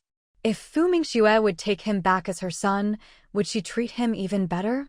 If she really took him back in this life, he would definitely be filial to her. He'd never kick her out like he did in the past. He'd make sure his own children called her Grandma. "Who are you?" Fu Mingxue spat out 2 words. Song Yu was stunned. "Mom, it's me, I'm Song Yu. Your eldest son, Song Yu." Liang Yu hadn't expected this kid to really be calling Fu Mingxue Mom. She was truly shocked and quickly said to Song Yu, "Stop calling people that. Your mom, Baisiki, is at home, isn't she? Hurry up and go back." As she spoke, she reached out to pull him away. Song Yu had finally found Fu Mingxue. How could he let her leave? Even if Fu Mingxue wanted to leave, she had to take him with her. He never wanted to stay in that house again. In their previous life, his biological mother, Baisiki, had seemed so understanding, gentle, and kind, and treated the 3 siblings so well. She often said she had no choice but to let Fu Mingxue take her place as their mother. But in this life, Baisiki was nothing but a vicious woman. She despised the 3 of them, him and his siblings, and treated them with nothing but beatings and scoldings. She was never fit to be their mother. That's why he was determined to leave with Fu Mingxue. After all, in his previous life, apart from being a bit strict with their studies, Fu Mingxue had always taken meticulous care of them in every other aspect. Their clothes were always clean, and they got new outfits several times a year, things other kids didn't have. Any money she had was spent on them. She was always attentive, asking after their well-being and showing them constant care. When they were sick, she looked after them with the utmost concern. Unlike Baisiki, who not only looked down on his younger brother for his crippled leg, but also despised his sister for not being bright. Now, all she did was hit and yell at them. She took out all her frustrations with life on them. And most importantly, Baisiki argued with Dad every single day. The house was always filled with the sounds of fighting and things being smashed. He didn't want to stay in that home for even one more day. So, he was determined to leave with Fu Mingxue. He shook off Liang Yu's hand and shouted at her, "Don't touch me. This is my mom. Her name is Fu Mingxue." Liang Xia was stunned once again. How did this child know Fu Mingxue's name? Or was there something wrong with the kid, some kind of hysteria? Qin Wenhua's face was as dark as the bottom of a pot. "Songyu, right? You just come up here and call someone else your mom. What about your real mom? And how old are you? How could my wife have a son your age? Kid, stop messing around and go home to your own mother." Liang Yu finally came to her senses and hurriedly tried to persuade him. "Exactly, Songyu, your mom is at home. It's not right for you to go around calling someone else your mom." She reached out to grab Songyu again. But Songyu dodged her once more. "I told you, don't touch me. She is my mom. In my previous life. Whose child is this? What's all this talk about past lives and present lives? Is there something wrong with his head? Liang Xia, could you please go get his parents?" Liang Xia couldn't get Songyu to leave, so she figured she'd have to go call Baisiki. "All right, I'll go get his mom." "Mom, it's me, Songyu. You really don't recognize me? My dad is Songyan. You were supposed to marry my dad. In my previous life, the 5 of us were a happy family." Fu Mingxue. Happy? They kicked her out and left her to die under a bridge. Was that happiness? TSK. As expected, everyone in the Song family was shameless to the bone. "Honey, get in the car first. I'll handle things here," Qin Wenhua said, his face dark. After all, this kid was spouting nonsense. And the more of a scene he made, the bigger the crowd grew. Fu Mingxue shook her head. "It's fine, let's wait until his mother gets here." She wanted to see what Baisiki would do when she arrived. "Mom." Fu Mingxue shot Songyu a cold look, sending a chill down his spine. "You say your name is Songyu. Then tell me, what's your father's name? What's your mother's name?" "Mom, my dad is Songyan, your favorite Songyan." Fu Mingxue. Great, now she was thoroughly disgusted. Qin Wenhua's face was as dark as it could get. Whose kid is this? Is there something wrong with him? Where are his parents? Who teaches their kid to act like this? The onlookers were all shocked by the drama. None of them had expected Songyu to publicly call a young woman his mother. And the fact that he could call her by name, could there really be something going on here? Over here, Liang Xia had called Baisiki over. When Baisiki came out, visibly impatient, she immediately saw Fu Mingxue. The moment she laid eyes on Fu Mingxue, a surge of jealousy flared up inside her. She stormed over to Fu Mingxue in just a few steps. "Fu Mingxue, what are you doing here?" The neighbors watching the commotion were surprised to see Baisiki call out to someone. Oh, so they actually know each other? So, what Baisiki's son said wasn't wrong. What exactly is going on between them? Fu Mingxue. This really is like Qiaoer's mother opening the door for Qiaoer. What a coincidence. She hadn't expected that this Song family actually lived right next door to Liang Xia, in the same crowded courtyard. "So it's you. No wonder your son came up and started shouting. What, you couldn't get your revenge yourself, so you sent your son to do it for you? What do you mean my son's getting revenge? Don't talk nonsense." Baisiki didn't get to finish her sentence before Fu Mingxue cut her off. Fu Mingxue raised her voice to address the crowd. "Everyone, this Baisiki and her husband are from my hometown. Back then, the 2 of them shamelessly tried to steal my university admission letter and framed me. They ended up in prison for years, but clearly haven't changed their ways. Now she's sending her own son to come after me. TSK, truly a chip off the old block, so young, but already as vicious as his parents." Before, when it was just a child, she couldn't scold or hit him. After all, no matter what, people would think she was bullying a kid. But now it was different. His mother was here. Baisiki, did I dig up your ancestors' graves or something for your whole family to chase after me like this? With that, she strode up and slapped Baisiki hard across the face. The smack was loud and clear. The onlookers almost felt the pain themselves just hearing it.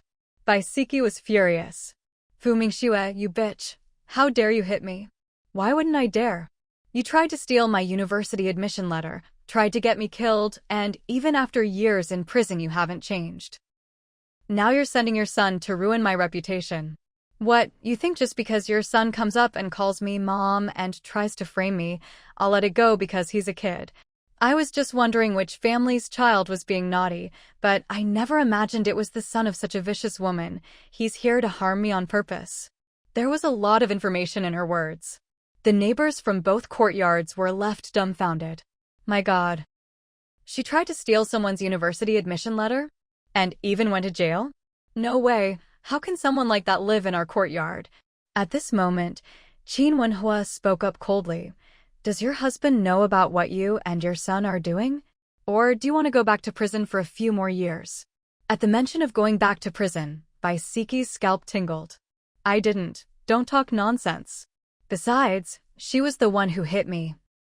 The thought of being slapped by Fu Mingxue again only made her angrier.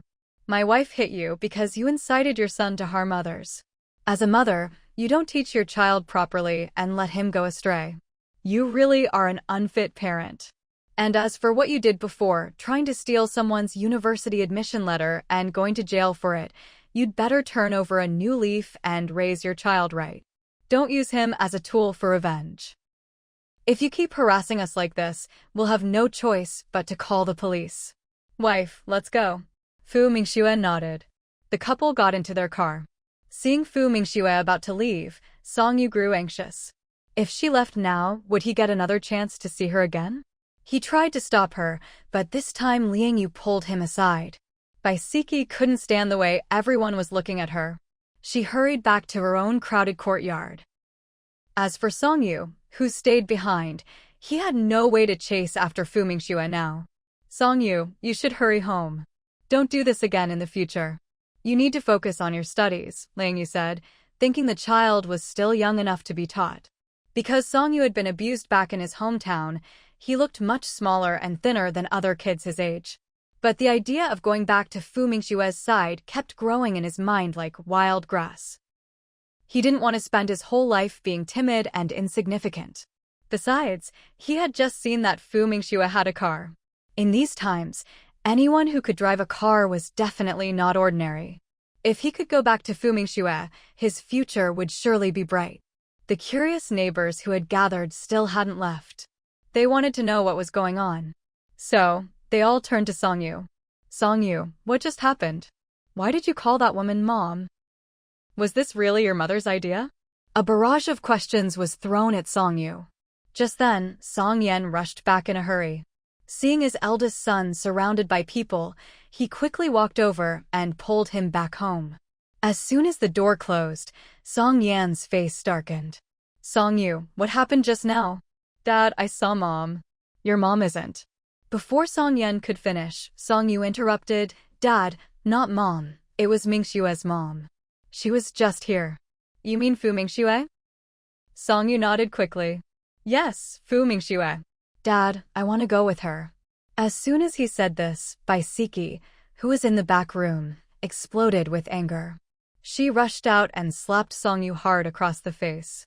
The slap was loud and sharp. Song Yu's face was knocked to the side, and the pain made him burst into tears as he shouted at Baisiki, "You're not my mom. I don't want a mom like you." In his previous life, even though Fu Mingxue knew that the three siblings weren't her biological children, she treated them as her own. Except for being strict about their studies, she was always good to them in daily life. What Song Yu said made Baisiki even angrier. Oh, so you ungrateful brat, if I'm not your mom, then who is? Do you think just because Fu Mingxue is doing well now, you can ditch your real mom and call that woman your mother? Dream on. That'll never happen. She's got 3 kids of her own. You think you still qualify? She raised her hand to hit him again. But this time, Song Yan stopped her. He grabbed Bai Siki's hand mid-swing and pulled his eldest son behind him. He shouted angrily, Bai Siki, what's gotten into you? Bai Siki laughed coldly in her rage. What's gotten into me? Why don't you look at what your son just did? In front of all those people, your precious son called Fu Mingxue mom. He even wanted to go with her. Do you really think Fu Mingxue would take him in? Great, now everyone here knows about our past and how we were reformed. Let's see how we're supposed to live here from now on. Hearing this, Song Yan pulled his son forward. Is what your mom said true? Faced with Song Yan's questioning, Song Yu shrank back. Dad, I was just too excited to see her. Besides, she really is my mom. Isn't it normal for me to call her that? To be honest, Song Yu still resented his biological parents. In his previous life, things weren't like this at all, so why had so much changed in this life? He desperately wanted to go back to the way things were before. So, when it came down to it, it was all the fault of the 2 people in front of him. They hadn't let Fu Mingxue follow the same path as in his previous life. Song Yan's expression darkened. From now on, don't talk about past and present lives anymore. And besides, she's not your mother now. Stop bothering her. I don't. Song Yu was unwilling to accept this. What was so wrong with wanting the kind of glamorous life he had before? Besides, without Fu Mingxue's tutoring and supervision, how was he supposed to manage at school? Even though he had an adult's mind, it seemed like none of the knowledge he'd learned before had come back to him. Other than being able to read, he couldn't do any of the assignments. Maybe he could handle elementary and middle school, but when it came to high school material, he was completely lost. That's why he needed Fu Mingxue's help. Fu Mingxue isn't your mother. Don't bother her. She has her own children now. From now on, we'll make a good life for ourselves. This time, after Fu Mingxue was injured and hospitalized, he couldn't avoid being taken to the police station for questioning. And it wasn't just once. After that, he truly understood Fu Mingxue was now someone far out of his reach. There was no way they could have any more contact. If their family kept pestering Fu Mingxue, there was a good chance they wouldn't even be able to stay in Beijing. Song Yu, remember this. You are not to bother Fu Mingxue again, and don't call her mom anymore. Otherwise, our whole family will have to go back to our hometown. Is that why you want to be sent back? Song Yu. Hometown? He shuddered at the thought. There was no way he wanted to go back. Not in this lifetime. I understand. Good. I've already arranged a school for you. When the new semester starts in September, you'll be able to attend classes here. When Song Yu heard that he could finally go to school, he couldn't help but breathe a sigh of relief. Dad, I'll definitely study hard. He felt confident he could handle elementary and middle school. Song Yan sent him back to his room. Once Song Yu left, Song Yan's sharp gaze landed on Bai Siki. What nonsense did you say to Fu Mingxue this time? So you're defending her now? The first thing you do is blame me. Didn't you see that B*TCH Fu Mingxue slapped me? If you hadn't provoked her, would she have hit you? As soon as Song Yan said this, Bai Siki lost her composure again. How did I provoke her? It was your precious son who went a bother that B*TCH. I just tried to pull him back, that's all. That B*TCH sure is something, seducing Qin Wenhua. No wonder her life is so comfortable in this life. Bai Siki, I don't care what just happened. Since it's over, let me warn you, don't provoke Fu Mingxue again. She's not the same person she used to be. If it happens again, you'll be sent back to our hometown. My 3 children don't need you to take care of them, I'll find someone else. He could see it clearly now, the 3 kids all rejected Bai Siki as their mother. Obviously, if the children were afraid of and rejected their own mother, it meant she hadn't treated them well at all. Bai Siki's face turned green with anger. This man was actually willing to send her back to their hometown for Fu Mingxue's sake? So, did that mean she'd been slapped by Fu Mingxue for nothing today? But the warning worked, because she absolutely did not want to go back to that small town. That place was a living hell for her. Wife, don't be upset. Qin Wenhua hadn't expected that Song Yan's son would just come up and call her mom. In his opinion, it was all because of the way that kid's mother raised him. But he'd also forgotten that Song Yan actually lived right next door to Liang Xia. Fu Mingxue said calmly, "Why would I be upset? They're nothing but a bunch of clowns. They're not worth letting them affect my mood." "That's good." Qin Wenhua let out a sigh of relief once he was sure his wife really didn't care about it. Fu Mingxue looked at Qin Wenhua. "What do you think about what just happened?" She wanted to ask what Qin Wenhua thought about what Song Yu had said about a previous life. But Qin Wenhua didn't really get what Fu Mingxue was asking. He just replied, "It was by Siki egging him on, just trying to get under your skin. You don't need to worry about it." Fu Mingxue. Forget it, she didn't want to talk about it anymore. After all, it's really hard for most people to understand things like reincarnation or remembering a past life. Especially since Qin Wenhua was a staunch materialist. Of course, she'd never planned on telling anyone about the absurd things from her past life anyway. She felt like, in her previous life, it was as if some invisible force had controlled her thoughts. Otherwise, how could she have been so foolish? Thinking too much about her past life just made her feel sick, like she wanted to throw up. She didn't want to remember any of it. Honestly, if she hadn't run into Song Yu today, she wouldn't have thought about any of that for a long time. It was like those memories were slowly fading away. The car pulled up at home. As soon as Fu Mingxue got out, she saw her little daughter running out to greet her. "Mama, Mama, I missed you so much."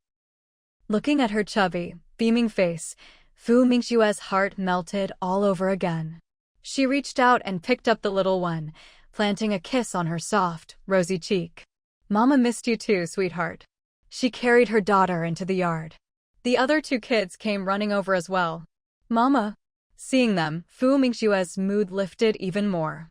"So, did you all finish your homework? As for those 3 ingrates from the Song family, let them go cool off somewhere else." "Mama, I finished mine," Qin Hao replied. He'd be starting 9th grade next semester, so his studies were getting more intense. He was always very diligent about his schoolwork. Of course, he also had his own study plan. "Mama, I finished mine too. I supervised my sister, and we even did some drawing together," said the older daughter. "I drew too. I drew our whole family, Daddy, Mommy, Grandma, my brother, my sister, and me." In Fu Zhenbao's mind, the people who lived together with them were her real family. So, she hadn't included Grandpa and Grandma in her drawing. Of course, there was another big reason. She'd simply run out of space on the paper. The sheet was a bit small. Next time, if she had a bigger piece, she'd add Grandpa and Grandma too. Fu Mingxue was delighted. "Really?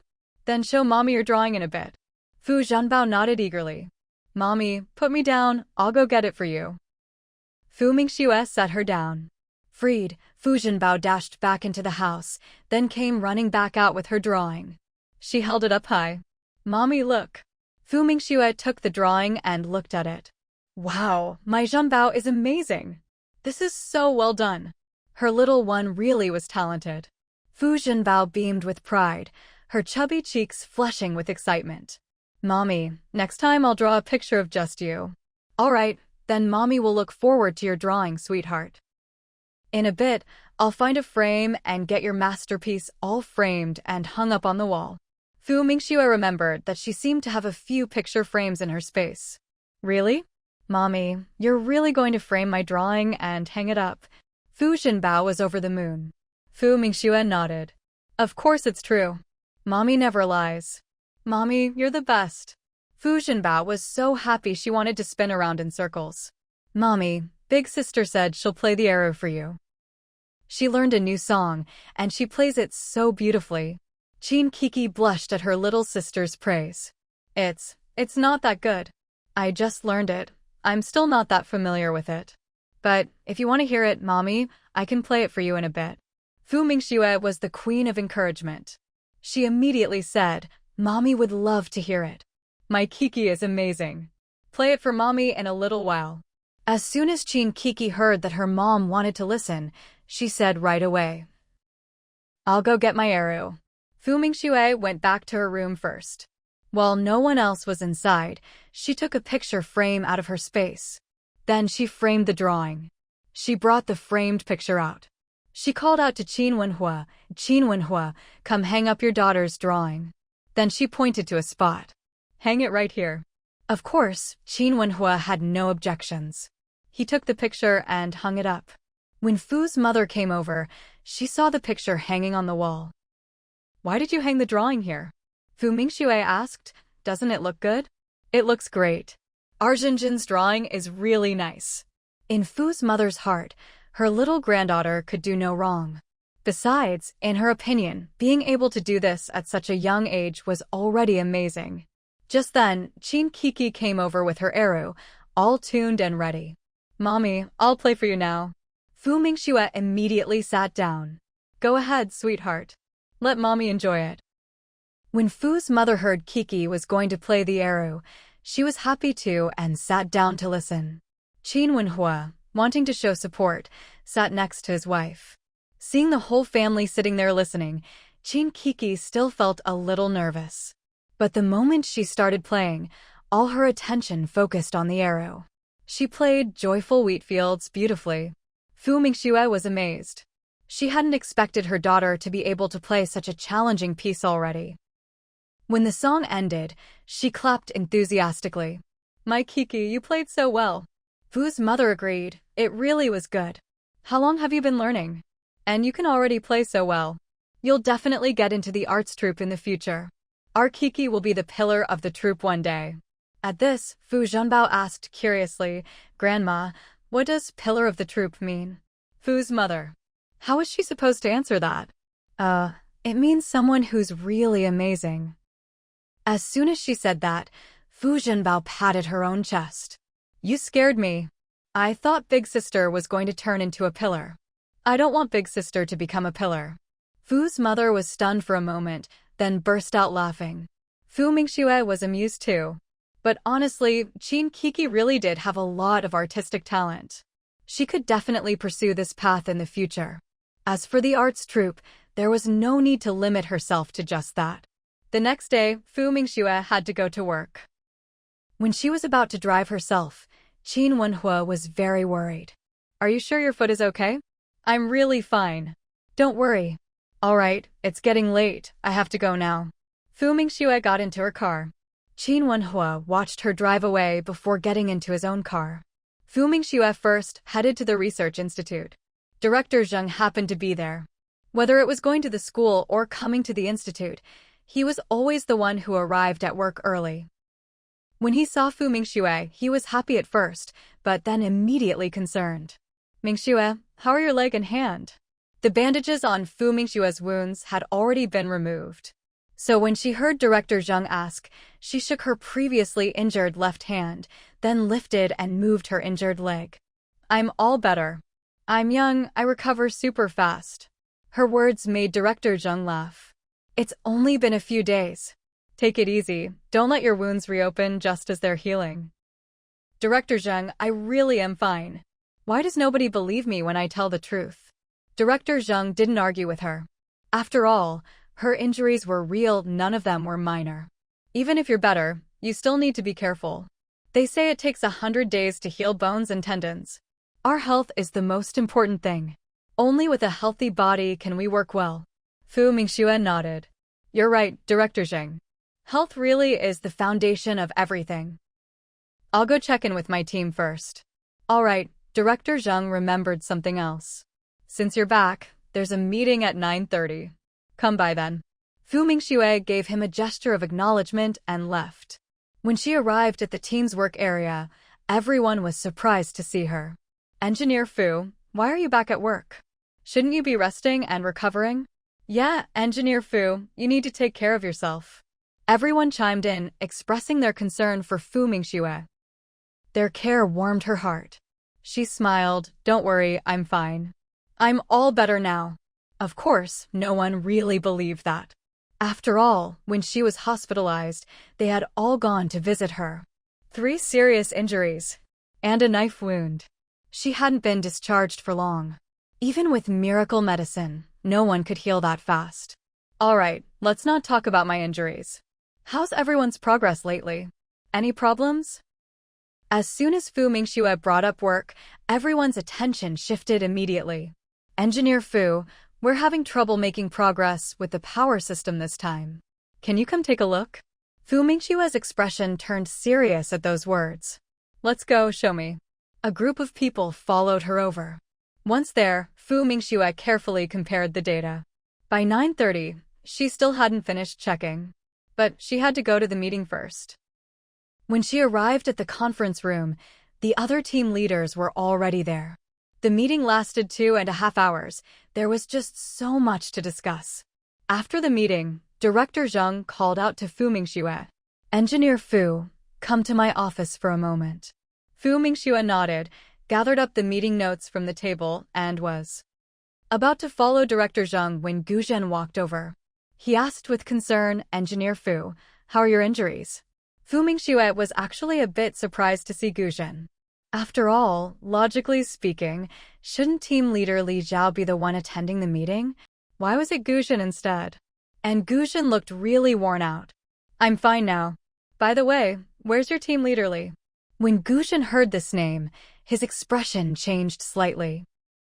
He glanced at Fu Mingxue with a rather strange look, as if he wanted to say something but stopped himself.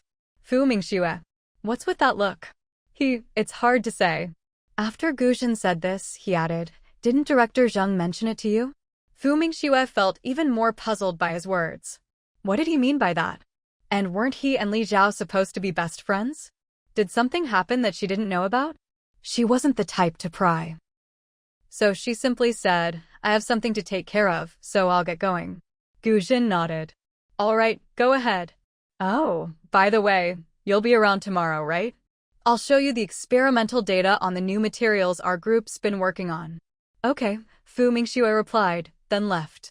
What she didn't notice as she walked away was that Gu Zhen stared after her for quite a while, his expression extremely complicated. Meanwhile, Fu Mingxue arrived at Director Zheng's office. When Director Zheng saw her come in, he asked her to close the door. This air of secrecy took Fu Mingxue by surprise. Still, she closed the door as requested. Director Zheng, what did you need me for? Li Zhao has been dismissed. As soon as he said this, Fu Mingxue was stunned. What happened? What did he do? Do you remember that, Chuyu? When Director Zheng said this, Fu Mingxue's mind raced. You mean Li Zhao is involved with that, Chuyu? Yes. He and Chuyu are actually biological brothers, but they were separated at birth. However, Chuyu got in touch with Li Zhao 5 years ago. Fu Mingxue. Back then, Chiyu's mother took him abroad, and they lived overseas. Later, when she learned of Li Zhao's identity, she reached out. Chuyu and Li Zhao have never had any public contact, so when we were investigating Chuyu, we had no idea about their relationship. They hid it extremely well. Also, it was Li Zhao who revealed your identity to Chuyu. Chuyu promised that if he could get some core data from the Research Institute this time, he would cut off contact with Li Zhao for good. In addition, after your identity was exposed, those people's goal was to kidnap you. They wanted you to work for a foreign research institute. And this time, it was Li Zhao who turned himself in. He's confessed everything. Fu Mingxue found it hard to process all this. The leader of a core research project group was actually a spy? It was almost impossible to believe. So now Gu Zhen has become the head of the materials group? No wonder Gu Zhen's expression had been so strange just now. Director Zheng nodded. Yes, we've already investigated Gu Zhen thoroughly. There's absolutely no problem with him. Mainly, he's extremely capable. There's no one more suitable to lead the materials group. If Gu Zhen wasn't promoted, the materials group would be in a difficult spot. Although Gu Zhen and Li Zhao were very close, practically inseparable, you had to admit both of them were truly talented. Most importantly, Gu Zhen's family background is extremely politically reliable. Even though he was close to Li Zhao, there's no way he'd ever collude with him. All right, I understand. By the way, Director Zheng, Fu Mingxue looked up at him. When did this happen with Li Zhao? She was referring to when Li Zhao turned himself in. After all, even Qin Wenhua didn't know about this. If Qin Wenhua had known, there's no way he wouldn't have told her. The day after your accident, we reinterrogated Chuyu. Li Zhao turned himself in when we were about to investigate him. He said it was the night after your incident. But this case is pretty far-reaching, so the special task force handled it in secret and didn't release any information to the public. Even Guzhen only found out about this last night. He had no idea before. Also, his appointment notice won't be issued until tomorrow. Fu Mingxue wasn't concerned about what happened to Li Zhao. She was more interested in something else. Did Li Zhao reveal any important data? The core data from your team wasn't leaked. After all, your whole group is pretty cautious, strong on defense, and you've always done a good job with confidentiality. As for the materials team, he didn't leak any key information. He gave them some fake data. Fu Mingxue, Director Zheng sighed. Also, he handed over a new type of material he'd developed. Fu Mingxue narrowed her eyes. Trying to atone for his crimes? In other words, seeking a lighter sentence? Take a look at this. Director Zheng opened a drawer and pulled out a stack of documents, handing them to Fu Mingxue. She took them and flipped through a few pages. He really is talented in this field. These are the results of his independent research over the years. After looking through a few pages, Fu Mingxue let out a cold laugh. Looks like he planned to use this as a bargaining chip to get himself off the hook all along. Handing over his research results to prove his value, hoping to reduce his sentence. And you can't guarantee he hasn't already given this data to someone else, can you? Director Zheng looked at her. That's why I wanted you to take a look. See if you can improve on this, or maybe work with Guzhen to study it further. As long as they could develop something even more advanced, they'd feel secure using it. He knew Fu Mingxue had experience in materials science too. Her skills were on par with Li Zhao and Guzhen. Fu Mingxue held the stack of documents and said, I'll take a look and let you know. All right, take your time to study it. If you have any questions, come to me. There's one more thing.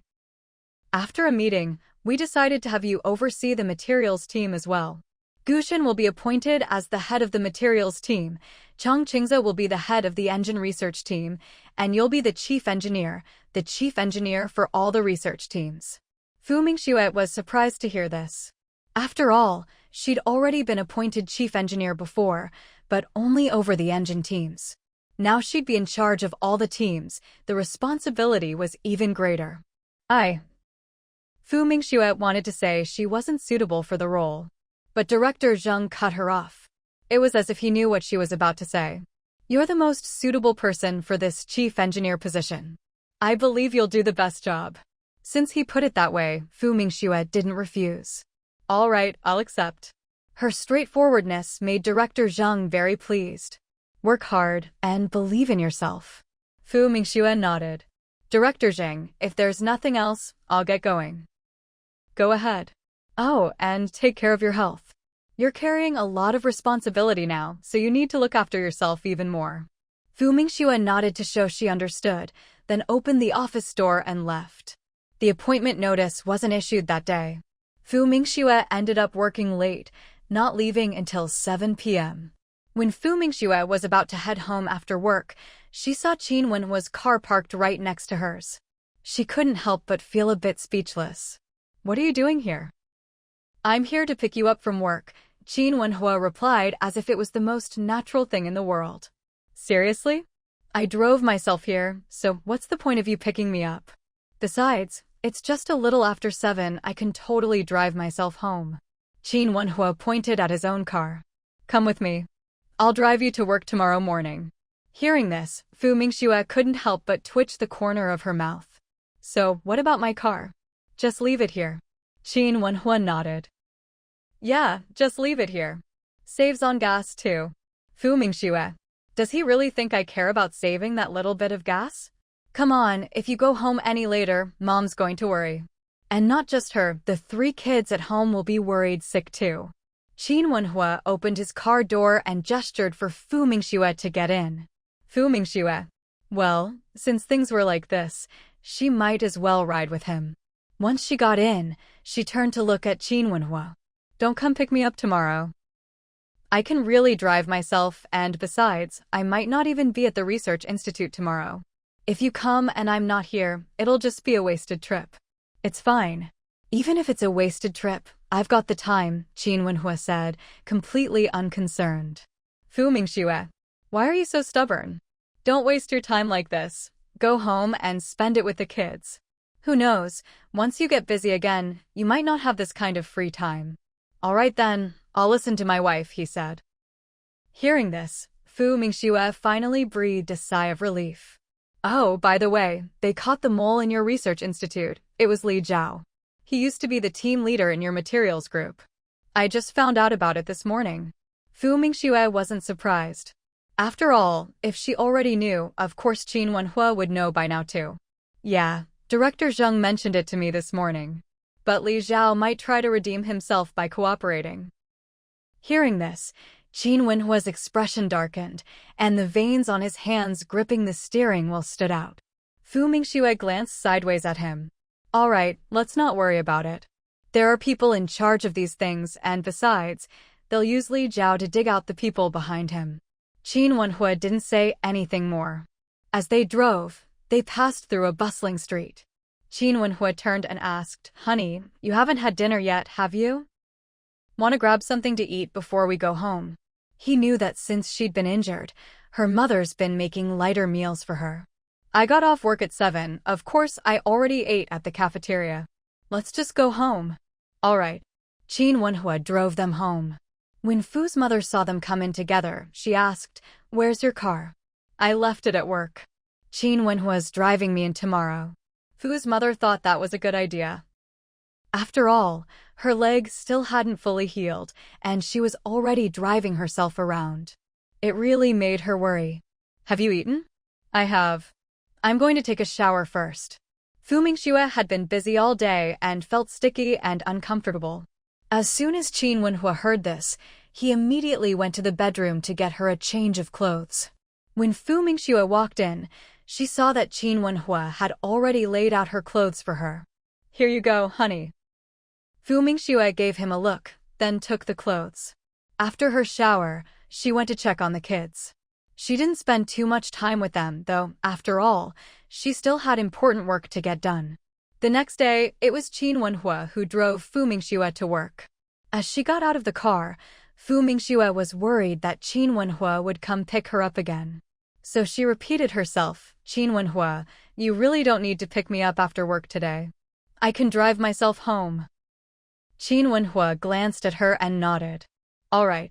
He didn't drive away until he saw Fu Mingxue enter her workplace. As soon as Fu Mingxue stepped into the research institute, she noticed that people were looking at her differently. Someone came up to her. Engineer Fu, congratulations. The moment she heard this, Fu Mingxue knew what was going on. Sure enough, she saw the institute's announcement posted on the special bulletin board. When she arrived at the lab group, everyone came over one by one to congratulate her. When Chang Qingze also came over to offer his congratulations, Fu Mingxue smiled and said, Congratulations to you too, Group Leader Chang. After all, after so many years, Chang Qingze should finally be promoted from Deputy Group Leader. However, Chang Qingze himself didn't seem to have much feeling about becoming Group Leader. After all, with Fu Mingxue as Group Leader, his job as Deputy was much easier.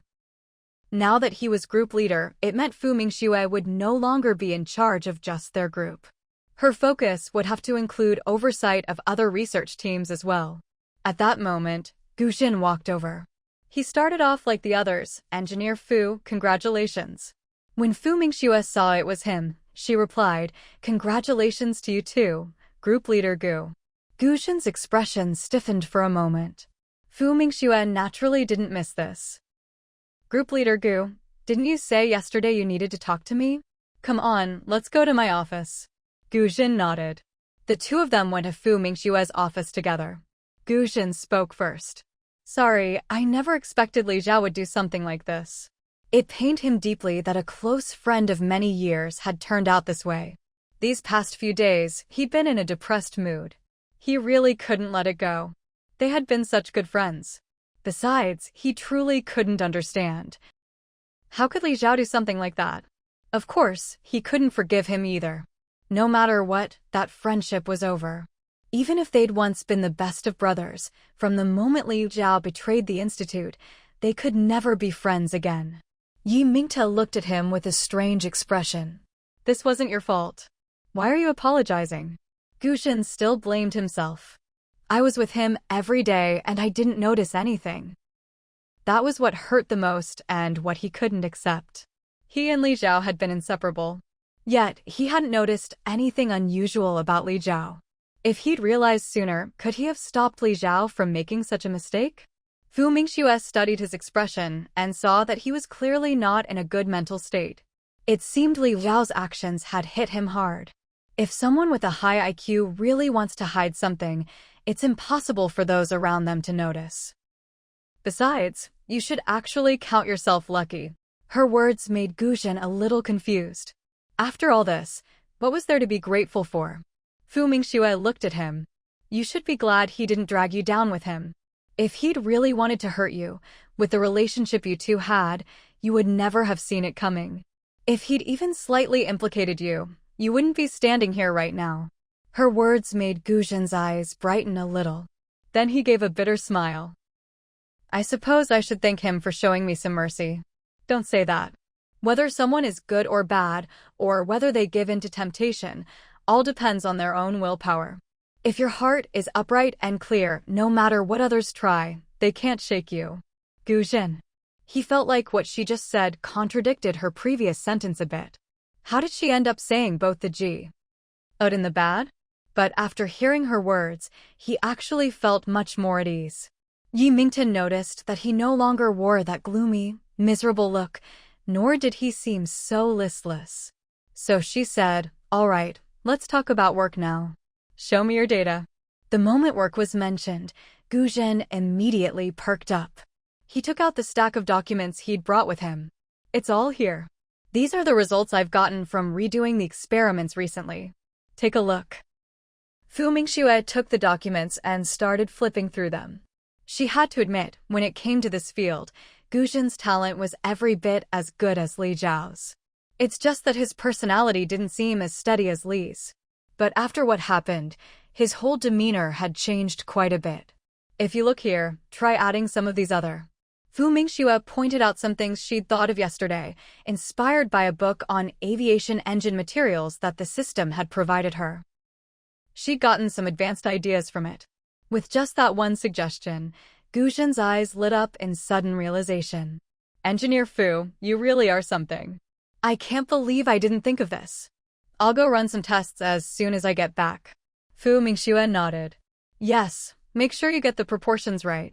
The two of them discussed a few other things as well. As for the new aviation material research that Director Zheng had shown her yesterday, she didn't mention it to Guzhen just yet. After all, if Director Zheng wanted Guzhen to know, he would have told him already. There was no need for her to say anything. And besides, she hadn't fully figured it out herself yet, so it wasn't the right time to bring it up. In the blink of an eye, it was the start of the new semester at the university. This term, Mingxue had a heavier course load. After all, she'd also taken on some computer science classes. Even though it was just 3 classes a week, it still took up a lot of her work time. She also needed extra time to read the computer science books the system provided.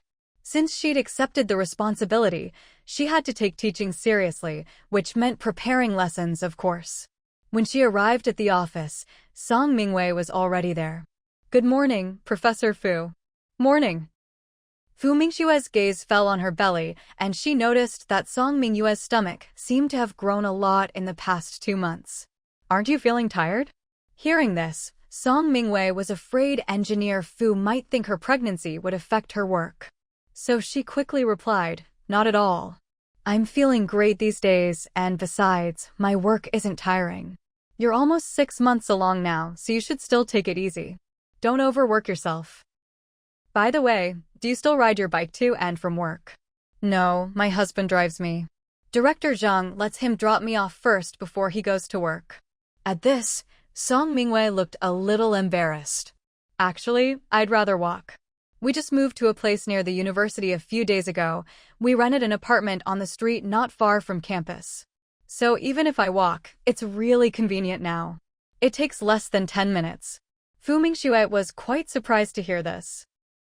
Housing is so tight these days, and you two still manage to find a place? Xiaoli really put in the effort. Xiaoli worked at Director Zhang's factory, which was a bit of a distance from the university. Song Mingxue blushed and nodded. He really is wonderful. All the pain from her original family had been healed by Xiaoli and his family. Of course, the greatest benefactor in her life was still Professor Fu. Now that you've moved closer, you can come to work a bit later from now on. Your working hours are flexible anyway. But there was no way Song Mingxue would ever come in late.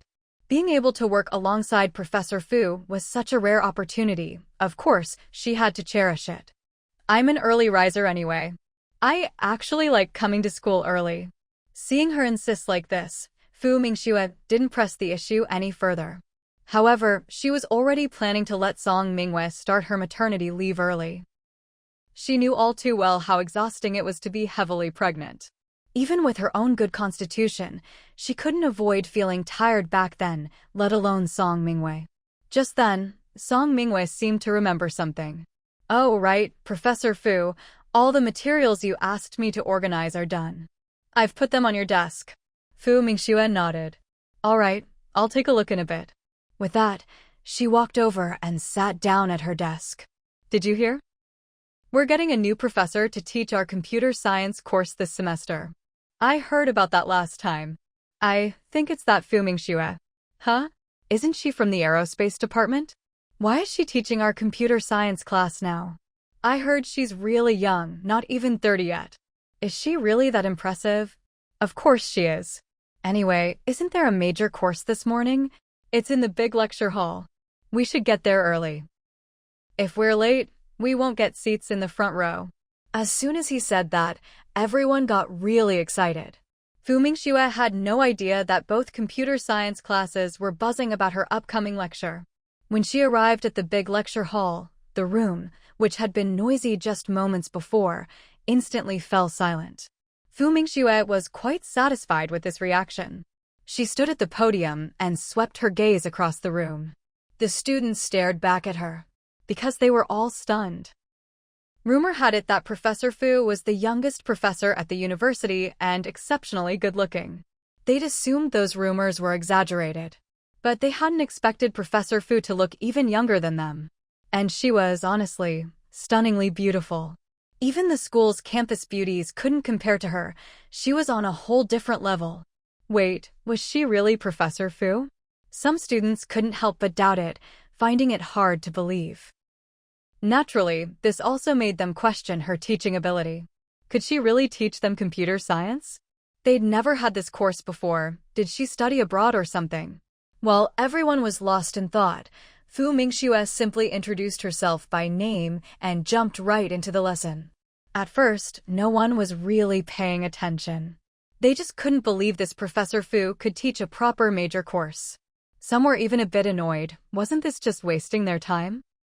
But as Fu Mingxue's lecture went on, everyone gradually found themselves drawn in. The class even ran over time, and when Fu Mingxue finished and left, the students were left in awe. As expected, the school would never let an unqualified person waste their time. Fu Mingxue returned to her office.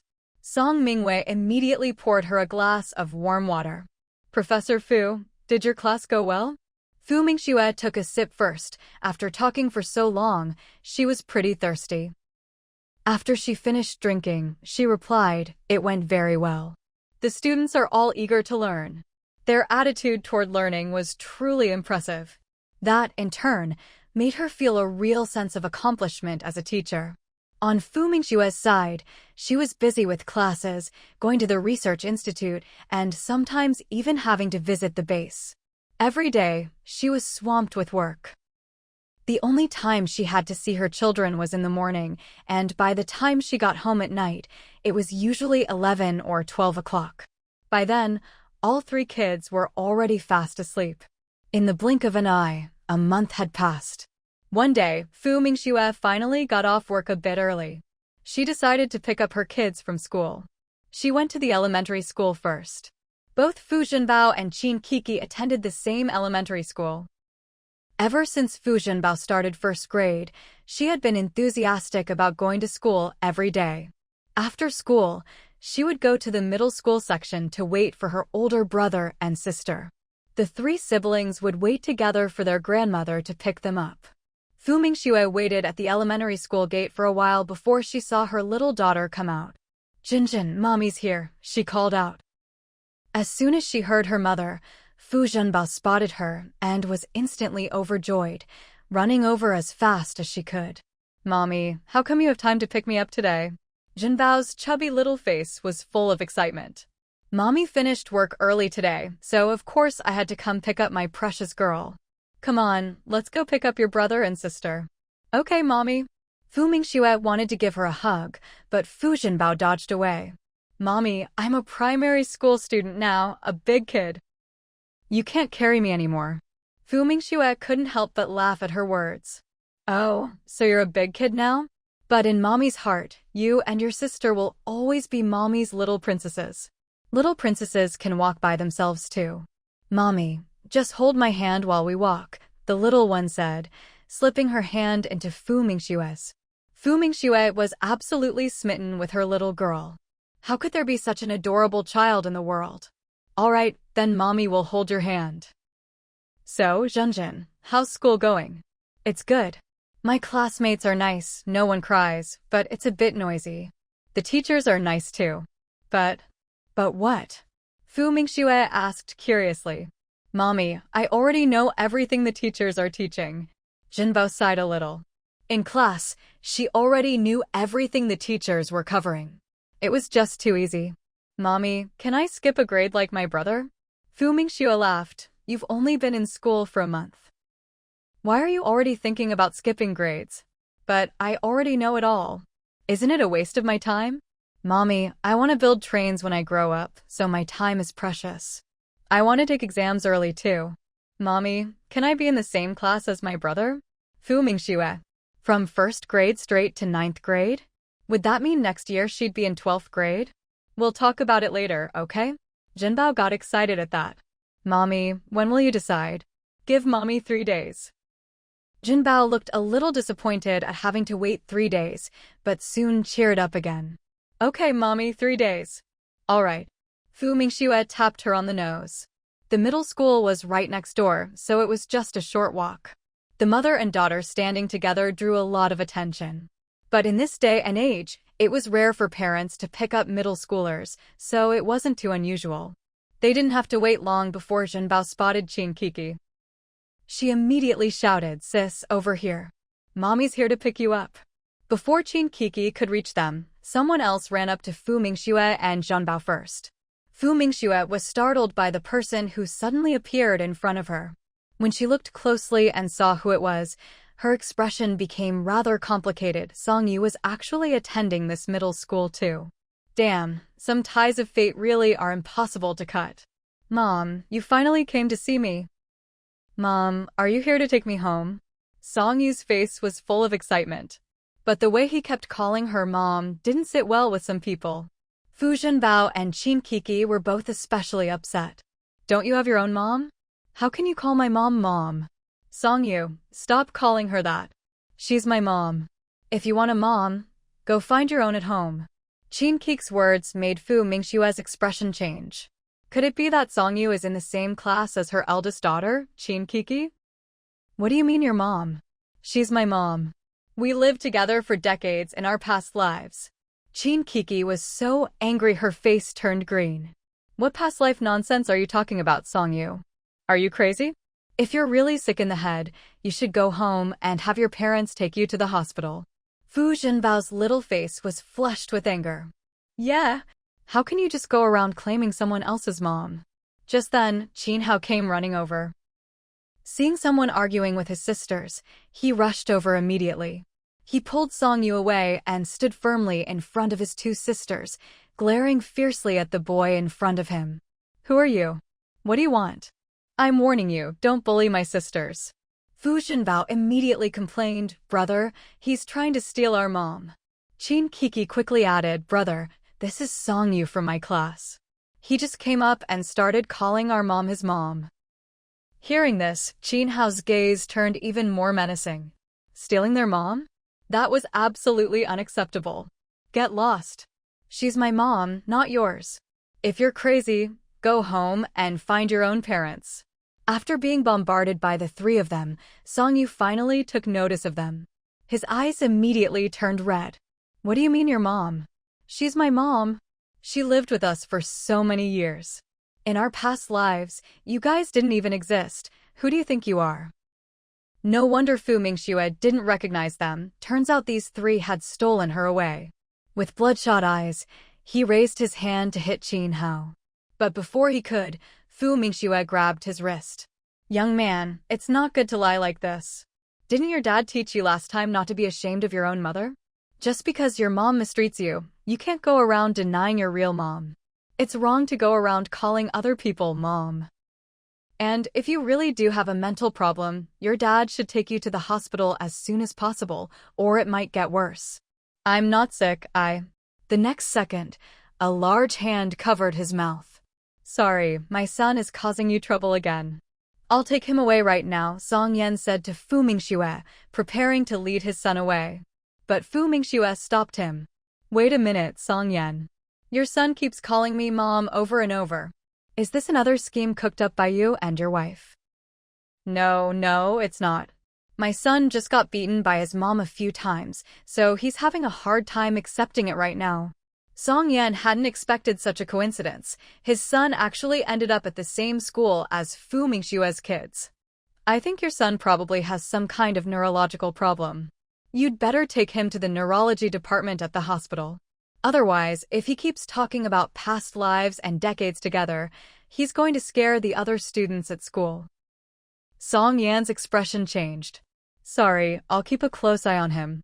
My son isn't sick. He's probably just been reading too many comic books lately. Don't worry, nothing like this will ever happen again. With that, he dragged Songyu away. As soon as they left, Qin Hao turned to his mother with concern. Mom, are you okay? Fu Mingxue's expression softened a little. I'm fine. Come on, let's go home. The three kids got in the car with their mother. But none of them looked happy. After all, someone had just tried to steal their mom away. That made them feel a real sense of crisis. Qin. Kiki was still fuming. She said angrily, Mom, that Songyu is supposed to be a good student, but I never would have guessed there's something wrong with his head. If he comes back to school tomorrow and dares to talk nonsense again, I'll beat him up. Little sis, don't do it. You can't beat him. Tell me, you're big brother, and I'll take care of it. Yeah, sis, big brother's right, you can't beat him. Tell me and I'll do it. I'm strong enough to handle him. As Fu Jinbo said this, she even showed off her little fists to prove how strong she was. Fu Mingxue caught their conversation in the rearview mirror and couldn't help but twitch her lips. Still, this Songyu was definitely trouble. She didn't want him staying in her daughter's class. She'd have to talk to Qin Wenhua about this later. Wait, did Qin Wenhua even know about this? Meanwhile, Song Yan had brought Songyu home. As soon as the door closed, he glared at his eldest son, his face full of anger. Songyu, didn't I already tell you to stay away from Fu Mingxue? What, did my words just go in one ear and out the other? Songyu's eyes were still red. Dad, it was those three bastards who stole Fu Mingxue from us. If it weren't for them, there's no way she wouldn't recognize me and my siblings. Fu Mingxue was nothing like his real mom. She never looked down on her slow-witted younger sister or her crippled second brother. If she saw them like this, she'd definitely feel sorry for them. In his previous life, even a small injury would make Fu Mingxue frantic with worry. If any of the three siblings got sick or ran a fever, she'd stay up all night to take care of them and cook them delicious food. Song Yan couldn't stand hearing the word bastard and slapped Songyu hard across the face. The slap rang out loud and clear. Songyu stared at him in shock and disbelief. Song Yan met his gaze and instantly regretted hitting him. Who taught you to talk like that? And another thing, if you say you've been reborn, how old are you really? What, did being reborn make you lose your mind? Do you think you can just go around telling people about this? Do you want me to send you to a mental hospital tomorrow? Songyu had been furious, but now, hearing his father's words, a chill ran down his spine. That's right. If he kept talking about this, Wouldn't people think he was a monster and lock him up? If they took him away for research, just the thought of it was terrifying. Seeing his son's expression, Song Yan knew his words had gotten through. So he said earnestly, "Song Yu, no matter what happened in the past life, you've got a second chance now. Forget about the past. We can start over. Even without Fu Mingxue, we have our memories from before. How could we not live a good life? Look, haven't I already gotten you into a school in the capital? As long as you study hard, your future will be bright, definitely better than last time." But although Song Yu was somewhat persuaded, he was still unwilling to accept it. After all, in his previous life, he had received so much kindness from Fu Mingxue. In this life, their biological mother did nothing but hit and scold them, completely shattering any illusions they had about her. He longed for the Fu Mingxue from his past life, the one who was always gentle and accommodating to them. He didn't want this biological mother who showed them not a shred of maternal affection. Seeing the look on his face, Song Yan added, "Even if Fu Mingxue had no memories of her past life, let's say she did, do you really think she'd acknowledge you? Have you forgotten how you and your siblings drove her out in your previous life? How you left her homeless, sick, and freezing to death?" Song Yu's face instantly turned deathly pale. Song Yan pressed on, delivering another blow. "If she really remembered the past, she'd want revenge on you, on our whole family. Let's just leave things as they are in this life, don't bother each other, and live our own lives. After all, we do owe her from our past lives. If you keep pestering her, her husband won't let us off the hook. Last time, it was him who got your mother and me locked up for all those years." Now Song Yu was so frightened that all color drained from his face. That man they'd met last time, his gaze alone was terrifying. I understand." Song Yan still felt sorry for his son. Seeing how scared he was, he couldn't help but sigh. "Tomorrow, I'll transfer you to another school." Song Yu reacted strongly to this. "No, I'm not transferring." "No, you have to transfer." Song Yan's attitude was firm. At this moment, Bai Siki came out, sneering, "Why should my son be the one to transfer? If anyone should transfer, it's that little bastard from Fu Mingxue's family. If you dare transfer my son, I'll go to the school every day and make a scene, accuse them of discriminating against ordinary folks like us and forcing us out." Song Yan glared at her. "Bai Siki, that's enough." Bai Siki sneered, "I mean what I say. Anyway, I won't allow a transfer." Then she turned to Song Yu. "And you, Song Yu, stop calling that bitch Fu Mingxue mom. Every time you do, I'll hit you. Also, you'd better do well in school this term. You must score higher than those little bastards. Otherwise, I won't go easy on you." No matter what, her son had memories from his past life. How could he not outperform those brats? Otherwise, wouldn't that bitch Fu Mingxue laugh herself to death? At that moment, Bai Siki suddenly found a new goal in life. Her son had to be better than those little bastards of Fu Mingxue. Song Yu's eyes lit up. That's right, he had to be better than Qin Kiki. When the time came, he'd make Fu Mingxue regret it. She didn't want such an outstanding son, and instead chose those fools who were inferior to him in every way. Fu Mingxue sneezed a few times. Her 3 children immediately showed concern. Fu Zhenbao quickly asked, "Mommy, are you sick?" "No, Mommy's not sick." Fu Mingxue drove home. To her surprise, she saw Qin Wenhua's car was already there. After parking, she let the children out. The 4 of them entered the yard together. Fu Mingxue looked at Qin Wenhua, who was chopping wood in the yard. "You're home early today." Qin Wenhua nodded. "Yeah, I've got something to do tomorrow. I'll probably be away from home for quite a while." Fu Mingxue didn't ask further when she heard this. After all, it was army business, best not to ask too much. At this moment, Qin Wenhua noticed that the 3 kids were clearly in a bad mood. "Huh? Why are the 3 of you so unhappy today? Usually when I pick you up, you're all so excited." "Daddy, someone is claiming our mom is theirs for no reason," Fu Zhenbao immediately complained. Qin Wenhua. He turned to look at his wife. Meeting his gaze, Fu Mingxue quickly said, "I was just about to ask you about this. Why is that Song Yu in the same class as Kiki?" Qin Wenhua was also surprised to hear this.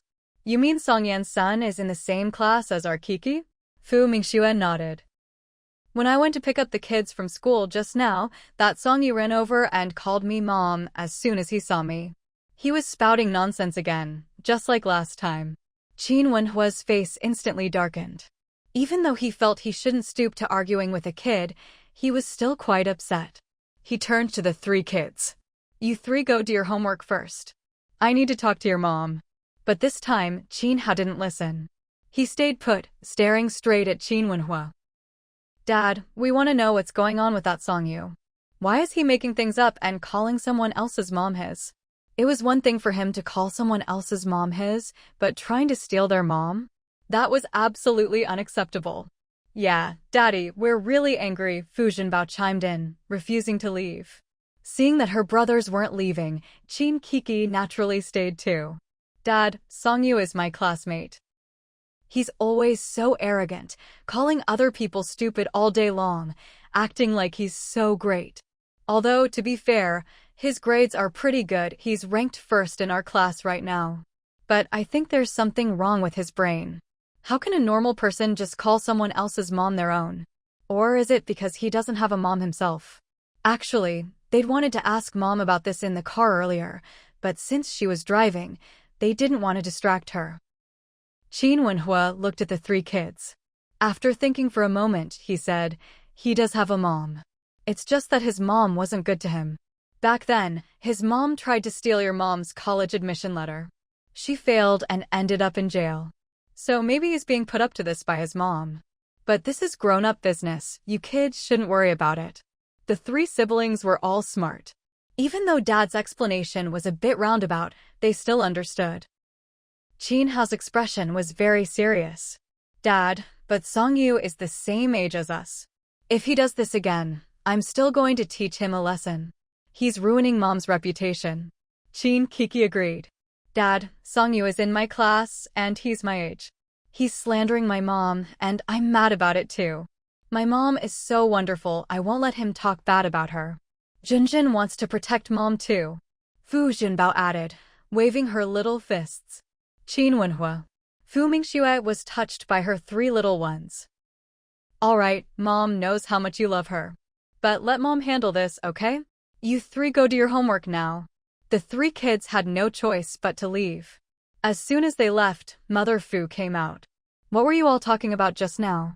Fu Mingxue explained how Songyan's son was now attending the same school as the kids. This made Mother Fu furious. How are they still haunting us? They even ended up at the same school. Fu Mingxue nodded. Exactly. It really seemed like they were everywhere. Can't we have them transferred out? Mother Fu asked. Just as Qin Wenhua was about to say he'd take care of the matter, Mother Fu chimed in again, forget it. If they want to study, let them. Otherwise, they'll think we're bullying them. The main reason was that Mother Fu didn't want anyone to think her son-in-law was abusing his special privileges. After all, the Fu and Bai families had known each other for over 20 years. Mother Fu knew well enough what kind of people the Bai mother and daughter were. Qin Wenhua looked at his mother-in-law and said, Mom, you don't have to worry too much about this. I'll handle it appropriately. Mother Fu thought about how her son-in-law always had his own ideas, so she didn't say anything more and turned back to the small kitchen. Fu Mingxue looked at Qin Wenhua. You don't need to get involved. I'll take care of it. After all, Qin Wenhua was in the military. There were some things it was better for him not to get involved in. Hearing this, Qin Wenhua nodded. All right. Actually, it's a small matter. I could handle it too. You're going to be busy with military work starting tomorrow, aren't you? Don't worry about this. All right. By the way, the day after tomorrow is National Day. The kids all have the day off. Are you off too? Fu Mingxue shook her head. No, but at least I don't have to work overtime. I can get off early and come home for dinner. Qin Wenhua sighed. It's a pity I won't be able to come home and have dinner with you and the kids that day. It's no big deal. Your work comes first. Besides, aren't we all having dinner together tonight? Fu Mingxue had long since gotten used to this kind of life, where if he wasn't busy, she was. Compared to the years when they were living apart in different cities, this was a huge improvement. No matter what, Her work was very important to her. Half an hour later, Mother Fu and Aunt Ding brought out dinner. Everyone, come out and eat. At her call, the three siblings came out of their rooms. Qin Wenhua stopped chopping wood and called the three kids to wash their hands before eating. Fu Mingxue also came out of her room. She glanced at the dishes on the table, her eyes lighting up. Mom, the food looks great tonight. Mother Fu gave her a look. Then eat more. With 3 growing kids at home and 2 adults working hard, everyone needed good nutrition. These days, dinner at home was always plentiful. After all, they weren't short on money anymore.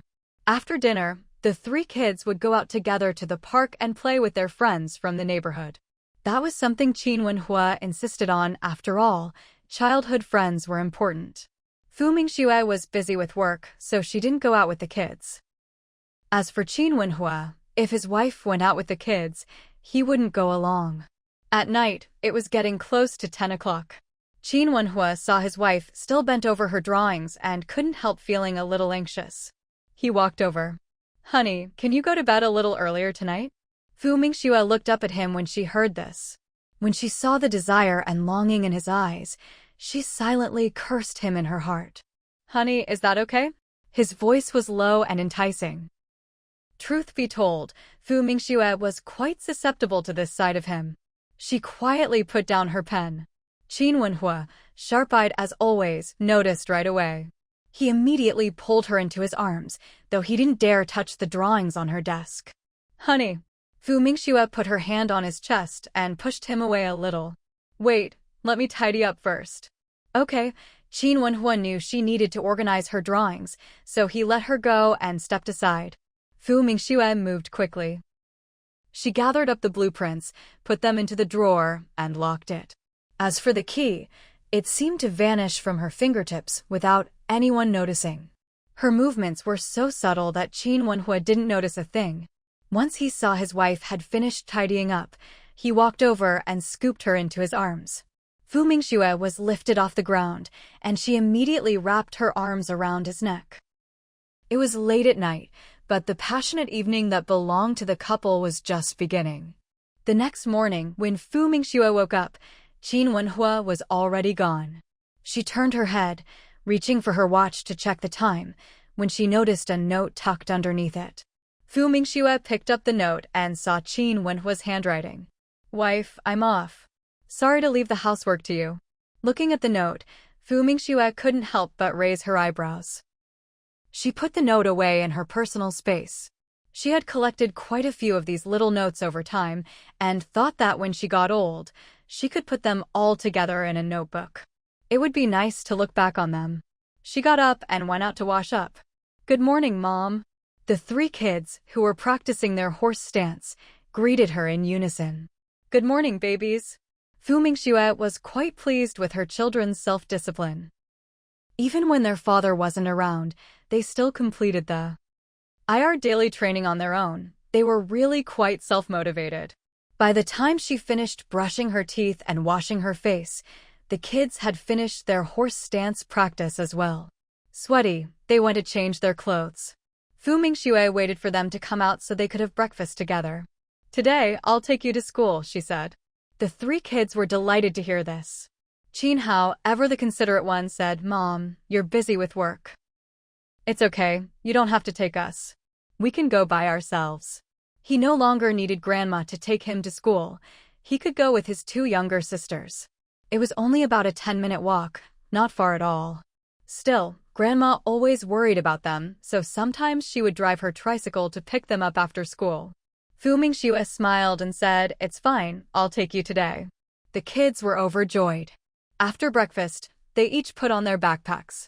Grandma, we're off to school. Grandma waved her hand. All right, go on. Study hard. Fu Mingxue told her mother, Mom, you don't need to pick them up this afternoon. I'll get off work early and pick them up myself. Okay, how about I make dumplings for dinner? Fu's mother knew her daughter loved dumplings. The 3 kids loved them too. Fu Mingxue nodded immediately. Dumplings sound great. I love sauerkraut filling. Make a few extra, please. Sure thing. Fu's mother made her own sauerkraut, and she had plenty of it pickled. The 3 kids got in the car and Fu Mingxue drove them to school. After watching them go inside, she was about to leave when she spotted Song Yan standing not far away. Fu Mingxue felt disgusted just looking at him. She was about to step on the gas and drive off when Song Yan hurried over. Mingxue. Fu Mingxue didn't get out of the car. She looked at him expressionlessly. What's wrong with your family? Why can't you people just leave me alone? You stick to me like glue. What, you all think you can't live without me or something? Sorry, I didn't mean that. Actually, I just wanted to tell you that I've already transferred Songyu away, so you don't have to worry about him. Pfft. Who do you think you are? As if I'd waste my time worrying about you people. Get lost. Fu Mingxue didn't bother saying anything more. She rolled up the window and stepped on the gas, driving away from the scene. Good morning, Professor Fu. Morning. When Fu Mingxue arrived at school today, many students greeted her. When she got to the office, she found Yunjia and Li Zhengfei there as well. What are you two doing here? Professor Fu, there are some parts of our experiment data that we don't quite understand. The numbers don't seem right. We were hoping you could take a look. As soon as Fu Mingxue heard this, she immediately turned to Song Mingwei.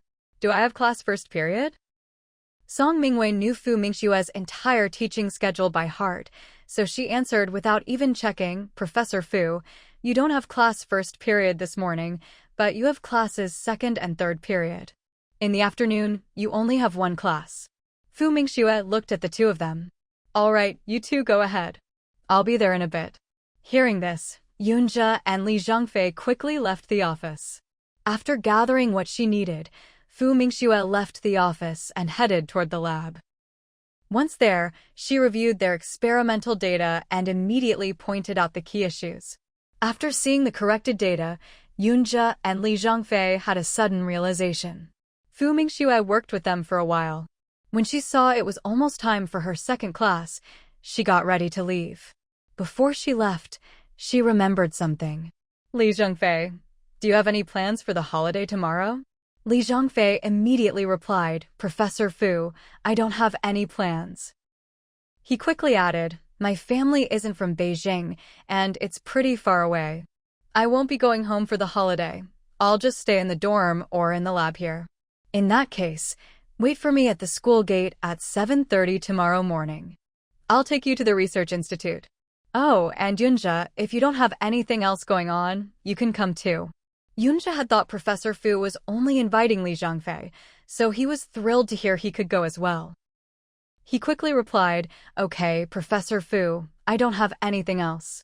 Li Zhengfei was also overjoyed. He hadn't expected Professor Fu would actually take them to the research institute.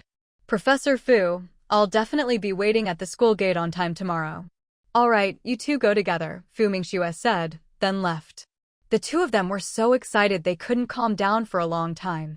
Fu Mingxue didn't have many classes today. When she finished her last class in the afternoon, she didn't leave early. Instead, she started working on the computer in her office. At 4:30 p.m., she went to the elementary school division. She picked up Fu Zhenbao first, then went next door to the middle school to pick up the twins. As soon as the 3 kids got in the car, Qin Kiki couldn't contain her excitement. Mom, that Songyu didn't come to school today. Our homeroom teacher said he's been transferred to number 3 middle school. Although Fu Mingxue had already heard about this from Song Yan in the morning, she was still surprised to hear he'd been transferred to number 3 middle school. Does Song Yan really have such good connections? Really? Well, that was his father's decision. Big sister, is that the annoying boy? Fu Zhenbao asked. Qin Hao was not happy with his little sister calling someone else big brother. He said jealously, Jinjin, don't call other people big brother so casually. Besides, he's not your brother, I am. Seeing her brother upset, Fu Zhenbao quickly said, sorry, big brother. I won't call anyone else big brother again. Please don't be mad. Looking at his adorable little sister, Qin Hao instantly cheered up. I'm not mad. Fu Mingxue. It's actually a good thing that Songyu left our class. Now, we won't have to deal with someone who always thinks he's better than everyone else. The whole class is pretty happy he's gone. As soon as Qin Kiki spoke, Fu Mingxue could clearly sense just how much she disliked Song Yu. You don't need to worry about anyone else. Just focus on your own classes, Fu Mingxue said. Mom, I'm not paying attention to him at all. But I am really happy that he's leaving. I never liked hearing him call you Mom, it was just so annoying, Qin Kiki replied. In all her years, Qin Kiki had never disliked anyone as much as she disliked Song Yu now. Honestly, from the very first day she saw him at school, she'd felt an inexplicable dislike for him. Now that she wouldn't have to see this annoying person anymore, she was genuinely much happier. The car pulled up to their house. As soon as the three kids got out, they bounced and skipped their way into the yard. Seeing them return, Grandma Fu greeted them with a smile. You all look so happy today. Is it because you have a holiday tomorrow? Grandma, we're happy because that annoying Song Yu transferred to another school. Qin Kiki couldn't help but share the good news. The moment Grandma Fu heard this, her eyes lit up. Really? He transferred? Yep. He's gone to number 3 middle school. That's pretty far from ours now. To her, that school was several streets away. The farther, the better. Grandma Fu said, not that she was prejudiced or anything. But that Song Yan and Baisiki's kid had already been led astray. What good could come of it? If they'd stayed at the same school, there would definitely have been trouble down the line. Her own grandkids were all pure-hearted. If someone with bad intentions tried anything, it would be hard to guard against. After the three kids went inside, Grandma Fu leaned in toward Fu Mingxue. Mingxue, what exactly does that Song Yan do? How can he just transfer his kid to another school so easily? Fu Mingxue sneered inwardly. Wasn't it just because Song Yan had memories from his previous life? As long as he didn't do anything stupid, he'd always have good connections and a decent life. Besides, as long as Song Yan didn't act foolishly when it came to Baisiki, he was actually quite resourceful. Still, seeing the Song family living well left a bitter taste in her mouth. After all, a few years in prison was nothing compared to how badly they'd hurt her in their past life. Mom, don't worry about them. Some people just can't help but dig their own graves. You're right. That Baisiki always liked to stir up trouble when she lived in town. I don't believe she's changed her ways now. No need to pay them any mind. Let's just live our own lives. Oh, didn't we say we'd have dumplings tonight? Are they ready? Of course. Aunt Ding and I finished making them ages ago. I'll cook them in a bit. Half an hour later, the whole family was enjoying steaming hot, delicious dumplings. The three kids especially loved them and ate a lot.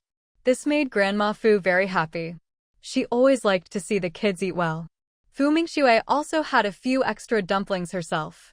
After dinner, Fu Mingxue said to the three children, "You have a holiday tomorrow. You can go stay at your grandparents' house for a couple of days. That way, your grandma here can have a little break too." "Okay, Mom. We'll just stay for 2 days," the kids replied. They liked their paternal grandparents too. But they still preferred being at home. After all, Mom was there. Even if she came home late from work and they might not see her at night, they could always see her in the morning. Since they had a request, Fu Mingxue naturally agreed. All right, 2 days it is. Grandma Fu had no objections. After all, it was good for the kids to spend time with their other grandparents too. The next day, as Fu Mingxue was getting ready for work, she asked her three children, "Do you want Mommy to take you over?" Qin Hao immediately replied, "No need. Grandma said she'll take us over in a bit." Just then, Fu's mother walked over. "That's right, I'll take them. You don't need to worry about it. I need to head over there anyway." She had grown some vegetables and planned to pick some to bring along. Although the courtyard next door was empty, there was a patch of land for growing vegetables. She had pulled out the flowers that were there before and used the space for vegetables instead. Seeing this, Fu Mingxue nodded. "All right, I'll leave it to you. But make sure you drive your little three-wheeler slowly." Fu's mother replied impatiently, "I know what I'm doing. You just go on your way." Fu Mingxue. Fine, she'd just leave then. "Bye, Mommy. Drive safe, Mommy." "Don't work too hard, Mommy."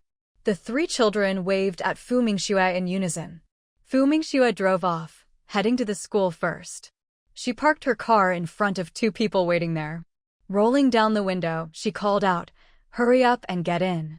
Yunjia and Li Zhongfei immediately opened the back doors and quickly got in. Once they were settled, Fu Mingxue started driving again. An hour later, they arrived at the research institute. "We're here, get out." Fu Mingxue pushed open her door and got out. The two in the back seat quickly followed. When they saw the research institute in front of them, their eyes widened in shock. The institute's buildings looked grand, imposing, and mysterious. Especially when they drove in, there were security guards standing at the gate. "What are you standing around for? Come on, follow me inside." With that, Fu Mingxue took the lead and walked ahead. Yunjia and Li Zhongfei hurried to keep up. This was their first time at the research institute, and to be honest, they were really nervous. As they walked in, everyone they passed greeted Fu Mingxue. They all called her Engineer Fu. This left the two of them astonished. Judging from the attitude of these researchers, Professor Fu seemed to have a high status here. Professor Fu was certainly impressive, but this was the research institute. There were plenty of older, highly accomplished people here. No matter what, Professor Fu was still a young researcher, wasn't she? But then again, she'd already become a professor at such a young age at the university, hadn't she? They kept quiet, following closely, afraid of being left behind. Fu Mingxue went to her office first. "This is my office. Do you need to leave any personal items here?" Both shook their heads. "No." "All right, then wait a moment." Fu Mingxue organized the blueprints she'd brought with her. Then she had them follow her out. As they walked, she said, "Today, just listen in." "Yes," both replied, unable to hide their excitement. Forget just listening, they'd be happy to run errands or do odd jobs. Fu Mingxue brought them to the project team. Chang Qingze looked at the two young men and asked, "Engineer Fu, who are these two?" "They're my students. This is Yunjia, and this is Li Zhongfei. They both have a lot of talent in the field of aero engines, so I brought them over to participate. Their project is also related to propulsion systems." Fu Mingxue then introduced Chang Qingze to Yunjia and Li Zhongfei. "This is team leader Chang. He's mainly responsible for engine R&D. Upon hearing this, Yunjia and Li Zhongfei immediately straightened up and greeted him respectfully. "Hello, team leader Chang." "Hello, team leader Chang." Chang Zi's naturally appreciated talented people. After all, the research institute needed fresh blood. He nodded slightly to the two of them. "You two are excellent as well." The corners of Fu Mingxue's lips lifted in a faint smile. "Let's go, time for the meeting." Chang Qingze nodded. "All right." Yunjia and Li Zhongfei, overhearing their conversation, exchanged a glance. If Engineer Fu was going to a meeting, what were they supposed to do? Fu Mingxue turned to look at them. "You two come along and sit in on the meeting." Yunjia and Li Zhongfei were stunned. They could actually sit in on the meeting? Wow, this trip was really worth it. Once inside the conference room, Fu Mingxue motioned for the two of them to take the two empty seats in the back row. The others were also a bit curious about who these two were, but didn't ask. Because the meeting was starting. That day, Yunjia and Li Zhongfei saw and learned a lot following Fu Mingxue around the research institute. They encountered things very different from what they'd seen at school. It made their passion for scientific research burn even brighter. And after a day of following along, they finally realized Professor Fu was actually the one who held the real authority in the research group. No wonder she was the youngest professor. After that day, they felt even more fortunate to have become Professor Fu's students. In the days that followed, Fu Mingxue continued to bring them to the research institute. Over this period, she noticed that Yunjia seemed to have a particular sensitivity when it came to materials. So, on the last day, she asked him, "Do you have any thoughts about special materials?" Yunjia was a bit surprised, but answered honestly, "I'm really interested in this area. When I first chose my major, I didn't pick the right one." He often read a lot of books on the subject in his spare time. From the first day she picked Yunjia, Fu Mingxue knew he was exceptionally smart. She'd even looked up his college entrance exam scores. He'd nearly gotten a perfect score in the sciences. After entering university, his academic performance was even more outstanding. By the first semester of his sophomore year, he was already on par with most seniors. Professor Fu, actually, I've also done some research in this area. Yunja hadn't planned to mention this, but since Professor Fu brought it up, he had a hunch and decided to say something. Sure enough, Fu Mingxue was interested. What kind of research? I'll bring it to show you tomorrow. All right. The next day, Fu Mingxue went to the university. Yunja had class in the morning, and so did Fu Mingxue. So after lunch, Yunja brought his research data to Fu Mingxue's office. Professor Fu, here, this is my work. Fu Mingxue reached out to take it and skimmed through it quickly. The more she read, the brighter her eyes became. This is really impressive. By the way, have you experimented with this invisible coating? Not yet, not yet. It's just a concept of mine for now, but I think it's highly feasible. In that case, you can focus on researching this next. Also, if you're thinking of switching majors. Before she could finish, Yunja quickly said, Professor Fu, I don't want to switch majors. I really like what I'm studying now, and I think I can handle both. Professor Fu was his role model.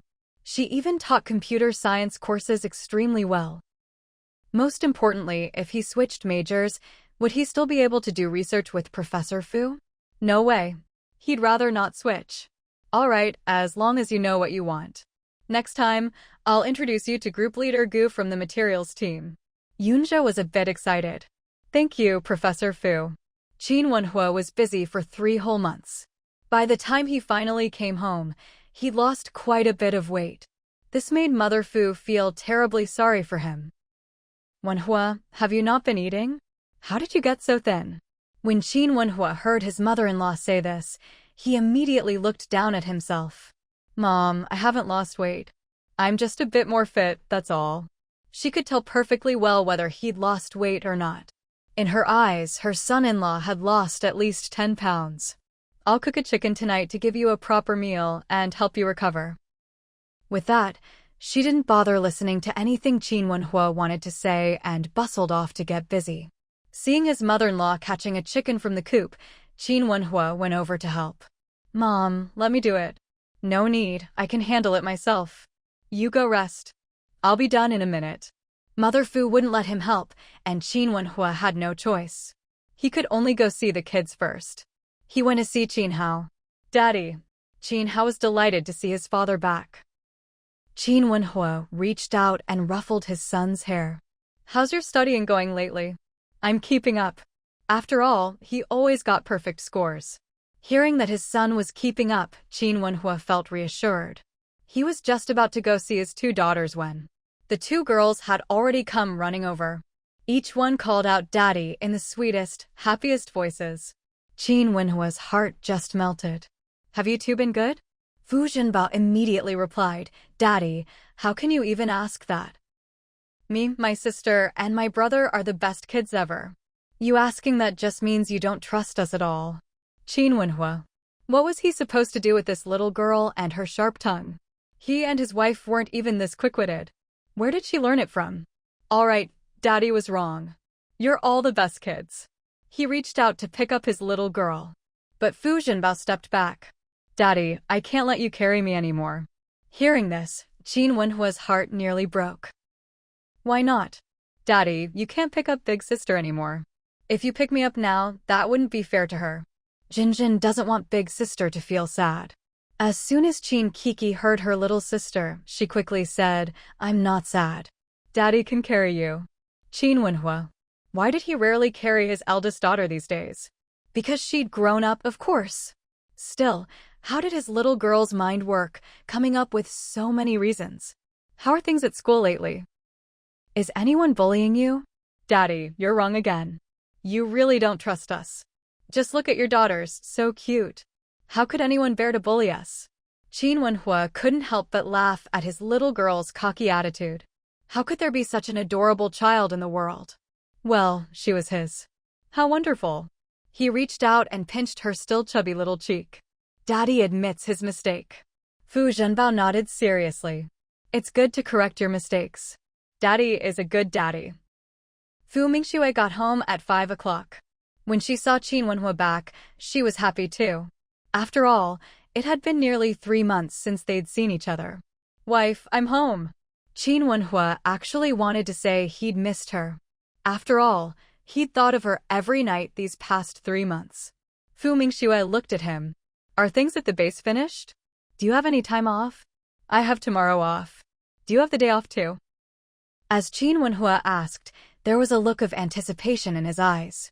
After all, tomorrow is Sunday. Fu Mingxue shook her head regretfully. No, we're at a critical stage at work right now.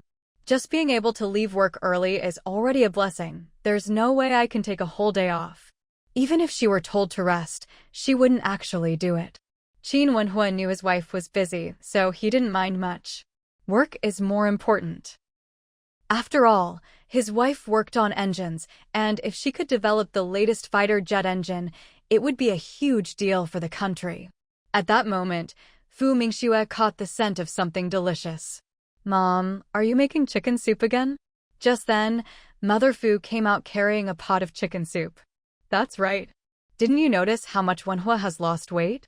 I made chicken soup to help him regain his strength. Hearing this, Fu Mingxue turned to size up Qin Wenhua. He didn't look skinny at all. His physique was as strong and fit as ever. Qin Wenhua noticed his wife's scrutinizing gaze and quickly said, Honey, I haven't lost weight at all. I don't need any extra nourishment. He was in great shape. Not weak in the slightest. Fu Mingxue raised an eyebrow. I didn't say anything. Why are you so eager to explain? I'm not anxious. Qin Wenhua just didn't want his wife to get the wrong idea and think he was weak. Let's eat. No matter what, it's Mom's way of showing she cares about you. If he didn't eat more chicken or drink more soup, her mom would probably nag him about it. Dinner was especially lavish that night, since Qin Wenhua, the father, was home. Mother Fu ladled out a huge bowl of chicken soup for Qin Wenhua and put a big chicken drumstick in it. Qin Wenhua picked up the drumstick and put it in Fu Mingxue's bowl. I don't eat this. Here, honey, you have it. But Mother Fu promptly put it back into his bowl. There's plenty of chicken. You eat this one. With his mother-in-law insisting, Qin Wenhua felt awkward about passing the drumstick back and forth. Thank you, Mom. Fu Mingxue got one too. After all, when their mom was home, the 3 kids always defaulted to giving the drumsticks to her. So, she accepted it with a smile, without the slightest hesitation. That night, at 10 o'clock, Qin Wenhua came to urge Fu Mingxue to go to bed again. Fu Mingxue understood the look in his eyes. This guy, honestly. I had too much supplement tonight, Qin Wenhua said. Fu Mingxue stared at him in shock. Honey, don't you love touching my abs? Here, come touch them. Fu Mingxue. Heavens, it's only been 3 months since they last saw each other. Where did he learn to flirt like this? Still, after 3 months apart, Fu Mingxue did miss him a little.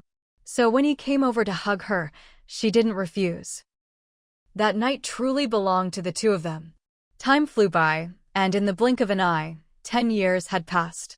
In those 10 years, the engine developed by Fu Mingxue's research team had become the latest generation. Her team was now split into 2 groups, one focused on fighter jets, the other on aerospace.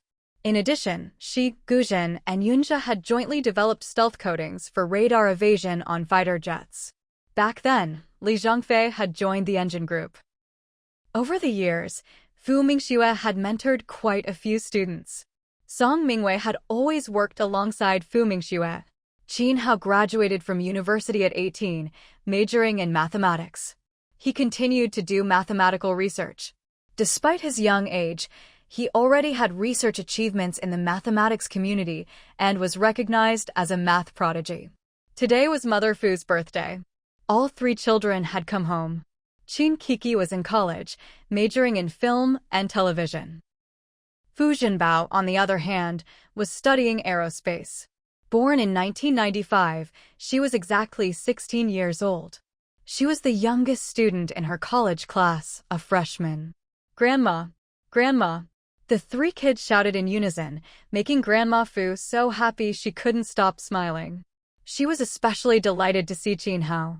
Now that he was working and living at the research institute, he rarely came home. Seeing him made Grandma Fu overjoyed. My Hao Hao has really grown into a handsome young man. Hearing this, Qin Hao couldn't help but smile shyly. Seeing her brother like this, Fu Zhenbao grinned and chimed in, "So, Grandma, is it time to start worrying about whether my big brother has a girlfriend?" Grandma Fu nodded eagerly. Exactly. How, are there any nice girls at your workplace? If you like someone, you should hurry up and start dating. Get married early and have kids.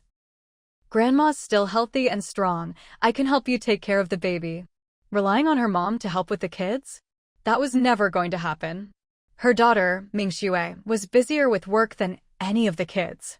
Qin Hao hadn't expected to reach the age where he'd be nagged about marriage. He said helplessly, "Grandma, I'm only 21 by Chinese age. There's really no rush to start dating." Grandma Fu immediately replied, "You're about to turn 22. Back in the day, kids your age could already run errands for soy sauce." Qin Hao. That was back in the day. Grandma, these days it's better to marry and have kids later. I'm really not in a hurry. Grandma Fu said, "You're not in a hurry, but I am. My arms and legs still work. I can help you with the baby. In a few years, I might not be able to anymore." Qin Hao blushed. He didn't even have a girlfriend, and Grandma was already talking about babies. "Grandma, it's really too early for that. I'm focusing on work right now.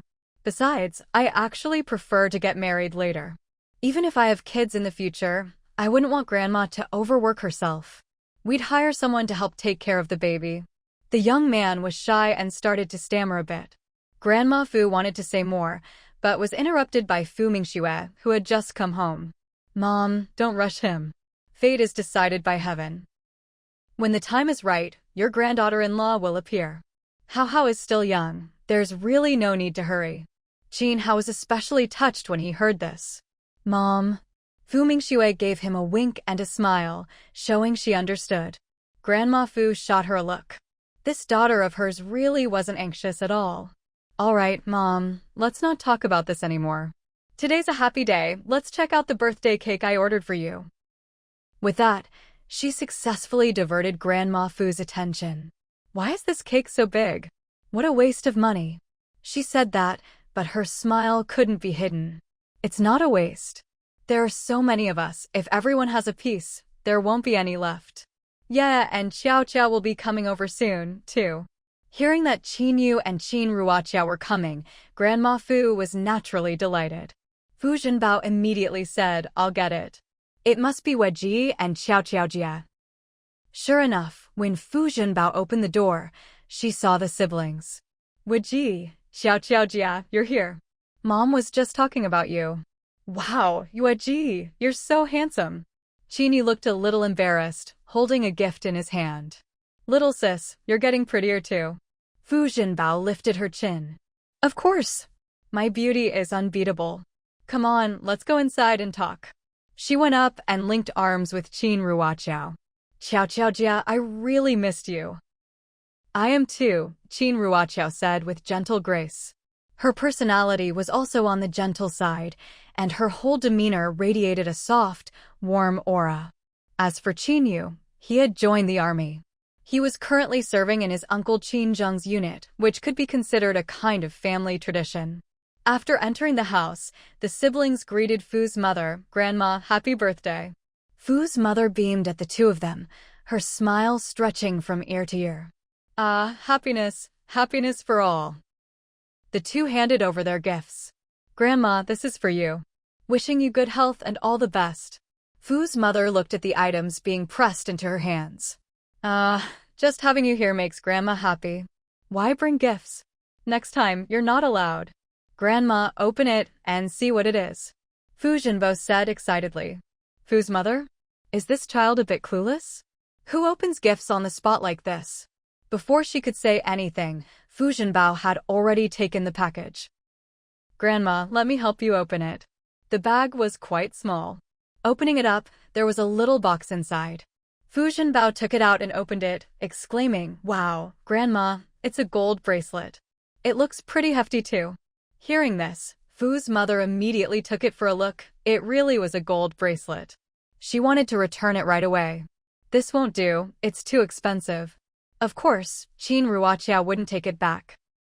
She stepped back and said, "Grandma, my brother and I picked this out especially for you. If you don't accept it, my brother and I will be really sad." Qinyu chimed in, "Grandma, we bought this within our means. Please just accept it." Fu's mother said, "It's the thought that counts, you don't need to give something so valuable." She was about to insist they take it back, but Fu Mingxue interrupted her, "Mom, since it's from the kids, just accept it. Don't let them feel bad." Fu's mother. "Is it really okay to accept something this valuable? Just looking at the bracelet, it must weigh at least 30 grams. How much would that cost?" "Grandma, Mom's right. This is from my brother and sister, don't let them down. Besides, they both have plenty of their own savings, this is nothing to them. Just accept it and let me help you put it on." Fu's mother already had gold bracelets. Over the years, her daughters and sons-in-law had given her one every year. She had a whole stash in her cabinet, but found it troublesome to wear them, so she never did. Did these two kids think she didn't have any gold bracelets just because she never wore them? While she was thinking this, the gold bracelet had already been slipped onto her wrist. "It looks great. It really suits you, Grandma," Fu Zhenbao said with a grin. Fu's mother looked down. How could gold not look good? Even a random piece is worth money. No matter what, it's always beautiful. "Thank you, Yada and Xiao Xiao. Grandma really likes it. But next time, don't buy anything so expensive." The siblings just smiled. After all, next time is a problem for next time. "Grandma, this is from me," Qin Hao said, taking out his own gift. Opening it, it turned out to be a jade bracelet. He slipped it onto Fu's mother's other wrist. "You child," Fu's mother was quite surprised. A jade bracelet like this wasn't cheap. "Grandma, this is from me. Mine's a bit smaller, so I just got you a ring. When I earn more money in the future, I'll get you something even better." Qin Kiki slipped a gold ring onto Fu's mother's middle finger. Mother Fu was truly moved to tears. "You're still in school. Why are you spending money on this?" "I'm acting in movies now, Grandma. Did you forget? Once I make more money in the future, I'll buy you something even better." Qin Kiki didn't have the same academic talent as her older brother and younger sister. She never skipped a grade, so she got into college the usual way. "Grandma, I just like things simple and unpretentious. Let me give you a red envelope." Fu Zhenbao quickly ran back to her room and took out a big red envelope she'd prepared earlier. "This is for you. It's just a small part of my special prize money, so you're not allowed to complain it's too little." Before Mother Fu could refuse, the big red envelope was stuffed into her hands. Mother Fu gave it a squeeze. It was thick and heavy. "Why are you giving me so much?" "No, you're still in school. Take it back and save it for yourself." It's only 10,000, not much. She'd actually gotten 50,000 in prize money this time. 50,000 in 1995 was a lot of money. Mother Fu. She knew her youngest granddaughter was still in college, but she was very capable. Not long after starting university, she'd already invented something and even won a major award. The prize money was substantial. She'd mentioned the amount before. Fu Mingxue was even happier than Mother Fu. "Mom, since it's the child's heartfelt gift, just accept it." Mother Fu. Well, she could only accept it. But she planned to save all these things anyway. She didn't really need money now. When the kids got married in the future, she could give them her savings and some valuable gold. She wasn't thinking about leaving things to her daughters after she passed away anymore. She wanted to leave everything to these grandchildren. Qin Wenhua was the last to arrive. By the time he got there, the cake was already set out, and even Father and Mother Qin had arrived. "Mom, sorry I'm late."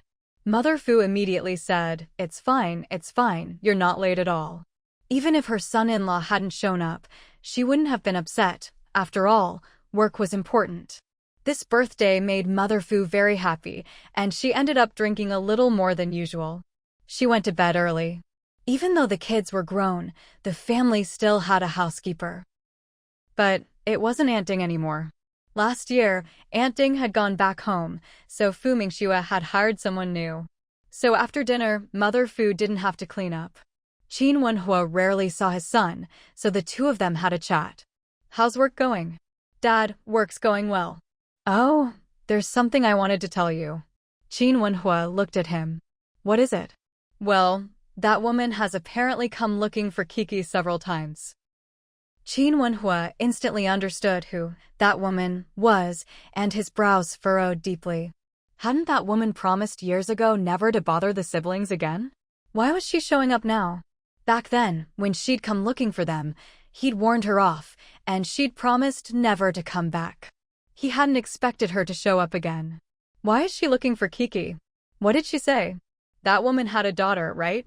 Apparently, the daughter is sick, and she wants Kiki to donate a kidney.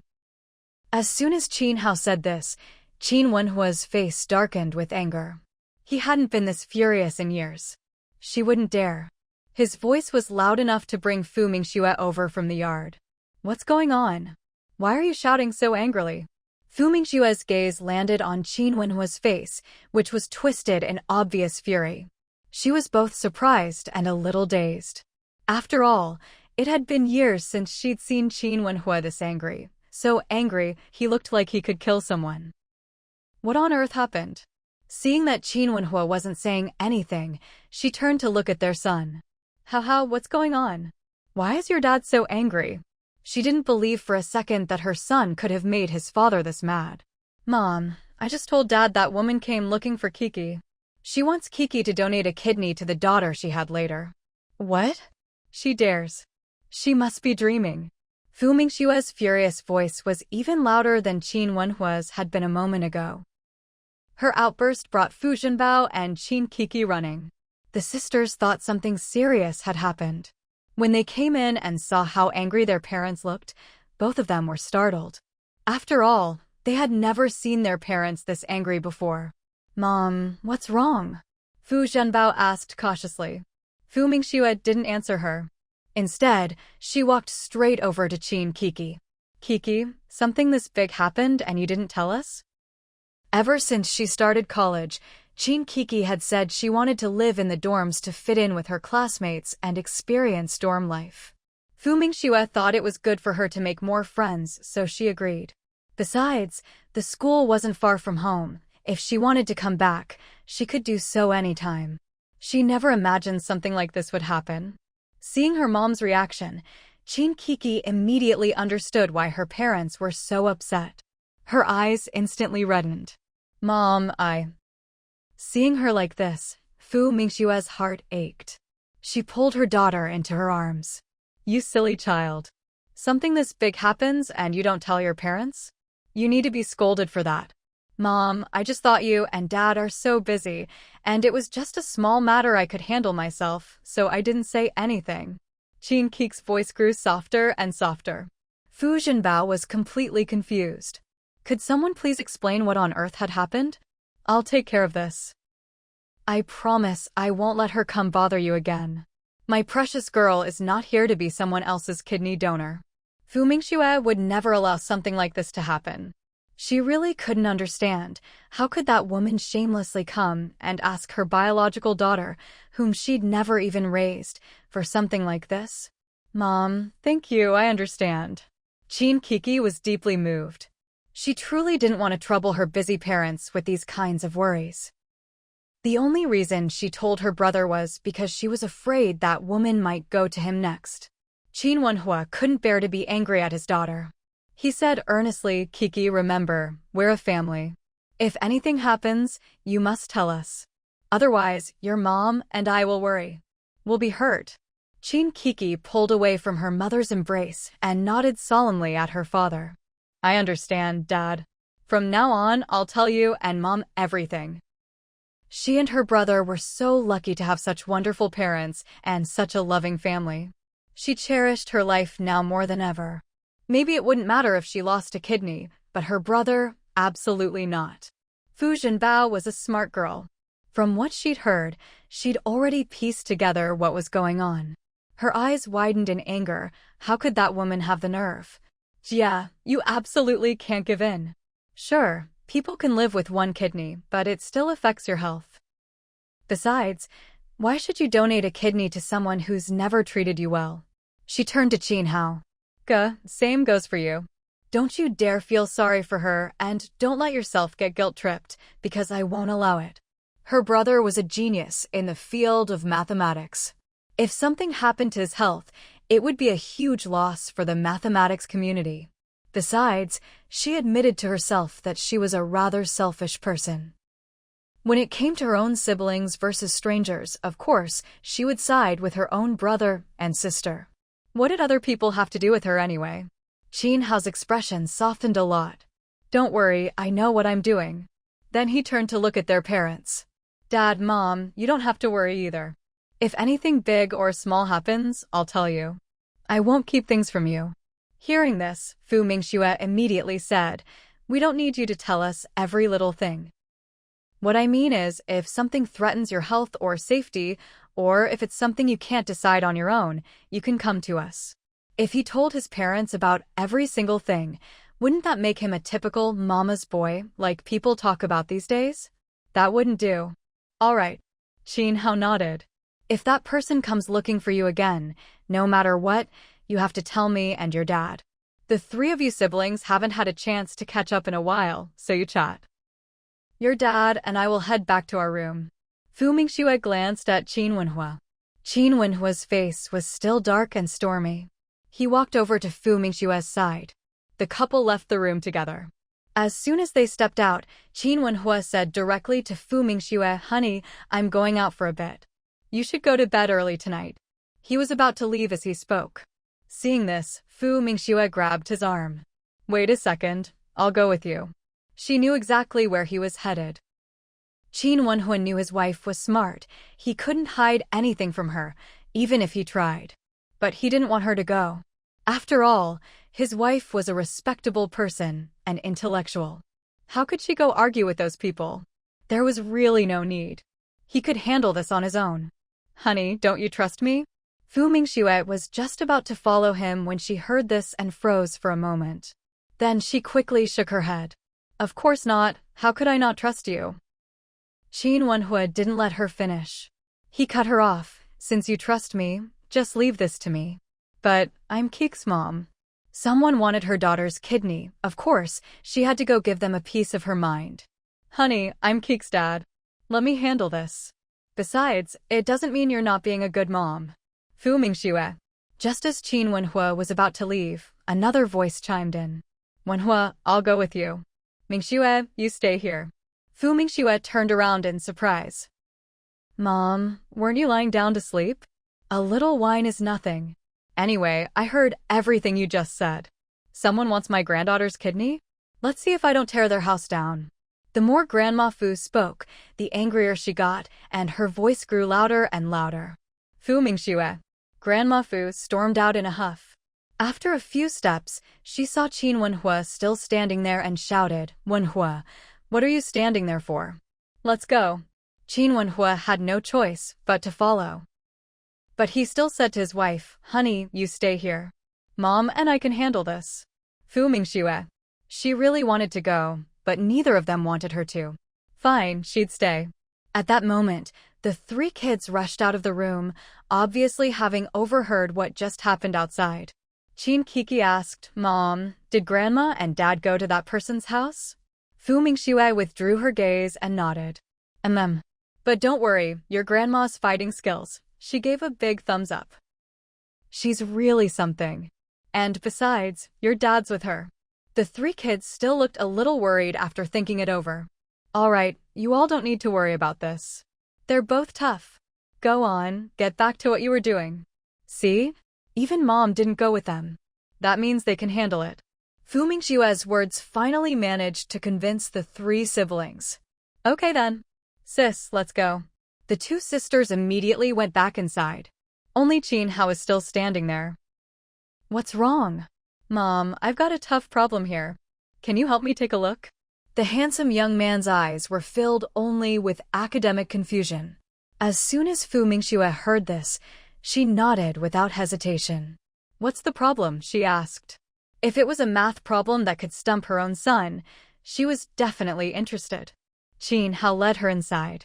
Then he turned on his computer, plugged in a USB drive, and opened a file. Mom, look at this. Fu Mingxue sat down and looked at the problem on the computer. This one's tricky. Mingxue immediately fell into deep thought. At that moment, the mother and son pair of study fiends were completely absorbed in the math problem, having long since forgotten about the two people who'd gone out to settle a score. Meanwhile, Qin Wenhua's car had already arrived. "Mom, maybe you should just stay in the car," he suggested. But Mother Fu would have none of it. "If I came all the way here just to sit in the car, what's the point?" With that, she was the first to open the door and get out. Qin Wenhua quickly got out as well. "This is the place, right?" Mother Fu's face was dark. Yes, Qin Wenhua had barely finished the word when he saw Mother Fu lift her foot and kick the tightly shut front door wide open. With a loud bang, the sound echoed. "You bunch of bastards, get out here right now," she shouted. Qin Wenhua. His mother-in-law was as fiery as ever, truly formidable.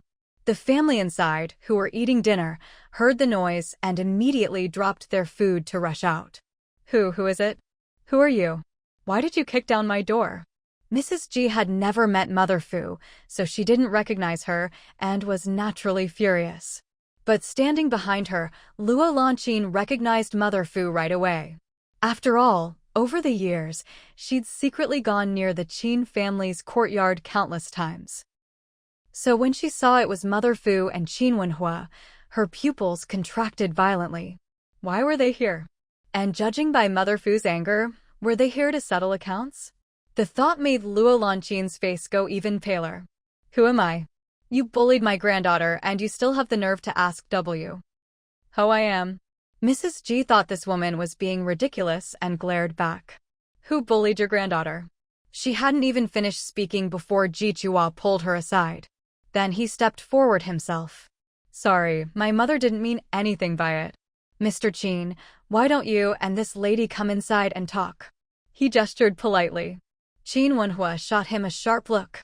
Then he walked inside. Mother Fu stormed in as well. But as she passed by Luo Lanqin, she suddenly slapped her across the face twice. The two slaps not only left Luo Lanqin stunned, but also shocked the entire Ji family. You Luo Lanqin clutched her stinging cheek, rage flaring in her heart. "Puh, what do you mean you? No matter who you are, you're still a shameless, heartless thing. How dare you try to get my granddaughter to give your daughter a kidney? Why the hell don't you go donate a kidney to your daughter yourself? Is it because you don't have kidneys? Or are yours no good either?" Fu Mu, Grandma Fu, was full of fire, getting right up in Luo Lanqin's face and letting her have it. She even spat all over Luo Lanqin's face as she spoke.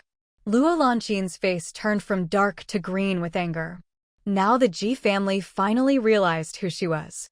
"I'm warning you, you rotten thing, if you dare come after my granddaughter again, I'll beat you every single time I catch you. Damn it, you never raised her a day in your life, so how dare you ask my granddaughter to give up a kidney? You think she's easy to bully? I raised my child through thick and thin, and you, a heartless wretch, think you can just bully and exploit her as you please?" The more Grandma Fu spoke, the angrier she got. Her hands started itching again, and she didn't hold back. She slapped Luo Lanqin across the face. Slap, slap, slap. Her fighting spirit was fierce. The Ji family had never seen such a ferocious old lady before. In just a few blows, Luo Lanqin's face was swollen. She didn't even have a chance to fight back. Her mind was completely stunned by the beating. Her head was buzzing. The Ji family stared at the scene, utterly dumbfounded. Ji Chua was the first to react. Stop. Stop. Then he turned to look at Qin Wenhua. "Mr. Qin, aren't you going to stop this? That's my mother-in-law. She's very angry. As her son-in-law, how am I supposed to stop her? Besides," Qin Wenhua's gaze was icy. "I'd like to ask your Ji family, why are you harassing my daughter? I sympathize with your daughter's illness, but that doesn't give you the right to bother my child." Ji Chuhua's expression changed. Sorry, I really didn't know about this. Maybe it was the beating that finally stirred up some backbone in her." Luo Lanqin growled angrily. "Qin Kiki is my biological daughter. Now her little sister is seriously ill. As her big sister, why shouldn't she save her own sister? It's just one kidney, she won't die from it. But if her sister doesn't get this kidney, she'll die. How can she just watch her sister die? Qin Wenhua shot her a sharp look. Ms. Luo, it's heartbreaking that your daughter is sick, but why should my daughter be morally blackmailed into donating a kidney to someone she doesn't even know? When they were little, you abandoned them. So you have no right to talk about being their biological mother. And I warned you last time, you have nothing to do with my son or daughter anymore. Keep your distance. Your daughter is sick. What you should be doing is asking the hospital to find a donor, not fixating on someone who has nothing to do with you anymore. Like my mother-in-law just said, why don't you, as her biological mother, get tested? Did you even try? Did her biological father try? His last words were sharp and aggressive. As soon as Ji Mu, Mother Ji, heard the suggestion that her son should donate a kidney, she immediately jumped up and shouted, "How could my son donate a kidney?" Grandma Fu was so enraged by her shamelessness that she couldn't stand it for a second. "Puh, your son is her real father, why can't he donate a kidney? Any parent would give their life for their child. But when it's your turn, you just want someone else to dig out their heart and kidney for your daughter." Mrs. Ji was forced to retreat, unable to fight back. A little girl wants her own father's kidney? Well, my son's not doing it, no matter what you say. My son is older, Qin Kiki is younger and healthier. If she gives up a kidney to save her own sister, that's a good deed. Mrs. Fu was infuriated by her shamelessness. She lunged forward and grabbed Mrs. Ji's hair with one hand. With the other, she started slapping her hard and fast. Smack, smack, smack. The slaps rang out, loud and sharp. Damn your so-called good deeds. I was just hitting her, and I almost forgot to hit you, you old hag. No wonder she's so bold, turns out it's you, this shameless old thing, egging her on. Mrs. Ji was seeing stars, completely dazed from the beating. Blood even trickled from the corner of her mouth. She wanted to fight back, but she was no match for Mrs. Fu's strength. The Ji family was stunned for a few seconds before they rushed to pull them apart. Stop. Ji Chua's eyes turned red as he watched his own mother get beaten. He turned and glared fiercely at Qin Wenhua. Mr. Qin, are you just going to stand there and watch your mother-in-law hit someone? I can call the police, you know. Before Qin Wenhua could reply, Mrs. Fu heard him. She sneered, go ahead, call the police. Look at you shameless people, even thinking about taking my granddaughter's kidney. If you don't call, I will. Let me tell you Ji family people right now, don't even think about touching a single kidney of my granddaughter's. Even if you so much as take a fingernail from her, I'll fight you to the death. After her harsh words, she slapped Mrs. Ji a few more times. Luo Lanqin, seeing how fierce this old lady was and looking at her own mother-in-law's swollen face, didn't dare step forward at all. She was afraid this madwoman would turn around and hit her too. So, while the rest of the Ji family rushed forward to break up the fight, she actually took a few steps back, trying to avoid Mrs. Fu's attention and another beating. There were more Ji family members, and of course they were going to take sides. But Qin Wenhua wasn't about to let the Ji family lay a finger on his mother-in-law. He stepped in front of them and separated the two sides. Mom, does your hand hurt? The Ji family. They couldn't believe what they were hearing. And Mrs. Fu's reply made them even angrier. It hurts, of course it hurts. That old hag's skin is thicker than a city wall, how could it not hurt? The Ji family stared in disbelief, unable to believe their ears. Mrs. Ji, her face red and swollen from the slaps, almost coughed up blood from rage. You. She squeezed her eyes shut, swayed, and fainted dead away. Luckily, Ji Chua was right beside her and caught her in time. Mom, dear. Mom, Grandma. Everyone cried out in shock. Mrs. Fu just sneered coldly at the scene. Ha, see that? This shameless woman is just pretending to faint to blackmail me. I've never heard of anyone being slapped unconscious by a few slaps. If you want to blackmail me, dream on. Move aside, let me wake her up. She stepped forward, ready to press on Mrs. Ji's philtrum to revive her. Of course, Ji Chua wouldn't let her touch his mother.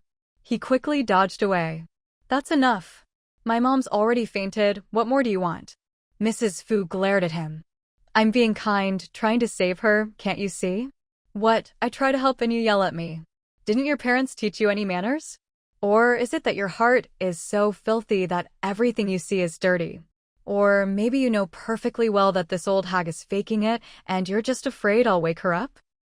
Qin Wenhua's gaze turned cold as he stared at Ji Chua. Ji Chua. He had 1,000 curses he wanted to spit out. Ji Chua pinched his mother's philtrum. Mom. Mrs. Ji woke up.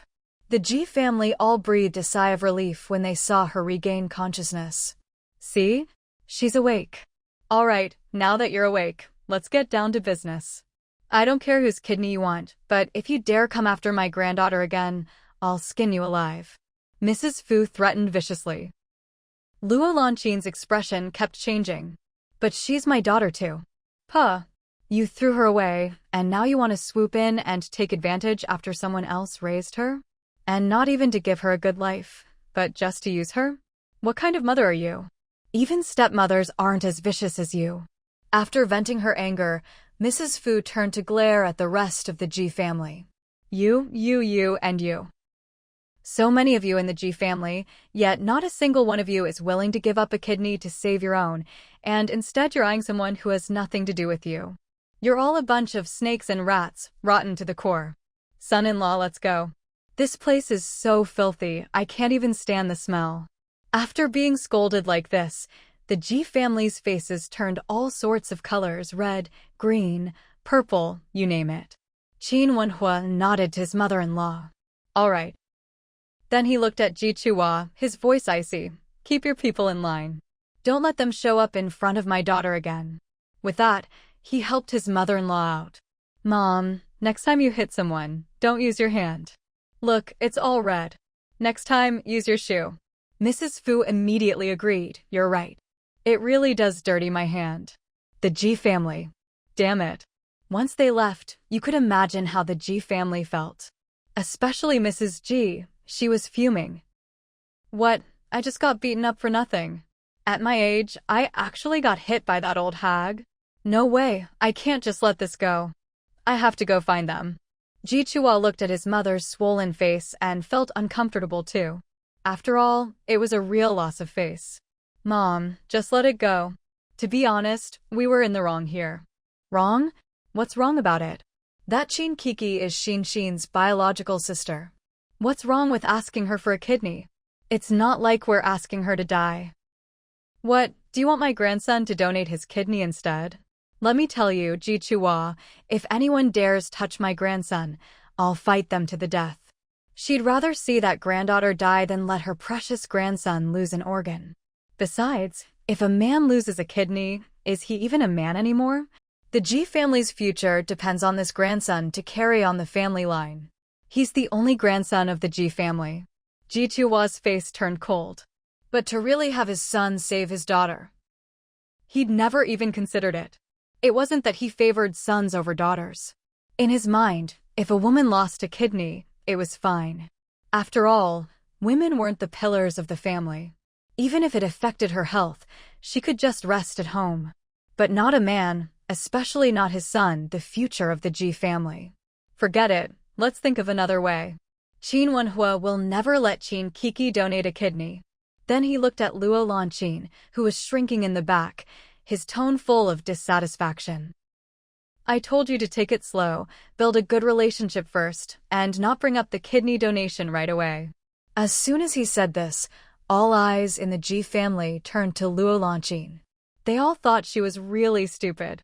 She'd handled things terribly. Luo Lanqin couldn't stand their accusatory, disgusted looks. Her eyes instantly turned red. I didn't want to rush things, but Xin can't wait. The doctor said it's best for her to have the surgery as soon as possible. The sooner, the better. How was I supposed to know Qin Kiki could be so heartless? She won't even save her own sister. Every time Luo Lanqin thought about the daughter she'd raised with her own hands, now in such a terrible state, her heart ached with grief. Qin Kiki and Qin Hao were just too cruel. They clearly had the ability to save Xin, but they refused. They're worse than animals. So, what do we do now? Ji Chua's expression was grim. Although he also felt sorry for his youngest daughter, he really couldn't bring himself to ask his son to donate a kidney. Besides, his mother had just said no one was to touch her grandson. Let the hospital keep looking. Ji's mother was about to say something, but the movement tugged at her injury, making her wince in pain. Hiss, honestly, if it really doesn't work out, then just forget it. Even if she gets a new kidney, there's no guarantee she'll survive. We might just be wasting money. Her last words were spoken quietly. Ji's father actually felt the same way. Of course, he wouldn't say it out loud in front of everyone. Ji Chua instinctively looked at Luo Lanqin. Their eyes met, and he felt a pang of guilt. She's my daughter. I have to save her. Luo Lanqin's voice was steely with determination. As soon as Ji's mother heard this, she immediately said, if you want to save her, fine. Then tomorrow, tell the doctor to take your kidney for Xin. Don't worry, as long as you're willing, I, as your mother-in-law, will take care of you from now on. Everyone in the Ji family turned to watch Luo Lanqin's reaction. Even Ji Chua was looking at her. It was as if they were all waiting for her answer. Luo Lanqin felt as if she were sitting on pins and needles, her face turning pale. I can't. My health isn't good. Ji's mother sneered. You're not sick, you don't even have a cold or a cough. How's your health bad? Didn't you say you had to save her? What, now that it's your kidney, you're not willing? Like mother, like daughter, cold-hearted to the core. Don't forget, that's your own flesh and blood. If you're not willing to do it yourself, then don't even think about my son or grandson. With that, Ji's mother went straight into her room. She'd really lost all face today. She'd never been hit in her life, and now, at her age, someone had forced her head down. Ji's father also gave his daughter-in-law a long look, then went inside without saying a word. The rest of the Ji family didn't even bother, just left. Only Ji Chua and Luo Lanqin were left. Watching everyone leave, Luo Lanqin's feelings were easy to imagine. After what her mother-in-law said, she'd never be able to hold her head up in this family again. Chua, it's not that I'm unwilling, it's just, I'm not young anymore. How long would my kidney even last? If I gave it to Xin, how long would it help her? Besides, the doctor said the match might not even work. I just want Xin to get a kidney that really suits her. Ji Chua was exhausted. He didn't want to say any more. All right, I understand your concerns. Let's think of something else. As for the Qin family. He paused, then continued, don't go to them anymore. It's impossible. People like them would never let the children they raised donate a kidney to someone else. If the Qin family gets anger, why, we can't afford to offend them. With that, he sighed and left too. But he didn't go inside, he walked out the door. Left behind, Luo Lanqin felt indescribably miserable. What they didn't expect was everything they talked about that night was overheard, loud and clear, by Ji Xin, who was lying in the next room. Especially all the excuses her mother made. It chilled her heart, as if she'd fallen into an icy abyss. She had thought her mother would agree to donate her kidney without the slightest hesitation, firm and resolute. She never imagined the outcome would disappoint her so deeply. A cold, bitter smile tugged at the corner of her lips. So, does this mean she's just supposed to die? As she wallowed in her heartbreak, the door creaked open. Luo Lanqin walked in. The moment Ji Xin saw her come in, she'd already hidden all her emotions. Her gaze fell on her mother's swollen, red face, full of concern. Mom, how's your face? Does it hurt? Because of what she'd just said outside, Luo Lanqin felt guilty and uneasy facing her daughter now. I'm fine, she replied. Mom, you should boil a couple of eggs and use them for a warm compress. And Ji Xin's expression darkened, her disappointment overwhelming, as if she'd made some kind of decision. Mom, I'm not going to get treatment anymore. It might not even work anyway.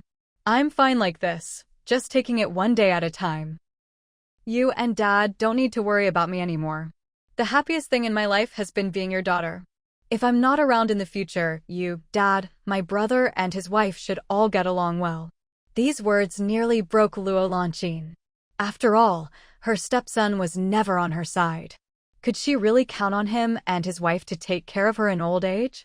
They were already unhappy about spending money on Xin's treatment. Otherwise, why hadn't either of them stepped up to help when she was being hit? Xin, don't worry. Mom will definitely save you. Xin looked touched on the surface, but inwardly, she was sneering coldly. If she hadn't overheard what her mother said just now, maybe she would have believed her. Wouldn't any normal mother immediately and without hesitation say she'd save her daughter? Mom, it's okay. I really think things are fine the way they are now. Luo Lanqin stepped forward, speaking to Xin very seriously. Xin, listen to me. You need to find a chance to go see Qin Kiki. You two are sisters. If you kneel and beg Qin Kiki or Qin Hao, they'll definitely save you. If they're unwilling. A cold glint flashed in Luo Lanqin's eyes. Then find a crowded place and kneel there. Nothing is more important than your own life. For the sake of survival, what's dignity worth? Xin hadn't expected her mother to come up with this idea. She wanted her to kneel and beg? Her face turned a few shades paler. Did her mother think she was that worthless? That she had to degrade herself like this? Mom, that's really not necessary. Luo Lanqin's voice rose a few notches when she heard this. No, you have to listen to me. Only do that if there's no other way, but first, try to get on Qin Kiki's good side. Maybe she'll agree. Xin's eyes flickered. Meanwhile, Qin Wenhua and Mother Fu had returned home. As soon as Fu Mingxue heard the commotion outside, she knew her mother and Qin Wenhua were back. She immediately said to her son, How, that's how you do these things. If there's anything else you don't understand, just ask me later. Oh, and when you're at work, you can always call me if you need help. Qin Hao nodded. Got it, Mom. Fu Mingxue quickly went out. Seeing this, Qin Hao put down his pen and followed her. From the moment she walked in the door, Mother Fu had been grumbling and complaining. Seeing this, Fu Mingxue hurriedly asked, Mom, how did it go? That bunch of heartless, rotten scoundrels, I gave them a good beating, of course. As soon as Fu's mother said this, Fu Mingxue wasn't the least bit surprised. After all, this was exactly her mother's style. She gave her mom a thumbs up. Mom, you're amazing. By the way, what did they say? They're all so shameless. Not a single one of them was willing to donate a kidney themselves, but they're all eyeing someone else's. That Ji family's son, couldn't he donate? Aren't they siblings? And that woman, she's the biological mother, isn't she? Why can't she give her own daughter a kidney? She's just not fit to be a mother. Fu's mother was fuming with anger. She felt even more protective of the twins she had raised herself. Thankfully, they had already cut ties with that cold-hearted, selfish woman. Otherwise, who knows what kind of harm would have come to them. Qin Wenhua tried to comfort her. Mom, don't get upset. It's not worth it to get angry over people like that. Fu Mingxue nodded. Exactly. They're not worth your anger. Just then, no one knew when, but Fu Zhenbao and Qin Kiki had come running over. The sisters ran to Fu's mother's side, one on each side, each grabbing one of her arms. Fu Zhenbao said sweetly, Grandma, don't be mad. You can't let yourself get sick from anger. Qin Kiki quickly added, Grandma, really, don't be upset. It's your birthday today, you have to be happy and cheerful. Fu's mother looked at her granddaughters on her left and right, her heart melting. All right, Grandma's not angry. Come, keep Grandma company inside. Even though the sisters had grown up, for some reason, they still hadn't moved out of the room where Fu's mother lived. In fact, there were still empty rooms in the courtyard house, not to mention the empty courtyard next door. But they just wouldn't move. They insisted on squeezing onto the same Kong bed with their grandma. Let's go, Grandma, let's go to bed together. The sisters coaxed Fu's mother away. Qin Wenhua turned to his son. How, don't worry about them. I doubt they'll come looking for trouble again. Just focus on your work. I won't let anything happen to you or your sister. Qin Hao nodded. Okay, I know. I'll head back to my room then. As soon as he left, Fu Mingxue shot Qin Wenhua a look. Come on, let's go inside and talk. If she'd known, she would have gone with them. Seeing her gossipy expression, Qin Wenhua couldn't help but laugh. All right, let's go inside. The couple went into the room, one after the other. As soon as the door closed, even before Fu Mingxue could ask, Qin Wenhua recounted Fu's mother's exploits at the Ji family. After hearing it all, Fu Mingxue regretted not going along even more. She felt like she'd missed out on a fortune. If she'd been there, she could have slapped Luo Lanqin a few times herself. It had been ages since she'd slapped anyone, her hands were itching. You think the Ji family will really give up? The Ji family might, but that woman, who knows? Qin Wenhua's eyes narrowed dangerously. Fu Mingxue immediately understood what he meant. She'll probably try to get that sick woman to play some softer tricks. Qin Wenhua said, "Don't worry about this. I'll handle it. I won't let them come after Kiki or Qin Hao." Fu Mingxue, isn't it a bit inconvenient for a man to handle this? All right, honey, I really will take care of it. Have a little faith in me. Qin Wenhua's words left Fu Mingxue speechless. Does he really not want her involved at all? Fine, I'll just wait and see. My dear, you don't need to worry about anything else, but there's one thing you can't ignore, Qin Wenhua said, making Fu Mingxue raise an eyebrow. What is it? Qin Wenhua pulled her into his arms. I miss you, sweetheart. Tonight, let's... Fu Mingxue immediately understood what he meant and shot him a reproachful look. Stop it, the kids are all home. Now it was Qin Wenhua's turn to be confused. So what if they're home? Haven't they always been? As he spoke, he leaned down and kissed her rosy lips. Fu Mingxue, how is that the same? The kids were little before, but now they're all grown up. And this house isn't exactly soundproof. Let's wait until they're asleep. I'm going to read for a bit first. Qin Wenhua. If his wife was going to read, that meant it would be 11 or 12 before she was done. Sweetheart, I'll be quiet. No, Fu Mingxue refused firmly. It'll just be a bit later. If you can't wait, then forget it. Honestly, at your age, this kind of thing isn't really necessary. You should focus on taking care of your health. Qin Wenhua's face turned green at her words. What did she mean at his age? How was he old? Didn't she see how fit he was, no different from a 20-year-old? How could his wife have such a terrible idea? He subconsciously touched his face. Could it be that after all these years of wind and rain, he'd really gotten old? He looked down at his wife's still beautiful face, her fair skin as smooth as ever, as if time had left no trace on her. With looks like that, anyone would think she was only in her 20s. The thought gave him a sudden sense of crisis. He definitely didn't want people to look at them in the future and ask, "Is that your daughter?" Just the thought gave him chills. It seemed he'd have to start taking care of himself, too. And, of course, he'd have to prove himself tonight. Show his wife that his stamina was still that of a young man in his 20s. Sweetheart, I'm in great shape. If you don't believe me, feel. He quickly grabbed her hand and pressed it to his abs. See? Just like before, right? Caught off guard, Fu Mingxue blushed furiously. The heat under her palm felt like it was burning her. And she had to admit, his abs really were as firm as ever. Yeah, just like before. Okay, I'm going to read now. She quickly pulled her hand back and went to sit at her desk. After a few seconds to calm herself, she picked up her book and started reading. Qin Wenhua watched her trying so hard to act calm and couldn't help but laugh. His wife's personality really hadn't changed at all since they got married. Sweetheart, I'm going to take a shower. Fu Mingxue waved him off. Go ahead, no need to report to me. Qin Wenhua grabbed some clothes and went to shower. Only then did Fu Mingxue feel the heat in her face slowly fade, and she soon got absorbed in her book. When Qin Wenhua came back from his shower and saw his wife working, he didn't disturb her. Instead, he sat down on the other side and started reading a military book.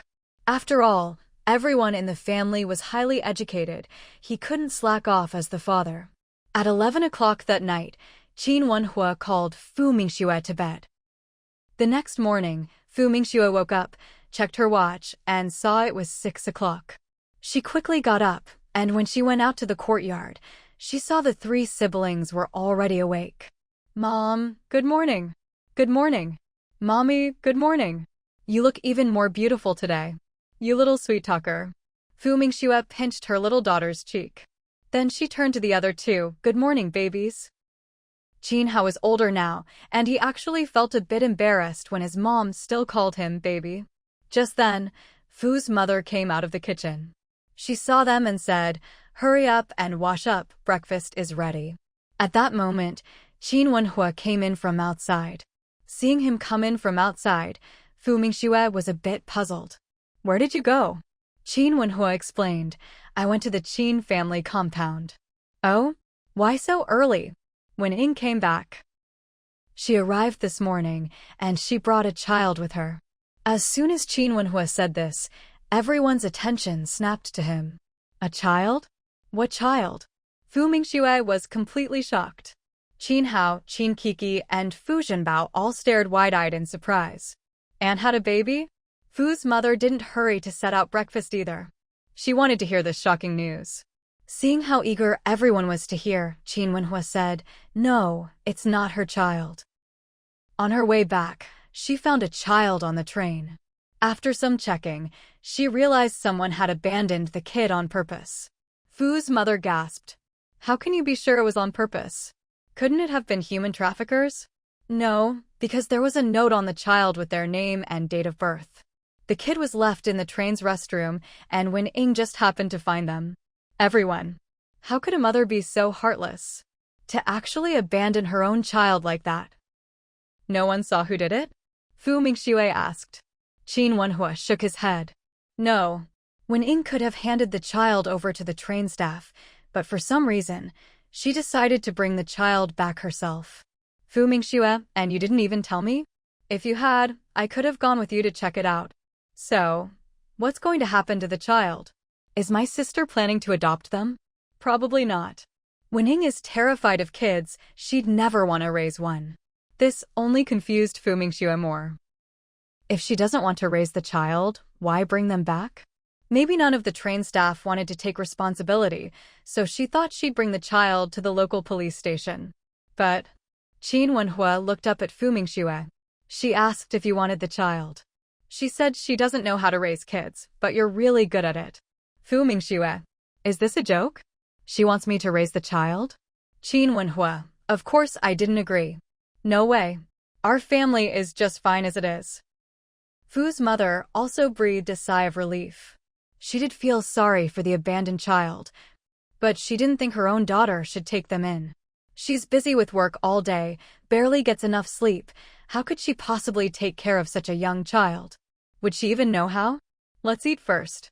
Fu Mingxue realized she hadn't even washed her face yet, so she quickly went to do that. The three siblings went off, some to work, some to school. Before they left, they refused their parents' offer to drive them. Before leaving, Fu Zhenbao quietly tugged Fu Mingxue's hand. "Mom, you mustn't adopt the child and brought back." Fu Mingxue. She's still thinking about that. Fu Mingxue had originally planned to go to her workplace, but after thinking it over, she decided to drive to the Qin family compound instead. As soon as she got out of the car, she heard the sound of a child crying. She couldn't help but raise her eyebrows.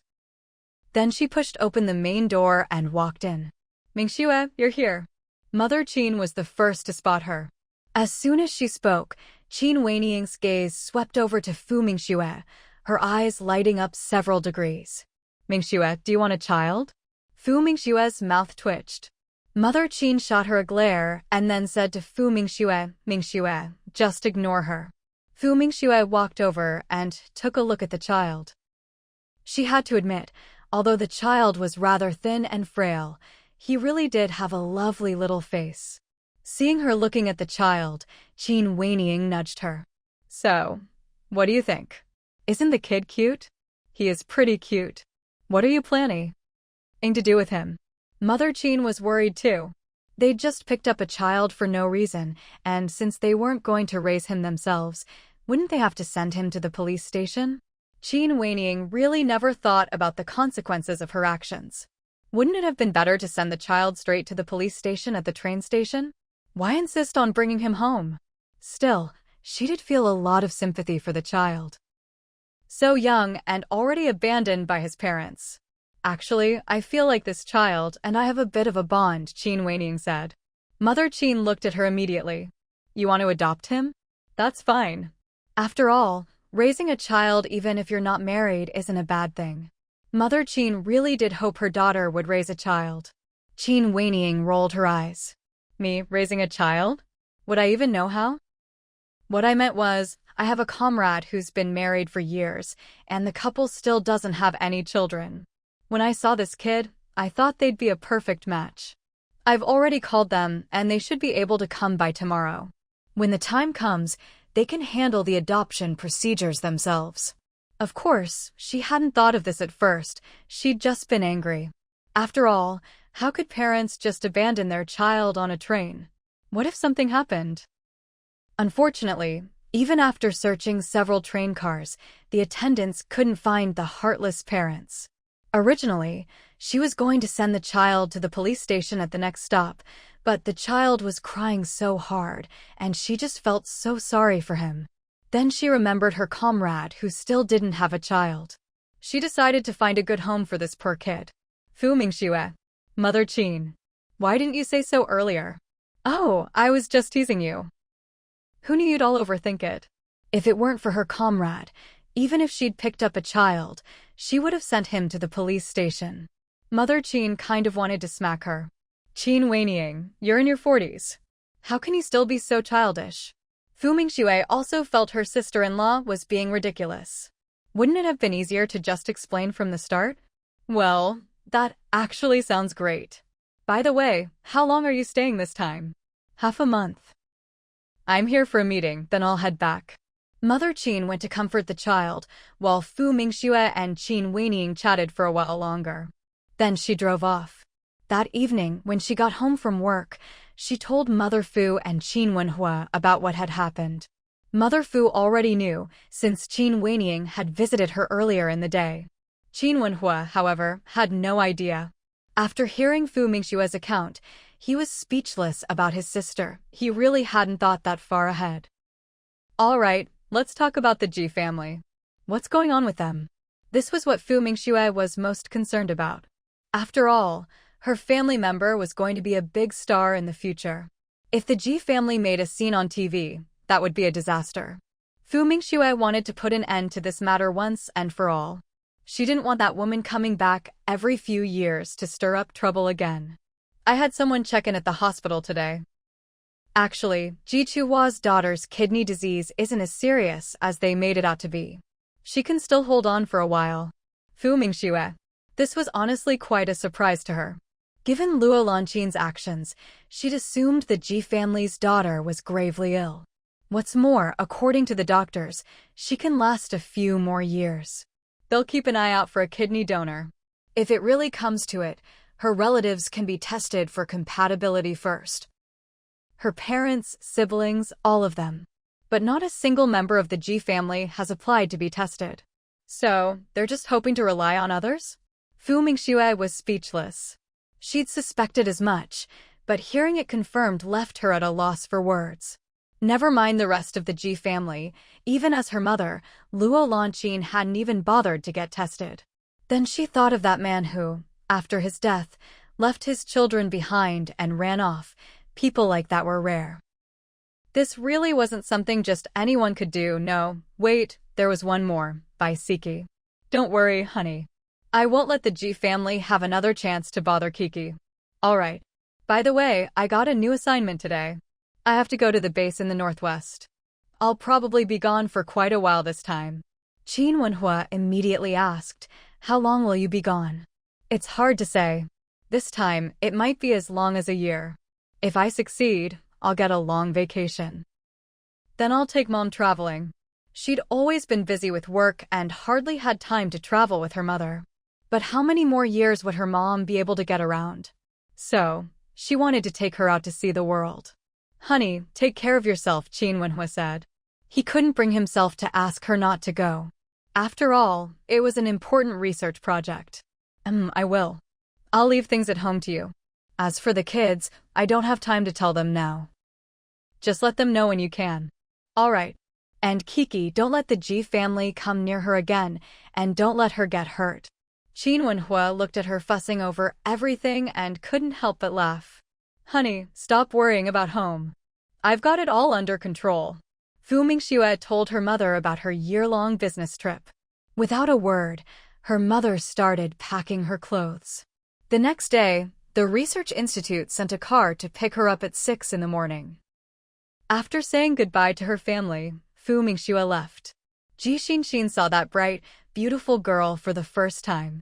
It was also her first time meeting the sister who shared half her blood. She didn't know why, but she felt a deep envy, not for her birth parents, but for someone who treated her better than her own ever did. She had her own parents, but when her life was on the line, they didn't lift a finger for her. She didn't know how long she stood there. Even after everyone had left, Jixinxin didn't move. Only when her legs went numb did she finally turn and leave. Some things she really couldn't bear.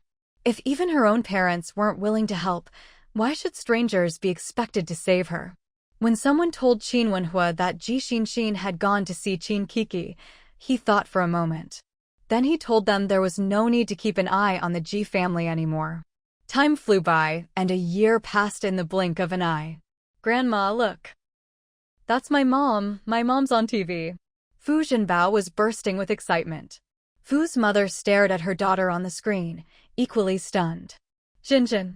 Your mom, she? Grandma, my mom's being honored. Fu's mother watched her daughter receive the award on TV, unable to look away. Tears slipped down her cheeks. Fu Yongjian, did you see that? Your daughter is amazing. She's made you so proud. The end.